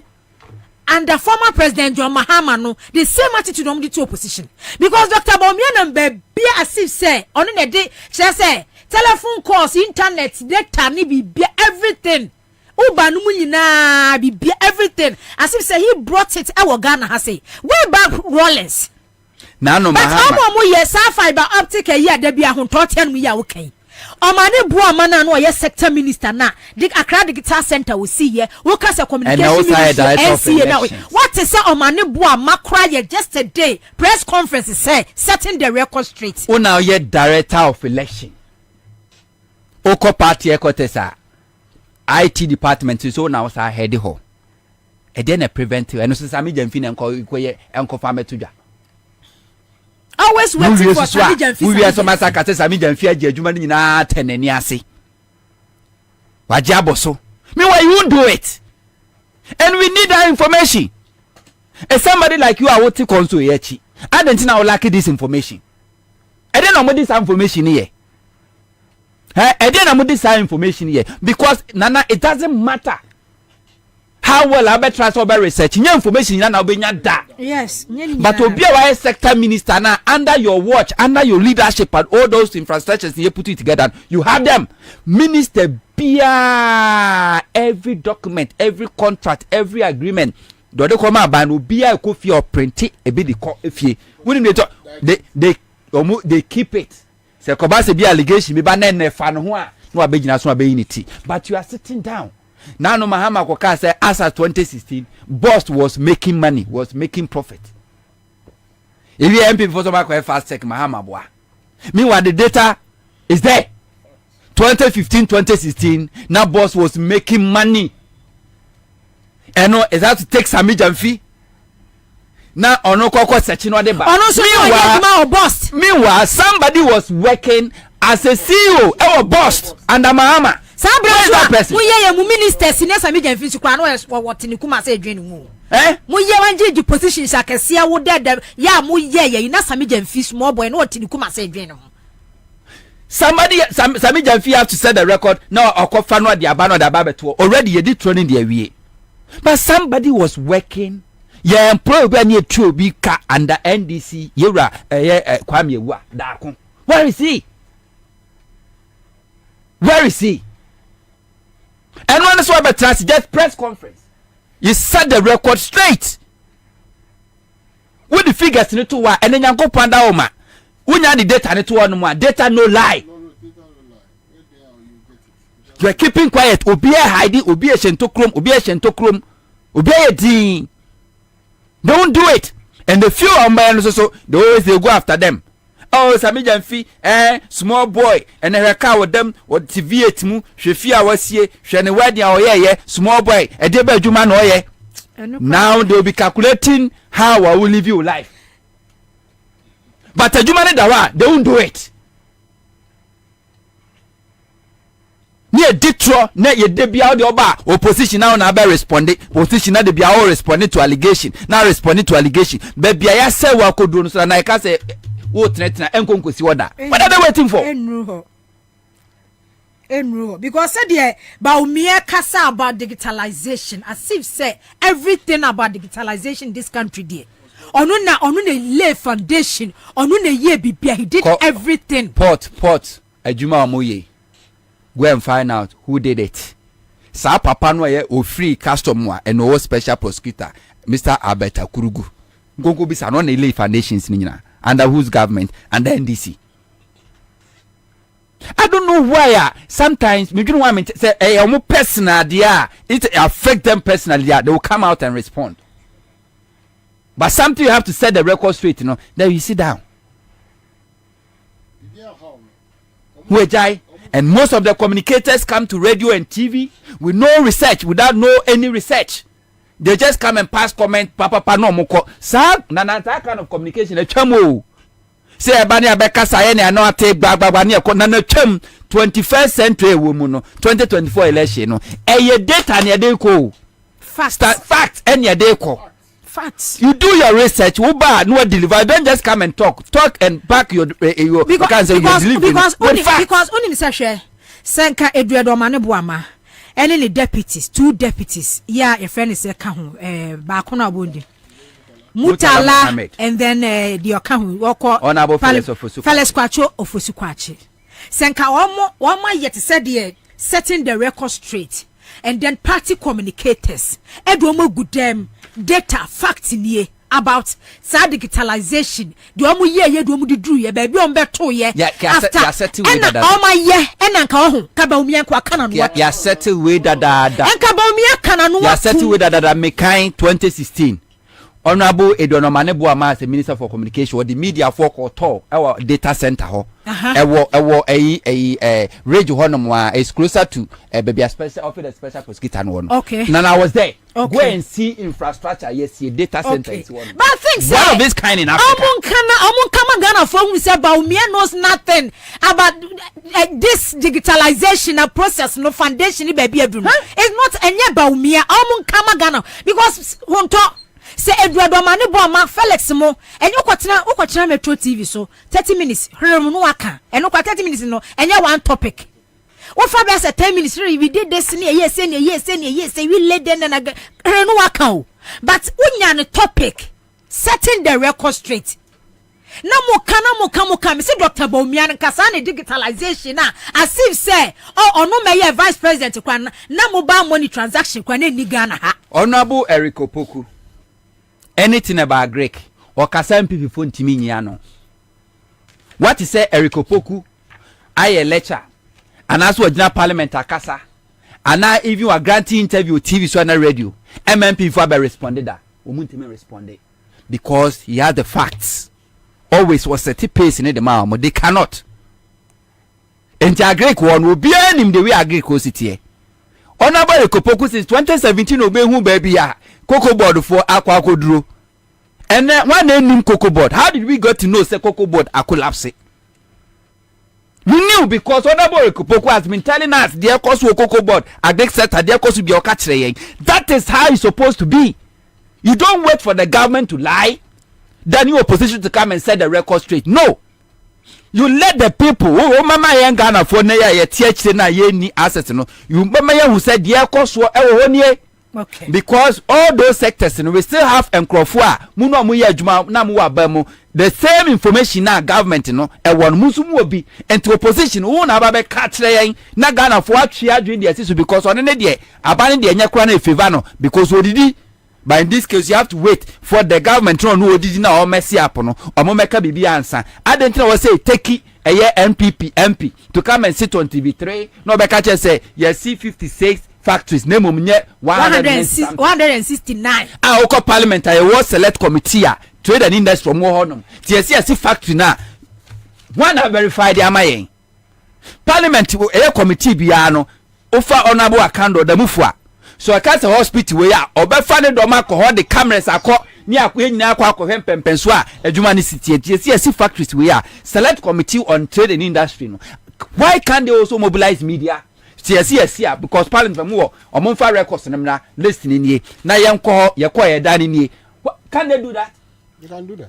I was your fault. They hear say sometimes yeah budget we say then they are thinking let's go to voter region a voter serene hotel nyanko ye post budget discussion ho and yanko eastern region yanko western region nyanko post budget discussion ho that is all fanfare nko a yenji ani nko a na yet one what is say MPP about me at the list can offer us marking or the list is 196 factories okay this 66 so this a list in location in for ordinary Ghanaian and only into money because only some ordinary Ghanaian will take a camera or back up baby CS na kwa kwesi to one fat dini mada but you have that kind of a supervision also yes man one abo kuje tabla kwa nyankopon hira na account don so nyankopon hira na abo agenda 111 yi or the press media ko na watwetwetwa say we contractor we yamani ska say because our parliament mu hanza do mu bibia mu you have the document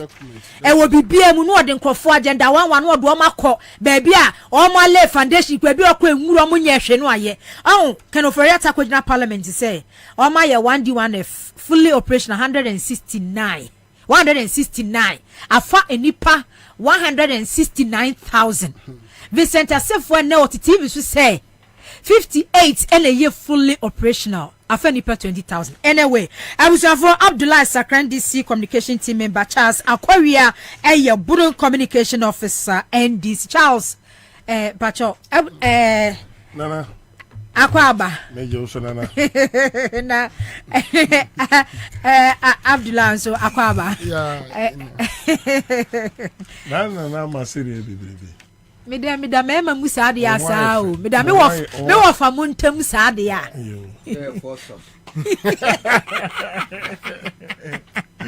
mida se na so we nyame ado na so e debate ma ba betomu ana ye to so de fu about Dr. Bomia say me betu mi nua na like some so nyina me to dia ma munyina Abdullah me to ma munyina debate no me to ma munyina on say hunto abamu anti do brem about say wo Ghana card utimi ra bank ekoje credit fast loan okwa garage di kokwa sa automobile companies na wo mo ehhehya cars no ukuta Ghana card according to Dr. Bomia's digitalization utimi kokwa free car enye easy na we dey ebeda otie fo yi na yebeche obia na omomo abuche na omo send information ne mai no omo boy pa okay na anka me pese me ka ba omi asem biom hwie because the nti me pese me ka me fa serious biom asem bi obeka bia no fa ke se okọ street no so a serious nko an yesere no the moment you put the picture of Baumia there the only thing that comes in the mind of Ghana is or Ghanaian ade e ba Ghanaian for adwemu and he say onye serious he has never been serious in the economy just say adwe den petima ye pese input to eba omamu no ebi bakumpo eni na adwemu he is not serious because sorry na waka bibia opese waka bia okagu from musa na aso onu no ho no no a ese waka so na wo sere exactly because onu anim se onu a who dey na pempem for sabi nyansa nim yo kan nyansa nim akwese yakasa bi sama you say one here kwa ye kan ye nkasa bibio because your brain is be or draining your energy. How on earth will you tell us that when you have a Ghana card now unye jumampo obenyaka adam he has to be serious? Is it what we want? We did everything possible. You say only the Messiah our baba economy niding afan into mapa efra enunti ne yeto abama no a ye ogide onu say as the vice president and economic wizard. Now see we had the team no anka obeye adwuma ni na ye ho ahenhan ababo a ye wom na osori a choba eye adwuma 24 hours Ghana so he basically from day one till now no consistently no he has been a joker. Consistently no he is not serious. There is nothing that he has ever told us that we do fact check that has been truth.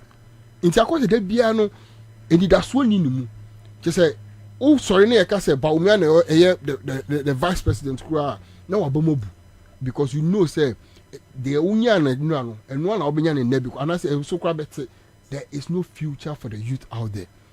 So how on earth will you come and tell us that no equilateral, nothing, and just with your Ghana card? But unim Abdullah adia kra me dey say ya Dr. Bobie Ansah keke bia just say me hu ni say dey nkofo keka so a concert man na me I say it's the truth. Unim say hwe ye wo crisis mu you are the head of the economic management team. Yako International Monetary Fund process ni ye meet halfway enu hu yesa say wo ma intervene system no de aye no ebe ha o man ni mu nipa and a fast na first tranche $600 million buy. 1st November I was set second tranche eba emaye because your creditors your proposal dey come a wo mo accept ye. Sure. When I head this economic management team no sure. E dey be policies e dey be plans e dey be programs and I would dey say because you train you and can adwendwen ho you train and no, you are talking about and can adwendwen ho you are talking about 20-30 years to come electronic vehicle and can adwendwen ho 30 years, 50 years, even so, even US Vice President, France Vice President, UK Vice Prime Minister Kurano, about 30 years electronic vehicles. I just shocked. I say there is no priority. It doesn't feel, and when me bra Pinika say until my because and yes, some kai Wall Street so until second gentleman thing now until I'm being real with you until.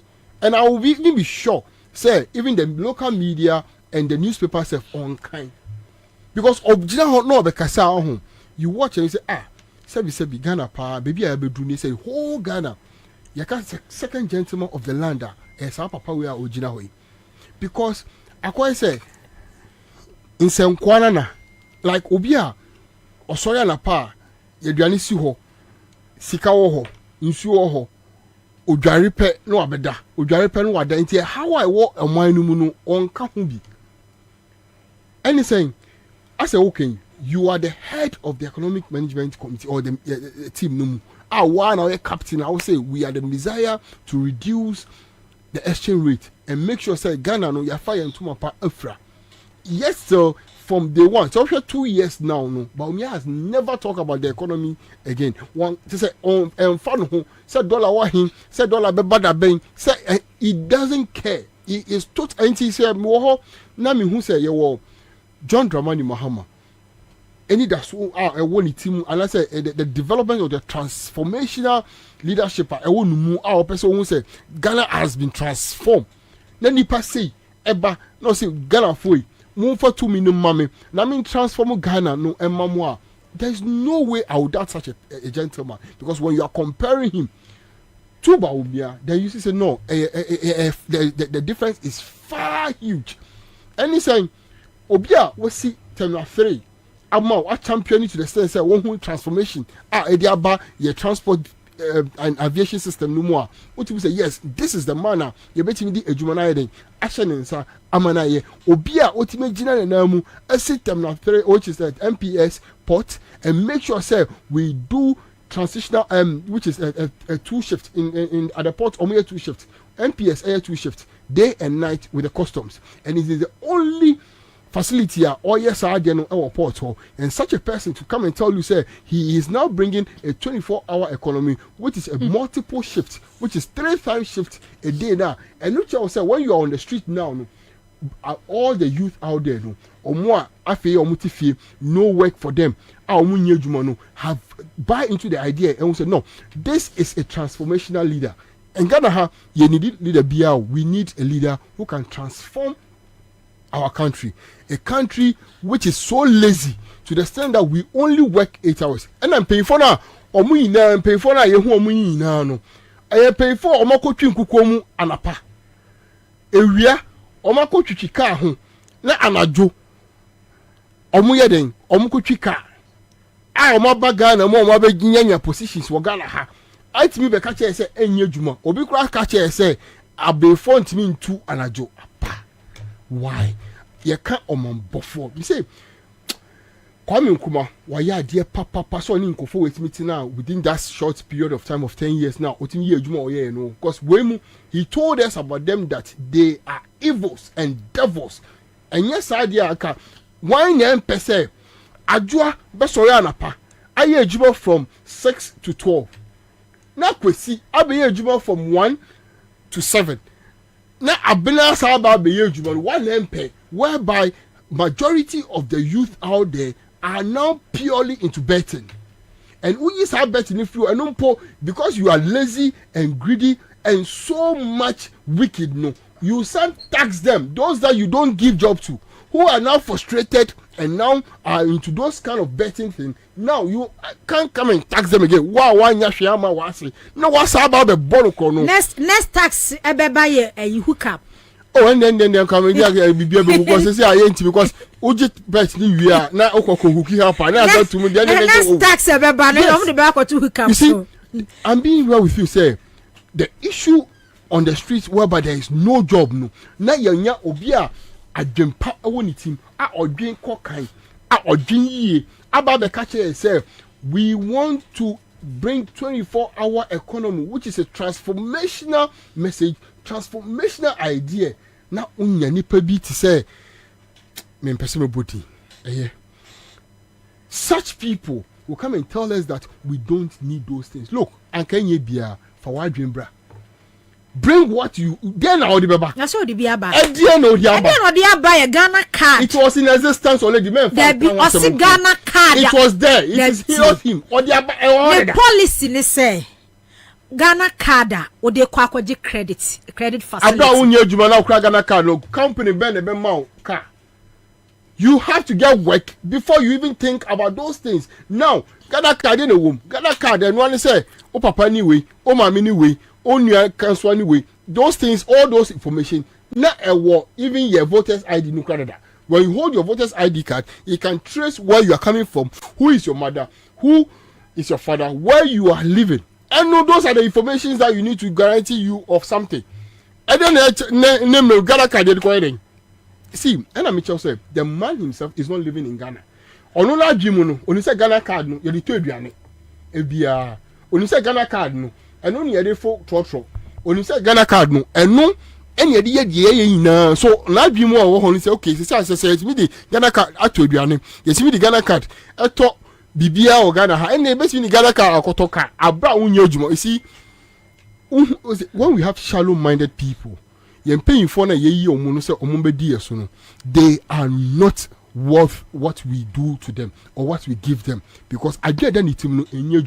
We have given you all the platform for 7 good years. I mean, Papa Tima, by now you are talking about how reduced the dollar has become, how effective the local currency is working, or the industries now, small industries, small scale industries now, how you have improved their daily lives, how you have made sure that you have made one man in Ghana who is working or doing everything Ghanaian possible or making himself or a rich. This is the kind of people we want to see. Where 7 years won't mean can't tell up to a single hospital or in the whole region at Osiamaye. You can't tell us a single school or you. There is nothing that you have developed. STEM baby. There STEM. Is that what we want? Toilets now, a president, a vice president, talking about what you have commissioned. You are talking about toilets. The mindset is not up to standard.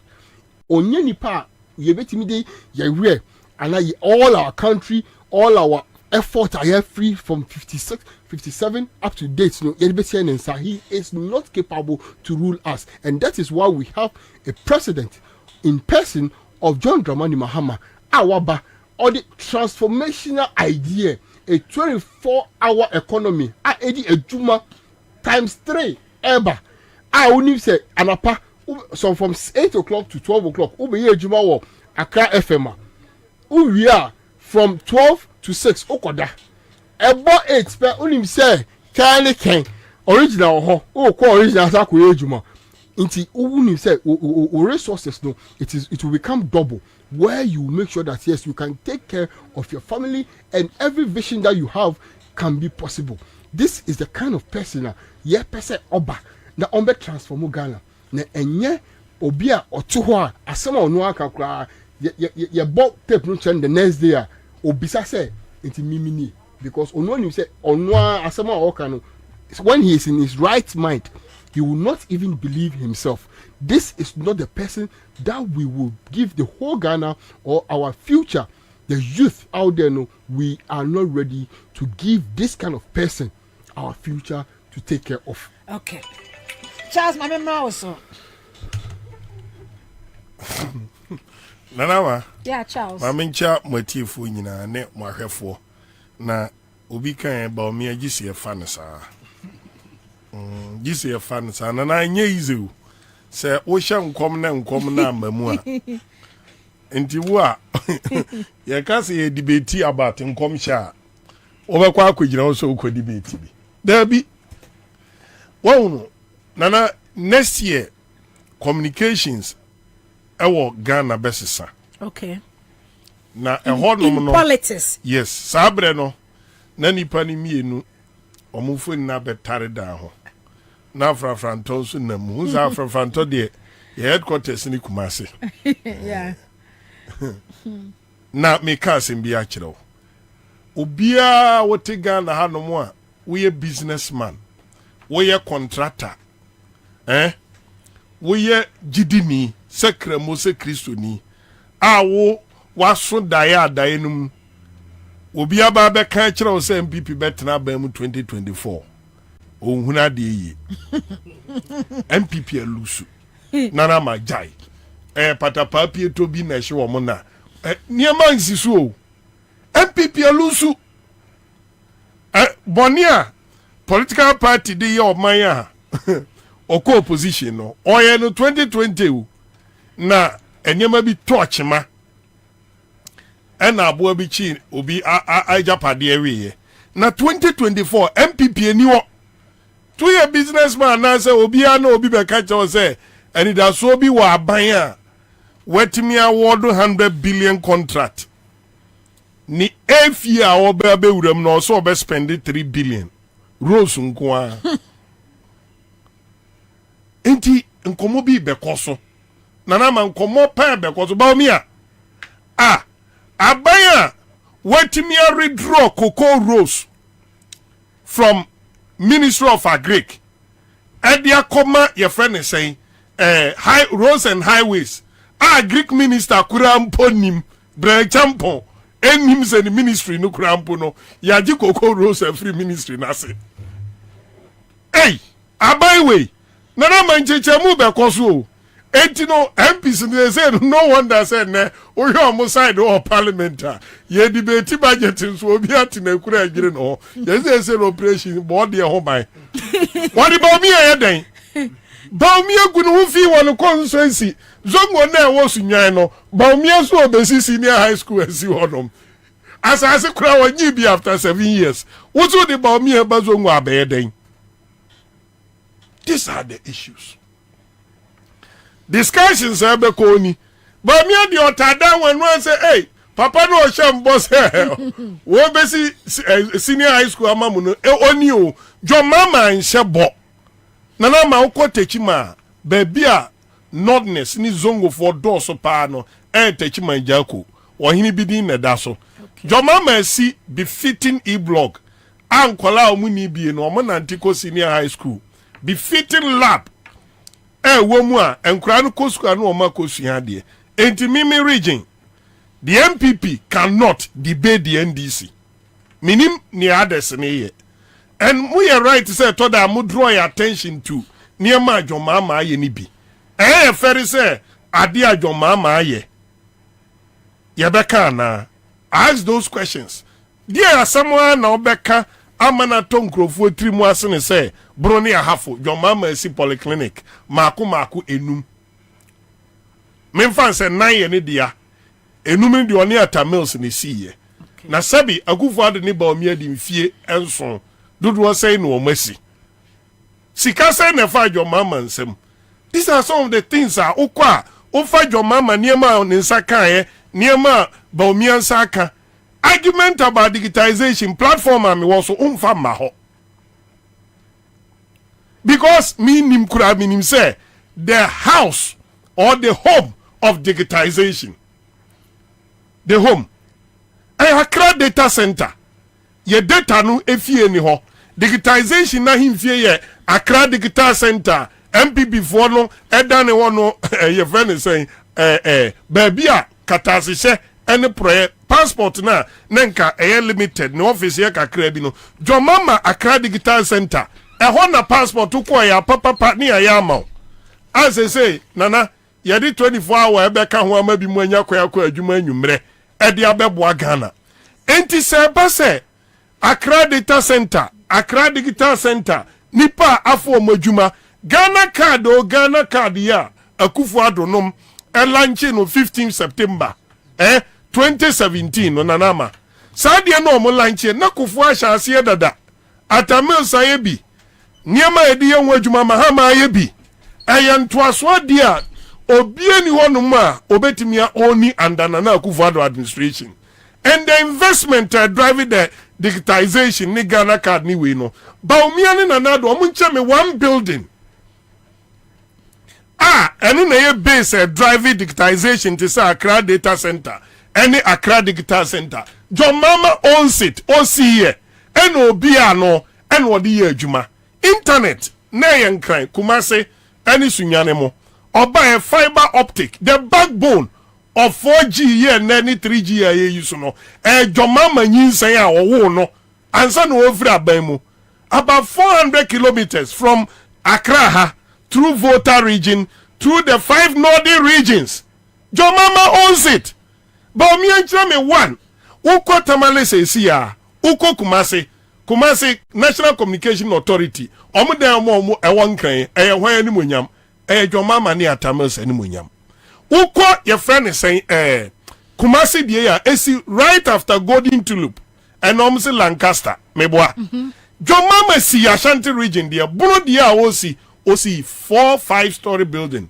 owie boss ye bibia besi na omuntimi mfamfie nso area after seba omia di ayi all the noise making me so omunchire me one all the regional capitals na Jomama make sure say ene sunyan after 7 years e dey Jomama esi Muye at the National Communication Authority 7 years under Baumia National Communication Authority gusu hain dan wo sunyane omo hain dan o si endi Jomama siya boss wa siya boss bi kura no omo penti mu anesa tas nyina ekoso 7 years Mrs. 7 years in National Communication Authority Kumasi de omo wie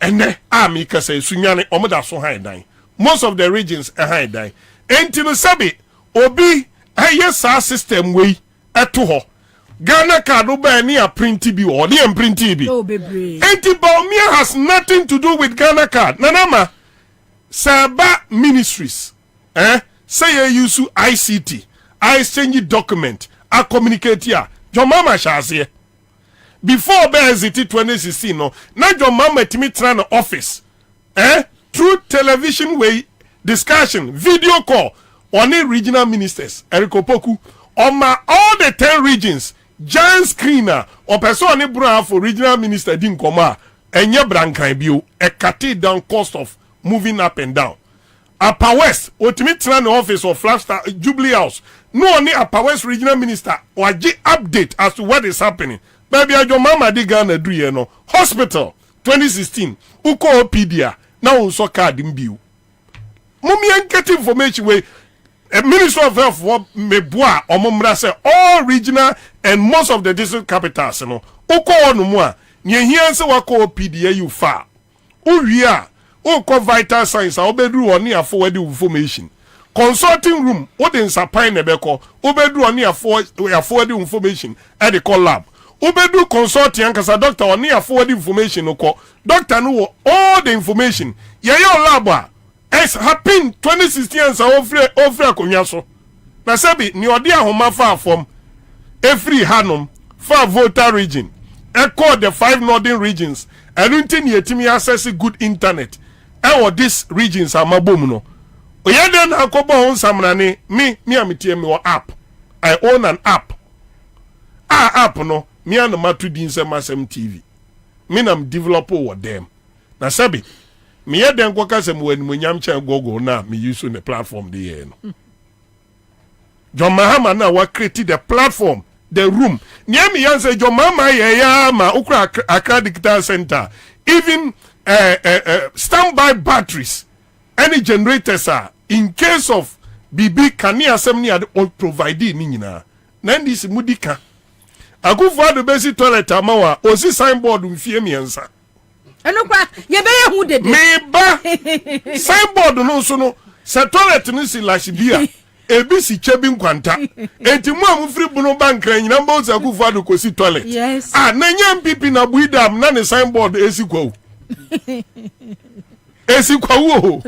Enso buidam no pepe bia wa bunu. Eno kra bunu ni kwadivu aboda so na buidam. Any Boli Bamboy district.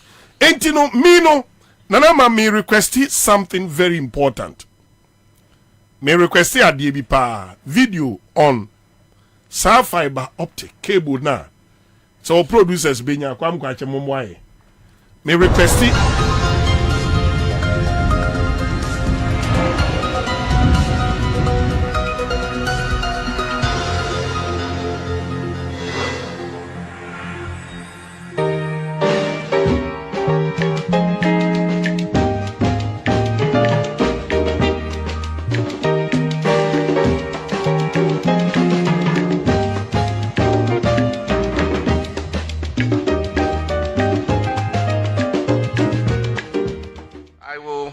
my speech with a quotation I made during the State of the Nation address.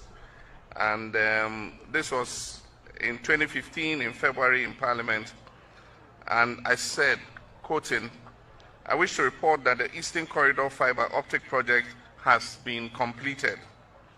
The overall optic fiber installation is over 800 kilometers. The fiber has also been extended to the University of Health and Allied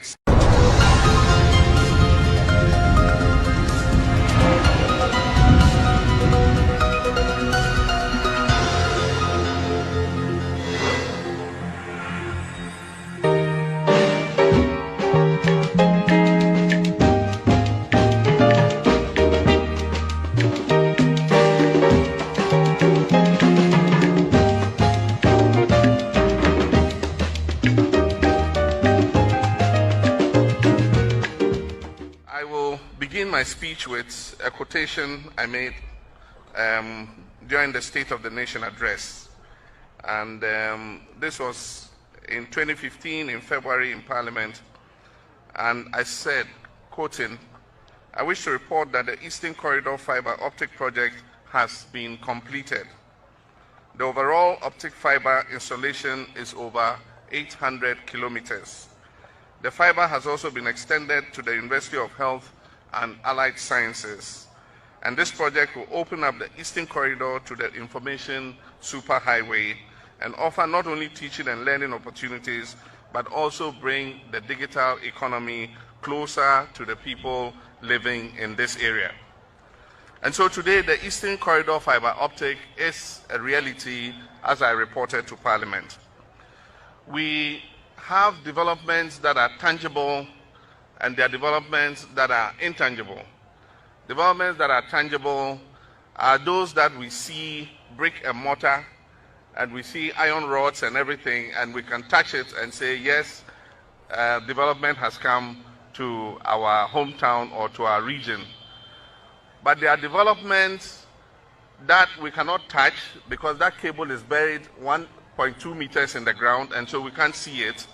And yet the effect and revolution that it would have on our lives is far more than any brick and mortar you can have. Because communications is driving the economy of the world today. And so if a government invests 38 million euro to open up an information and communication superhighway in an area, it is far more rewarding than any concrete, iron rods or brick and mortar you can have. And so that is the value of the asset you are having today. This is a fiber optic network that, as you've been told, travels for 800 kilometers starting from here, Ho, all the way to Boko in the Upper East region, and then connected to Accra to the data center and through there to the rest of the country. When I came here this morning, we went into the switching room to take a look at the servers that are driving this optic fiber network. And we significantly had a teleconference with two of my ministers. The first video conference was with Ms. Hannah Tete. She was sitting in her office at the Ministry of Foreign Affairs, and we called her and had a video conference. We talked with her, chatted, very clear pictures, very audible sound, good quality communications.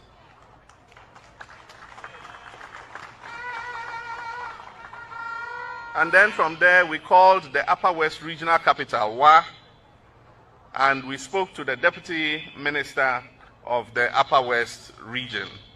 And there again, very good quality communications, good sound, good video, and it was a very inspiring thing. This fiber optic is going to allow us to do a lot of things.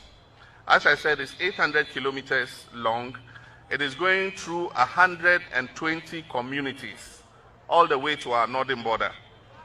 And it is going through 20 districts. Now, in every district, every public facility is going to be connected to the fiber optic. And so for every district, schools, hospitals, district assembly offices, police stations, you know, just name it, every public facility in the district is going to be connected to the fiber optic. 8 years ago. 2016. 8 years ago, no yes, I did we. Enti, and I thought that me di hu ya say. I didn't know say yen repeat. Adie we na de internet obi ti boku. When put na communicate ya chiro say boku. The reason why also internet ejina so no your mama dia oye wie ye o. Oye. Oko the switch room echo switchy. Video no me here. Video no wo test it. Way back to 2017 about me akeka say digitization. Sabio, my control mano, and makuma, I was the exact weather. Me find defining the head of economic management team. Baumia, in fact, nanama or you waste. Chase, me run a song fast war, and I'm say, Oma di bonibi, and a bonino mupo bia katas or whatever. Sanya sa, obia ontimi ma one digital infrastructure. One digital infrastructure say me and me establishing way when a driving your digital system na wo Ghana no and some me can evidence or share e-passport yesterday na feben John Mama pencil ubenya hana tete video na mame ubenya mpacho mo mame hana tete video no nso na because weekend in one Kumasi MPP Foreign Affairs and Regional Integration has launched the online passport application service in line with Ghana's e-government strategy. The service is seen as a solution to the existing difficulties bedeviling passport acquisition in the country. It is also expected to ensure efficiency and reliability in passport acquisition. The online passport application project was introduced in 2014 through the National Information Technology Agency's pilot. The introduction of the Ghana biometric passport replaces all non-biometric passports by the end of 2017. The launch is a culmination of the process adopted by the government to reform the delivery of travel documents for Ghanaians across the country. According to the technical advisor of the Ministry of Foreign Affairs and Regional Integration, Ambassador Leslie Christian, who doubles as the chairman of the Online Passport Application Project Committee, applicants can make payment for the process through EcoBank, Zenith Bank, GCB Bank, mobile money transfer via Vodafone, MTN, and Airtel, as well as their payment cards. Foreign Minister Ms. Hannah Tete said the system will help the ministry deliver the highest levels of customer integrity and international standing of the Ghana passport, while improving on the security and issuance system. Depending on a range of factors, we are aiming for the following delivery deadline: a maximum of 15 working days for a standard application, and then a maximum of 5 working days for express applications. In due course, it is anticipated that the ministry would introduce a premium 24-hour passport delivery service. to cater for the Ghanaian business community and frequent flyers. Ms. Tete said the service will be expanded across the country by establishing passport application centers in 6 regions. And I'm optimistic that given the amount of progress that has been made in that regard already, very soon we should see that every region of the country has a passport application center. The online application service is expected to help reduce the involvement of middlemen in the passport acquisition process, reduce typographical errors, and shorten the data capturing procedures, as well as speed up the workflow for the passport processing and improve passport service delivery. The Ministry of Foreign Affairs and Regional Integration has launched the online passport application service in line with Ghana's e-government strategy. The service is seen as a solution. 2014 na anakete elanche sadie 20 years ni 9 years baumia ni mu ho hwe endane na baumia nam Ghana say itino say obetimi nya ne passport no Charles mumboa mahama na ma fansa kire dan no wene samu ntobra abre kuru ma no ayi da so tia no bibire adwane sira pa ya ma ni bre megu so awia we me dem se tire mu so mumboa mahama me ma kwan free ayi o Adam no ma beduru ha o because Bamie co program asi over the weekend the placards ekura nkrofo kwa me mfa picture ne send e o placards ekura nkrofo e-passport Bamie de da bi e-passport ni nya ni video no aboyi monso momoye munua no mpanimfo na same wonto na first o mo check aban no so mo nyina board members enti ni amene wuye bi ni yeye let's refer to the facts. It's enough. Hey, ni esi awie obi obenya time obabubo video say bia no ema ban ne credibility da eba form yane mo na ye 2020 ena niema bi chi ai yen starting in tem yen fa facts no emme counter the lies tio unto kwase ade de bia mi go ni bi oton ayi oton paboa a mimi koshia no obobo times 2 mi bisana okache owie mi tono bono bense 30% okache se da bia kwase abadwom nam sintimi gira no okache se me ye kwase sami uye de yo benye ni pa di ba obi echi ntawa no say abonu jojojo make say enye school any the woman you the common sense ni what create this for convenience convenience ni say and say me brem hu pi answer na menya sa information we say the president mama kan no information technology world near technological world near war we build this infrastructure NDC as a party am put this infrastructure no IT infrastructure and so on. Is there any website whereby your producer can just log on or because all these informations are details there. All these videos are there. President Muhammad Juma do we have what's it we are there what the what's it mean there is there anything like that? Can somebody walk to the NDC headquarters and say yeah war information directorate we have all this information digital, you can access it and go. Nana, I've said it and I'll continue to say it. NDC has done a lot, but a day will come when nobody will remember NDC. Shadie MPP air fight wa so odi usunkunimwa wonwie yo o paper will records they did it to Kwame Nkrumah. Kame I said the same way before 2020 election. Say NDC4 to some director of communication get this thing. You have a website. That website can be accessed. Obiti abrochi oboy awoko obiti Ghana ha oboko. That person doesn't need to pick a phone and call Sami Demfi or call Edward Omanebo Amase Chire and the website is there. So everybody can go there. But Sami Green Book here accessible. Meba ho is there. Everybody can go there. So the press, if you want to set the record straight, you go there. The fact is there. We are for a GTV and a broadcasting. Nobody can doubt it. For TV3 and a broadcasting. Nobody can doubt it. That's true. All those information is there. It should be available. NDC edu afe. Na NDC for do more anniversary. It shows hard. Then kami expect me when say ka every constituency, every region, we call NDC headquarters, NDC year exhibition. Exhibition or yefa constituency we are from Rollins time. Way photo exhibition is there. Everybody will see. And more fry woman ebenina babeto. You get a strong point. Even to write NDC history book, it took one young guy in the NDC headquarters. One in the Tennessee. And on one faton also throw a history about NDC.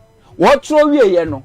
When it is time for him to launch, the immediate past national chairman say, one funny decision say on a facilitate here. Near first time we now man at the hall for more than 1 year. Now launch here. Eddie, you did all this and you can't even keep the record. Then to go away, and say you put something there forever and ever. Obi abet me as obi abet me here. Without that, what make it any sense to whatever investment you make? That's true. That's true. In a party like NDC, we all say so. We did this. We did it. Where is it? And to say na me wuna me kwa. Me ma. How would they know? Woma. How would they know? Say NDC na yes hard way. And the moment MPP is working so hard to weaken NDC. Now, Mobile say CPP. And the one name say CPP, Ministry of Information, that is one. One name say CPP headquarters. Who knows? One name say baby, a fire service for headquarters in Sino. One name say you'll be dying. What they or donate here as a gift at the Kwame Nkrumah. One name say even Pediase, Lord, you know, a gift will be the Kwame Nkrumah. MPP will manage to make sure so make clear sign at the free history and you are dancing according to their tune. Yeah, you're right. Meanwhile, when him before would the way sign you don't do it. Who free power how many years in it? 6 years in it. Just 6 years. 6 years in it. You yankai. And yama we but who call some other countries even 50 years ago they will be able to tell you this is it, this is the history. You were named the 4 professors, your lawyers, your women over governance, over economy, over finance, over everything. And this one in the phone people sit at the party headquarters as if people they don't think about the future. The only thing they leave behind is their own portrait. Obeko headquarters no, and I when a secretary from this year to this year, when a chairman from this year to this year. That's the only portrait they leave behind. They don't leave anything. Go to NDC a year headquarters. Never a library. No says some books no ma packing no. How many of them talks about NDC history, NDC records? You don't have any book like that. Apart from the boy and the no. Foreign Crawford books now my church or my courses Sabidia go we see library. It is me run a party called NDC headquarters library. First thing I should know, I should see is the history, the party records, the policies, the programs, the infrastructure, the achievements. They are failing. You go sit on radio and TV, now I walk up banter with MPP, now I get few people to share near president, wakasa, you are show neko. Who remember? Debate amuye prior to 2020 election. Fine debate. Who remember? Nobody remembers because that's not what we want. Achievement should be there. Yes. It should communicate for you. Yes. Just 2014, 9 years ago, something that Mahama yeah. Because the NDC went to sleep. One Timia trumpet on one casa, one Timia mortalize on one casa policy into Mahama Kasagana for refugees who are diatem, your refugees and to red diatem, and Tibomiana fat, and while publishing, and the iron say Abefu. Say about me, yes, for something that was done 9 years ago. And Baumia himself economy into a shifted to one because who's will be our challenge. I was idea. It's a shame. And this need to think. Now, my camera see the dear Nancy. But only say Charles Meba. Tembia ya can. See media in the NDC for media in the NDC afa. Media and MST. Yes, because I quite remember say Fifi Kwete. The late President Mills Beba power setting the record straight. I'm saying no any say monthly say 2 weeks a weekly no year. Across the country, media house, radio station, TV obiafa. And then us setting record nearly 200 more. You'll be forced to say topic agenda was setting and when I obey. On tongue. But the NDC mu yana say e china bani the way ya babebum. Na more berries now follow more barberry now follow na enua because it's a why sad way pays for you now do mane boama under wo ministry and atete de say onu em so UN but some of deputies e wo ho no maye sa adwuma we nyina e-passport ba me na mo na placards ya twa so say ba me na introduce electronic passport e wo Ghana ha say as one na lay sa fiber optic bibia 800 as one ye NDC mu na mu ye because say you people are not talking enti ba me take bibia say e the project nanama na to obi atwim say Dr. Bobie akwa na data internet ba na mafutu ni yafa one honto mudika utie me mudika nene unfortunately miniminu ya na ho akire ye wo ha no na mi wo say ye central phone no onse me no kasa ne me kofa hospital numa adwoma ma asi no obono afo bai e part of me dofu bi pa o ka chem se mi nsu nkipu niema o mitrim a part of my communication. Mommy, 5 minutes. Me polyclinic 5 no. Me hospitals no. Any permanent jobs I join my creative or my region no. My master or my chest. Me de da. Me hear paper. Me hear in maka. Me say MPP for my major many may argument about rules or my region. Health omoma ensuo omoma. Enti nanama asemo amudi agu yaso amuke mudika o tom say mpe dawro nshi ebotom. Yempe ade nshi ebotom na ban no yensu say de bia ye counter omuntra omoye den omutwa no. Now we have a lot to celebrate. From Jerry Rollins, we have a lot. Niemu kanewom. How many of our communicators enenim say Rollins na di quota and a first asphalt e call them bono near half. Obi enim. So todanes what work so yetete kwa. But you know the impact of this? The first asphalt e call bono e call half. E call bono east. E call the northern region. Jerry Rollins. And so toda ni build the foundation ukra ni free Rollins e free Atamos. Say NDC on any day. Unse toda no mtimi kan no maka say NDC kura no. Matra swache de na moye. Me bro ni afo enye NDC anka television ka binye binhwe. Akan drama kura ni record nu Kumase. Eni abi ni cinema center obono ni afo. E de akire. It took Jerry Rollins. Electricity babuno. Wa oniema kase bienza mi bosu. Electricity babuno. Yesi bi mu kan se bunu de ode kan ya ko wa ode ko yeden. What language no? Sunyani ya bunu regional capital no. Na egbu anyumre 10:30 ani adum generator. Ogwa na kan ya wa generator. It took NDC. Jerry Rollins and the kan ya babuno. All these things history. Assuming say nkrana you started democracy no about 1992. 1993 basic na yedi mfie duasa no. If they don't know some of these things, say niema we bi o man tia. Forgetting say about to aye kotwe 2016. Ebesi 2024 yin mfie nwotwe nanama mfie nwotwe no utifri nkra na omadi 18 years no mu na nkra no wo mfie du no omunim niema bebiresi wo jomama time.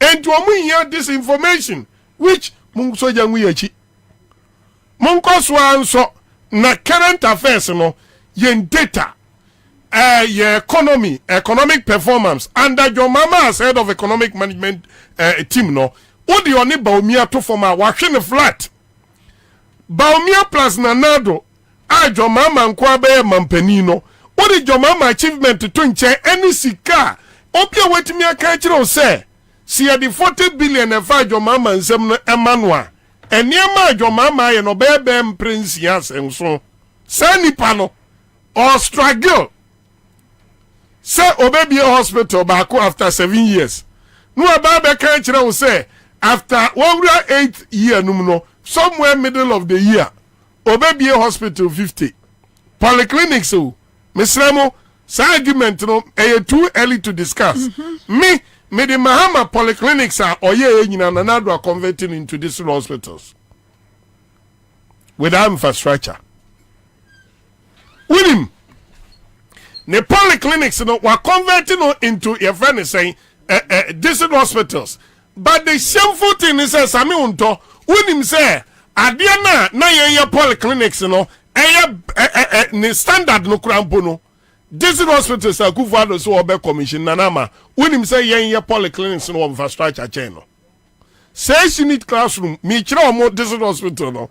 yes ni say so no and entrance no ya nkyɛnse ayi lane na nso to a wonanti fam ni ya connect ya na ya connect ya any district hospital no wodi wonim kura a deputy minister of finance yi ne wo injiresi o kokwa ba ku na si sa omo clinic dada no ho no abra ose asare session classroom ayesi no 3 square any edin chance in there twa finfin ni ato din district hospital enti mahama kura district hospital no okoni e kase mahama district hospital ni a the list I am for nipa 60 bed 60 enti you are right.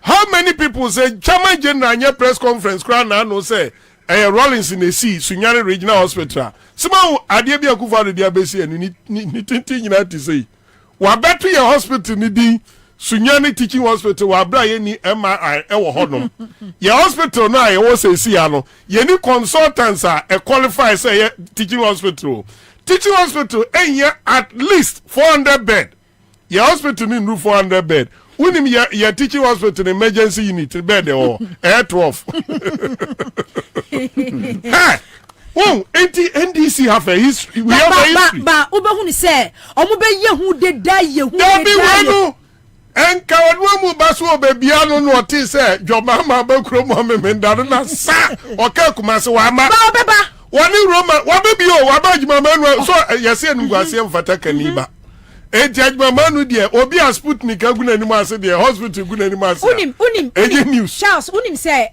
ada NPP ya o presidential primacy na your reporter MET regional minister tamoko casting votes and then Simo Semen said dwan wo dwananum from December ekono wo project o ma ye no Ashanti region o mo ba be frase eya magana fo ahu we media ni nyina no tie ye be from de ba and then any 1 month kwara ujira wotufu ani somebody ba bia de atwatro say senga wotufu antwenu ankwanko gina ho no ama onu ankaka na numu asem se na contract in the award basically wa enko be start ubo say 3 unit classroom block ti sesa wo mu 6 ayi rooms from there yes ayi na oyi ni bebre na aye he na ye yes pressure e free nananom e wo nkonwansa ase so de ba na so no sesa adwuma no mimi krom Kenya ase de ka ho ana se dwo krom MPP former general secretary se dwo wuye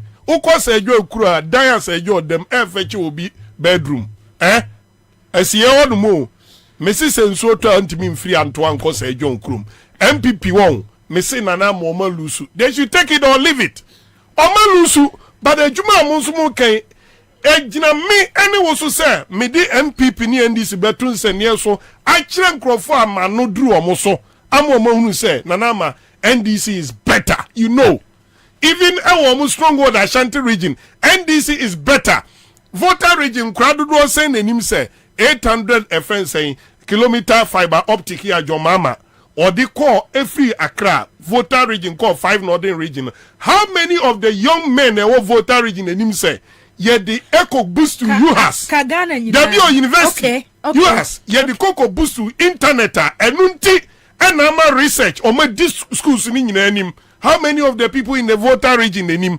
Eti Jomama dear I just say jabade for ya yeah, asem that does higher numi. Yeah, near Beckham will be a atibia mano. And yes, I am style, my dear. Mumfa Jantu. I was off a 100.5 FM. Muma, min chame husima na memra na yentwaso FM free. Onto. Ghana for media sem dabremo sisi ade wo si dan ya any coin so over hokra esanse Alu Africa we got you covered. Alu Africa eye dwumako kese a eba ne nkyɛnse papa edi kru dan so any trusses a Ghana ha any wiase afa na nyina yen ye lidie yen ane topo Alu Africa ewa abakwasam edimu eba no roofing sheet any trusses say ye papa nko ade a eye honom na obenya pa ye quality sanso ya affordable bedroom fish ye duonu nie edan ye buru 2 million and Alu Africa ekru so what a news yen chance ye di kru dance no niema ne dimu ne se emu odu na ba nidiso. Fiti 0.35 mm. Ekosi 0.5 mm. 0.35. Ekosi 0.5. Alo Africa Trusses so. Emu drew na a range fi 0.55. Ekosi 1.15. Enti enya fe na wudi dua kokru wuda so a every nache amfotie berie. Alo Africa Trusses no. Amfotie ntimere enre nache. Eye good for all weather conditions. Ne boaso da for mwankasa. So beto dua pa de enkato Alo Africa Trusses. Na bokwa ye bretu no ho ban. Alo Africa products ni nyina so ye ma 40 years warranty. Emfishie duanai warranty. Hwehwe Alo Africa. E was Spinters Kwine so. Ye ne MTN office no. Ana di nhwani mu. Ana say frɛ 0574. Se wudu takra de so a. Ye brand bi wo. Frɛ ye 0545 446852. Na me ya. What is walking in your branch. Alo Africa building right.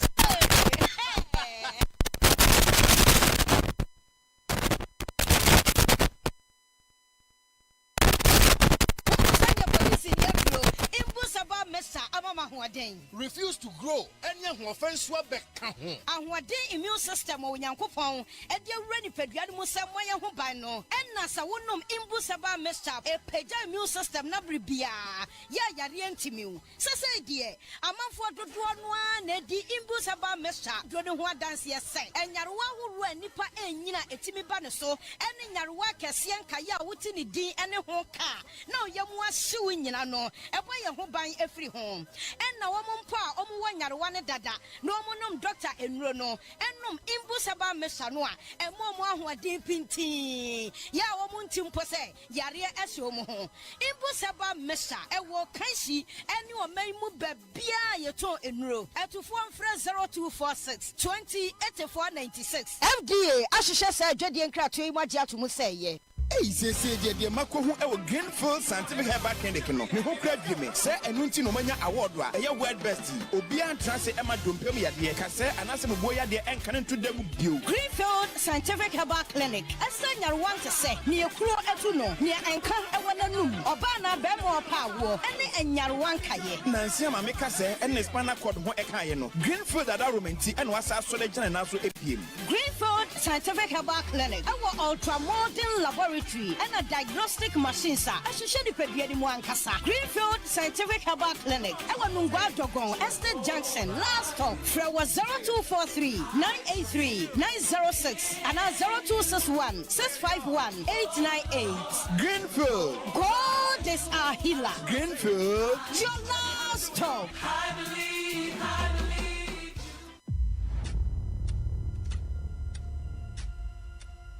Get ready to immerse yourself in a tale of bravery and resilience. Journey into the heart of the Kwaman Kingdom, where Nana Akoto, a young prince, is captured and sent to the formidable Dintra Empire as a slave. Nana Akoto faces a fate that threatens to erase his identity, but his spirit remains unbroken. In a quest to rediscover his true self, Nana Akoto must navigate a path full of trials. Will the power of Dintra keep him as a slave, or can he fight to reclaim his heritage and restore honor to the Kwaman Kingdom? Don't miss Nana Akoto, showing Mondays to Fridays at 8 p.m. exclusively on Aquaba Magic, DSTV channel 150 and GoTV channel 102. Dial *759# to reconnect or stay connected to DSTV and GoTV. CMGC Kachadio! Yeah! Here, say, Ubebo *413#. Our MTN peso. I'm no one said, what's a dear? I CMGC Kachadio promotion. Yeah! I feel yes, you better do. So, person when you CMGC Kachadio beer, and you're quite well now, Befaso. Step 1, but *413#. Our MTN so. Step 2, choose a FM. Now, what dear, the prompt in it. A sua will show us the coming in now. Ever con the year yamau. Sika Chadia promotion, eye cash in and win big promotion. When your dear was away, win your share of 24,000 bonanza. Shannon Swo, do be our taxi, and your cost *413 Hasado, and never more when you say, Kunim, our CNG Sika Chadia promotion or so. A cash bag from Class Media Group. Kai Huna say, Sa Jumedia Way, and she shared the home, the National Lottery Authority, our Caritas Lottery Platform, and a boy chidom. One Fisher don't watch it airqua, one Kajumedia home. CNGC Kachadio! Yeah!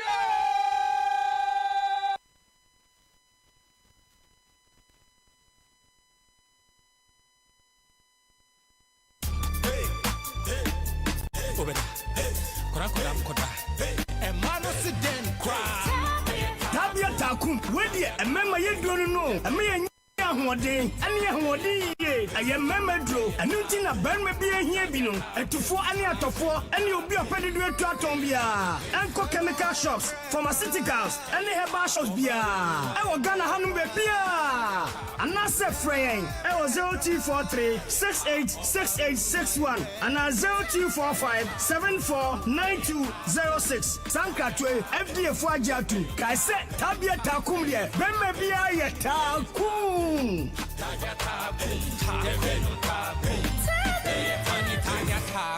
Not recommended for lactating mothers, pregnant women, and children under 15. Usika semen koyana quick credit sia say sika pe ennafom intina yaba say ye becheche wo yam bosia bon hye ye ho wutumi babosia edifi aso ye fee 1500 Ghana cedis edeko na ne wo hia ne wo national ID card wo hia se wo betu susu wo hia awowa ye ngiseke bia nto ho wo nsanso hia se wo ne ye bebue futuo bia quick credit wo homa say ye dwana wo pese wudi ana wo pese wo hye ejuma foforo ase ana say ye school fees ana bo ehiyeye wo sumi ejuma ye fo nso ye wo bi mamo na mom kai say ye mobosua wo internet so afen so omantika krobia batan Bank of Ghana nsa wo dwumedie yi mu enti tuturi kana freyen wo 0302 200390 ana 0596 920833 quick credits lending made simple kai say dwumedie yi nhyehyɛ kakra wo ho na asmafo nyuma no say Mafia, hey, nothing. What be namely baby so now can hand say the Asia the same. Na why you obi no a wo kan kwakofo. Kwakofo ben. Yentema kwakofo no wachi ase bicycle wo so ne ma wontimi no. No se ne na ye no. Hwe, ebe na kakra ni na mihia oni abu a na wo te so. Se won sisi ye won ya. Na bu mpo de no se koko nso ha no ka ho. Enti ontumi nya adwuma bia na nsan. Na me ka se onko ba me odobo herbal center. Eni se abu hu ato no a onanam ne baby no. Hey, ma me odobo herbal center de. Oya adi o. Hey, me say ye koko sisi yade low sperm count oba na so be ma won wo afichiri kromu ha wo ne ade gise wanko diabetes ne mpamu mreye ene koko na menim se oteso na menim se sisi yade ene afichiri kon ha nso otumisa etinyigifo mpo age ma me odobo herbal center tum kana shi ma me abena odobo herbal center ebe pro credit bank no edan ya ni national salon ewo mu no ena shama nso o TMA office pomu ha official town road fre 0244 284 728 ana 055 ana 0509 043 539 Mami odobo herbal center na ajisi wanko CNGC Kachadio yeah near here ne say ubebo *413# ewo MTN peso no more. No one said come watch here. A CMGC Kachadia promotion. Yeah, I feel yes you better do. Some person when you CMGC Kachadia bia and you're quite well now befaso. Step 1, but *413#. Our MTN show. Step 2, choose a FM. Now what dear, the prompt in it. And so I will show us coming in now. Ever con the year yamau. Sika Chadia promotion, cash in and win big promotion. When you are wasawaye, win your share of 24,000 bonanza. Shaniswo, Dudu Bia wo taxi, and your costa 413 hasado, and never more Quenya say, Kunim, our CNG Sikata dear promotion so. And your cashback from Class Media Group, Kaihuna say, Sa Jumedia Way, and she shared the home, the National Lottery Authority, our Caritas Lottery Platform, and a boy chidom. One Fisher don't watch it airqua, one Kajumedia home. CNG Sikata yeah! 100.5 Accra FM.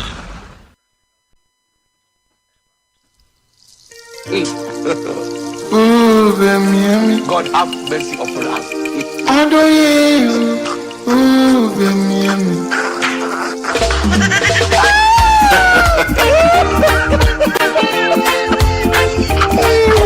If you give me thousands of Ghana cards and $1,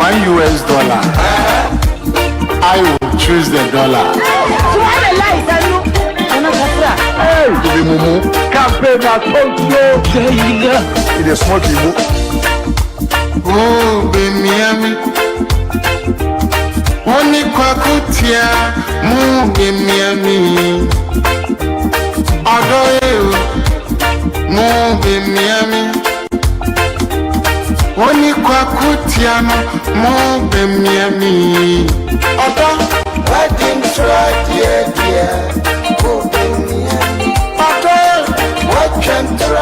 Accra 100.5 FM so any citizen show na enwumre yesum wo ene producer Semecheska sika chede na Mecheska star 413 hash star for ene meche 1000 enra de na manche ne edi shem ejiase na meche ni pattern obia 1000 Ghana cedis Charles say 1000 Ghana cedis eni pattern star 413 hash star 413 hash star 413 hash na eje wodie na yenkwa yenim ene awie St Andrews Senior High School St Andrews Senior High School say menka nkyere wo say all vacancies say obano watwe BEC resource no aba na say open school papa bi ya woda wo beda edo ba kwa St Andrews Senior High School ena menkanfo emfama wo bomodin na no obani nyina anko or boarding facilities upese obani su kode a uni ha ubia na kyerese ne udi a kyeresa vacancies form 2 form 3 classes su nyina wo ye bi ho wo ye general arts business home economics agric science general arts courses nyina visual arts wo ye bi ho bomodin friends 0546048332 0546048332 and now says 0249832015 0249832015 ye wo teshi chibleo last stop top choco chocolate spread ya the fat bread me chocolate wutimi di ne sa the pie nutritious obviously your top choco 3-in-1 chocolate drink ye delicious chocolate drink milk wom cocoa wom sugar do hia ne won so hie abusu wodwasom nya milk we asichire wai na bibia we bia ni woto ya na kire se wo nom wa de frɛ 0243 0243 Greenfield Certificate Back Clinic wonu gado go last stop estate junction why ya resafie nu ho why expert pa stroke infertility STIs na bone setting diabetes hypertension mu nyina wo kwa no mpemu adwuma ye bi ho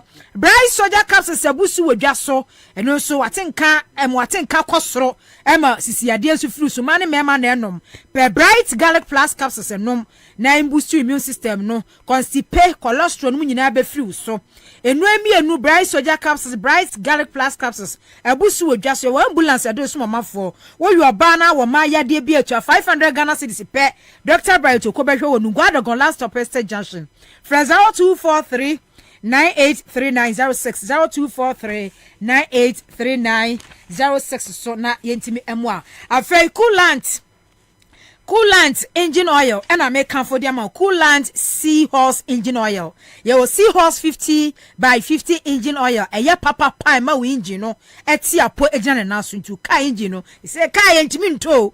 Kuta ka ne sana ka no na koma ni engine no. A seahorse 50 by 50 engine oil and I make comfort ediama wo. After ya 33 by 67 coolant and ya 10 by 90 coolant. Ya and also for good protection for normal protection. And also etimi eboa wo baby a wonamu bia no eboa papa was say do not use water to replace engine coolant.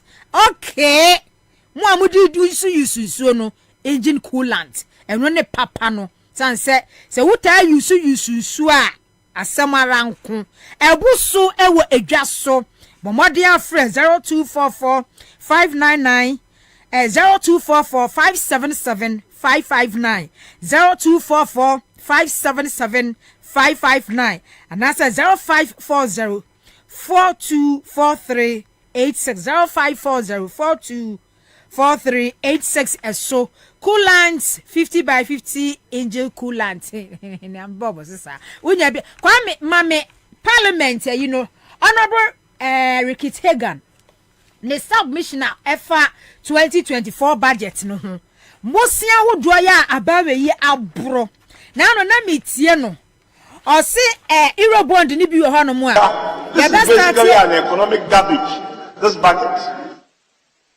It does not inspire anyone. There is nothing in here, Mr. Speaker.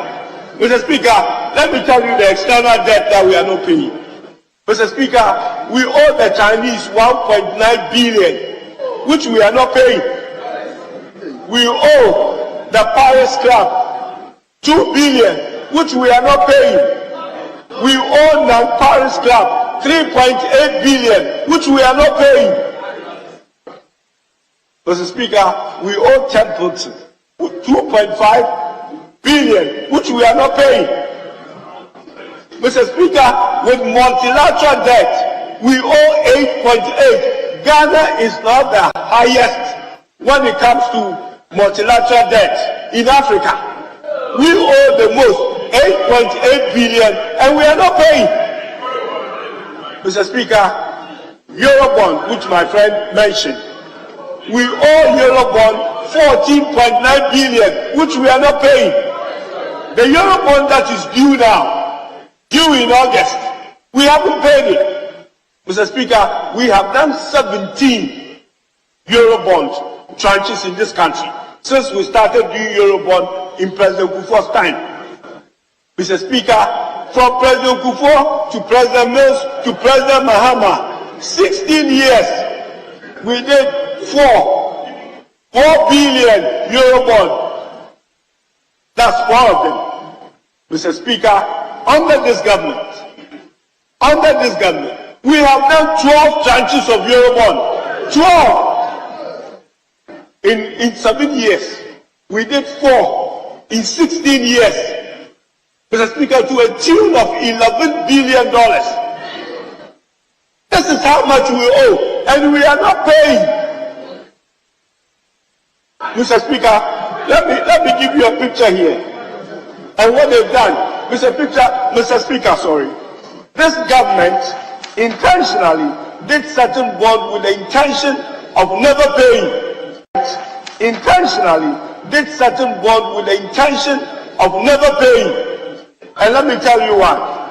Mr. Speaker, Eurobonds are usually done for a period of 10 to 15 years. That's why the Eurobond done on the Kufuor was done for 10 years, 750. NDC made provision for that bond to be paid. We paid 250 before we left office. The remaining 500, we have put money in the sinking fund to pay, which they used in paying this. The one that is due, they haven't paid. Mr. Speaker, they did Eurobond in 2018. May 2018. That Eurobond is supposed to basically expire in 2048. Young qualified, and I could for the 6 years. Waje 11 billion Eurobond. 11 billion. Ni na no yentua ye debt ni na ye creditors yentua obi bia eka but adia ya na eya me nwanwan say after say yes is $, enkotu aka ni nyina no yentimi stabilize still na no see sa dollars enkotu aka bi mu yentua ye creditors ka yentua omoka but still na dollar no entimi engina ye menya ohoho ba ko wa ha ya ono so ajone me Haruna Muhammad, Operation Director, Mass Committee Action. Mass Action Committee. Kwame, Imperial. Mass Action Committee. I've one joining me. Yan to us free baby na fe memra mu kakra. Edikan Michia Etefo. Michia mi co-panelists. And Mr. Chia, Madame Fobakupe, Honorable Kokofu, EPA, Penya, or that EPA. No, Madame Fono. CEO, Madame Fono. Eja, onim say near Kosui. At the end of the day, no, Ghana first. Na Eura Baumia, Yakoto, Yakoto Aba, as the flag bearer of New Patriotic Party. So, we would want a very competent hand to support so that Ghana, at least as he's saying, our new vision, no, so our new vision, no, would at least be realized in opposition, even though, but we will need a competent hand to support him. Also, no, my main share near me co-panelists discuss here about me work with. About now it's your interested, okay. Very interested. Okay. But we share 24-hour economy. It is not something that is new to economies in this country, okay, or countries in the world.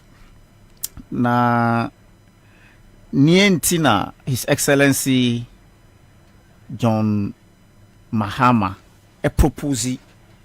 A 24-hour economy.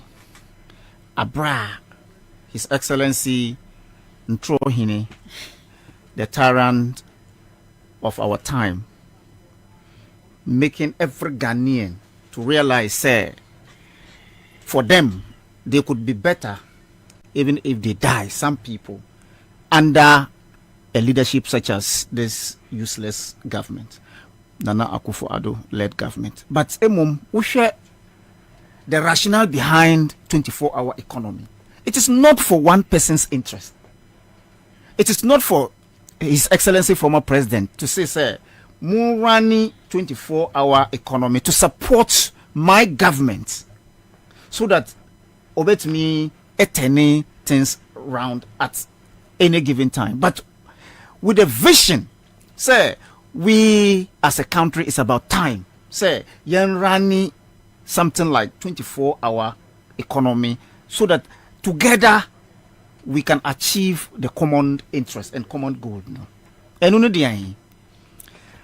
it would take you and I to be able to realize, if indeed we practice or we emulate other big economy like US, UK, the European Unions, and whatever they are doing. The Europeans, if you look at the economy and how they managed to be ahead of every economy, it didn't come just a day. And it didn't just come like by a mere fact that it's a vision of somebody. And see, Mamin Kanekeke. So, Umpo, no why. His Excellency John Mahama is talking about 24-hour economy and pleading to bring everybody on board, both informal sector and then the formal sector. What do I say? The private sector, which plays a huge role in promoting the economy of this country. Say, our shortcomings coming from. Say, if you look at the civil sector, that is the government-owned enterprises, and the way and manner they manage this country, and you'll be able to say, if you are running a 24-hour economy, the output will be marvelous.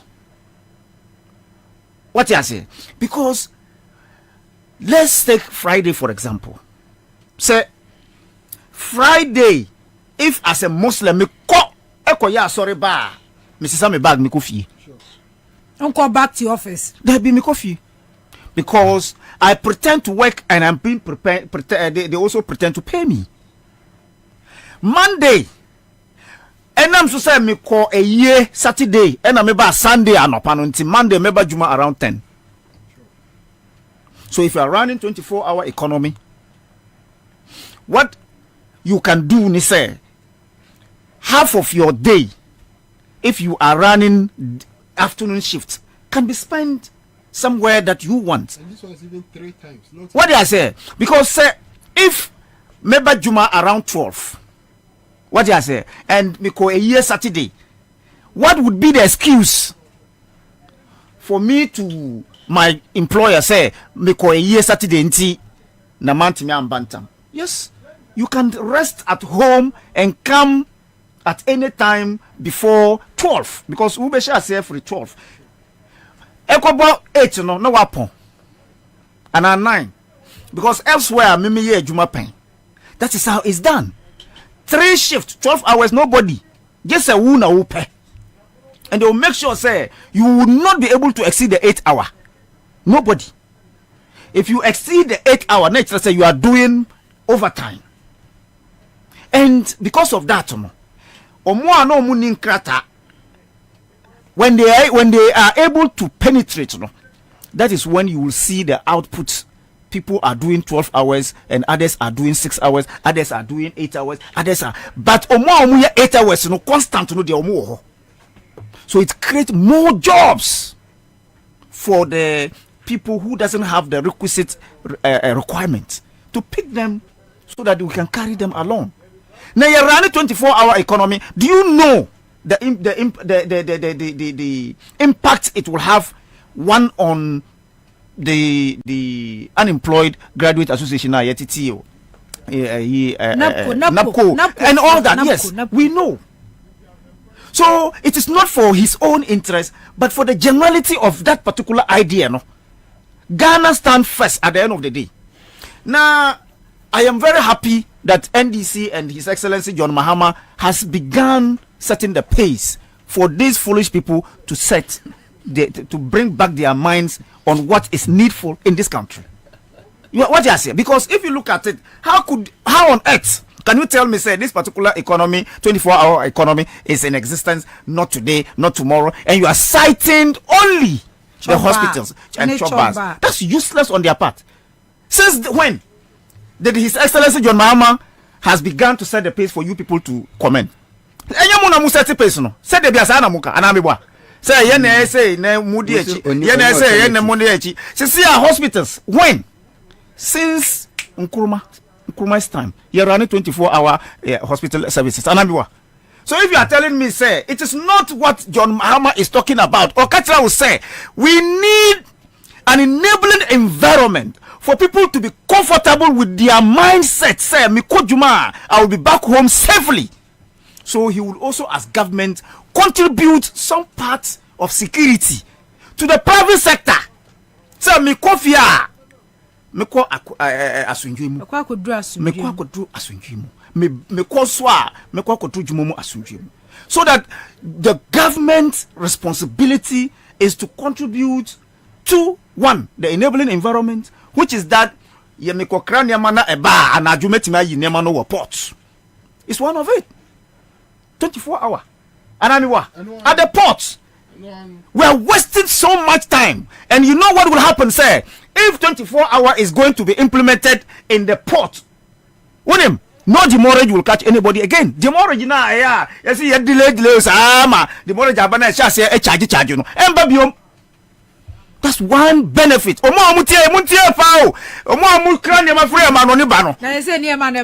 hour no.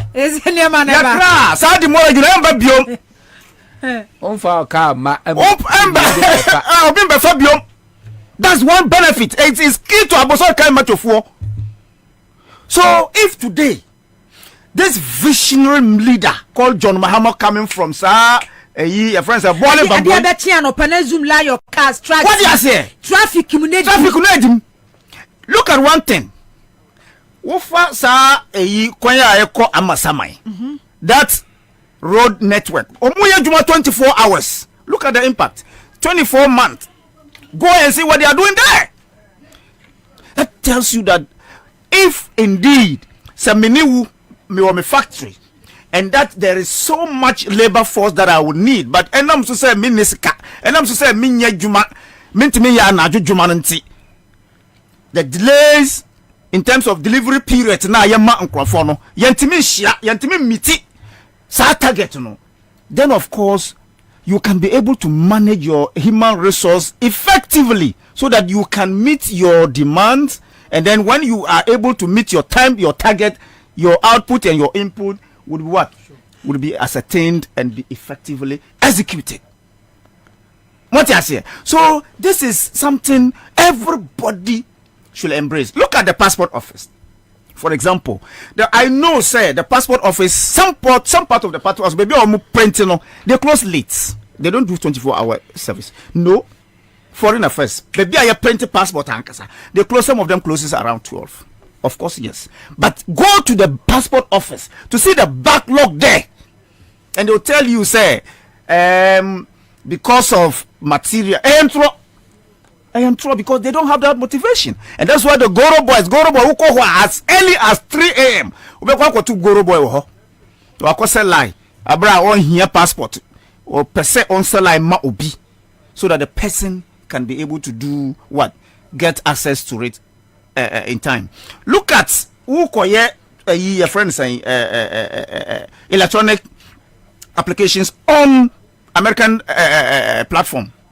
24-hour service is there, but our passport forms go there to Google. Almost 24 at 12 by 12. Now platform na shati.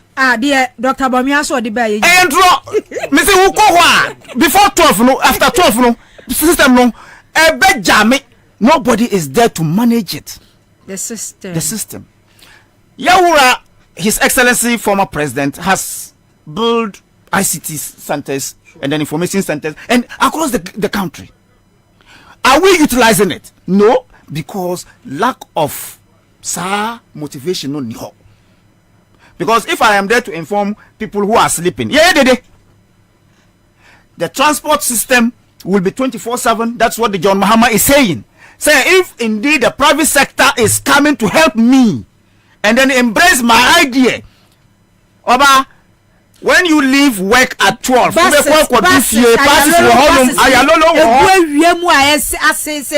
yes. What I say? So you would have an effective economy, because one, there will be shift for bus drivers. If you have 200 bus drivers who are applying the road daily, that means 200 drivers are needed again, additionally. So we are creating employment. And we are making people to understand, say, indeed, near Americans can do, no, or is doing there, no. There are human beings there. Therefore, Ghanaians, no. Yes, we met him. So, His Excellency John Mahama, papa. The lies that His Excellency, the useless president called Nana Akufo-Addo in this country, we have Amiwo Bebre, so-called. Yeah, we shall protect the public purse. Look at what the minorities are saying. Me, the third generation to come will not be able to finish that. And sana we are see nyame afane we are see maybe how to call the third, fourth, fifth generation. The tree, how is the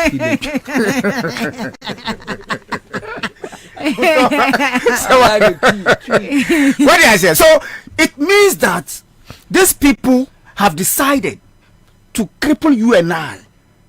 The first and second generation of you and I, and your more, will suffer to pay our debts. And what would it lead to? And people are saying that if indeed we don't pragmatically stop this particular issue called loans and borrowing for some group of people called Achimafias. Menu, yes, sorry, one day. Do you know what we call per capita?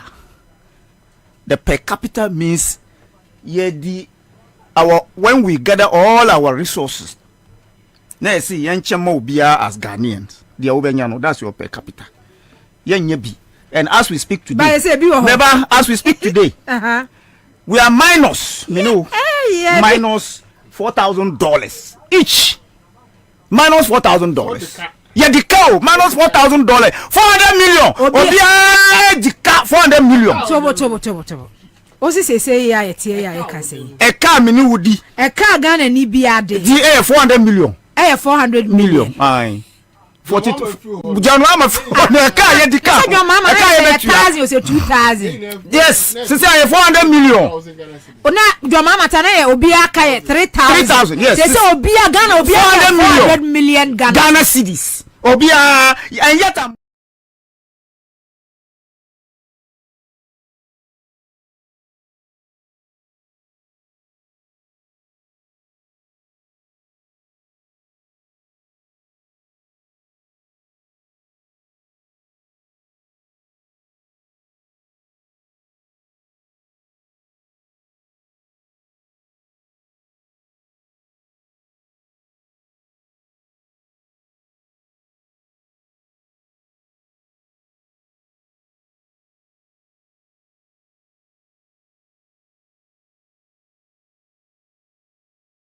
the digital man, useless. What is digitalization about this that we cannot phantom? What at all? Oh yeah, Emma Ghana, etimpo, munkanchire. Nothing. The Ghana card now no. Did you hear what Canada Japan said?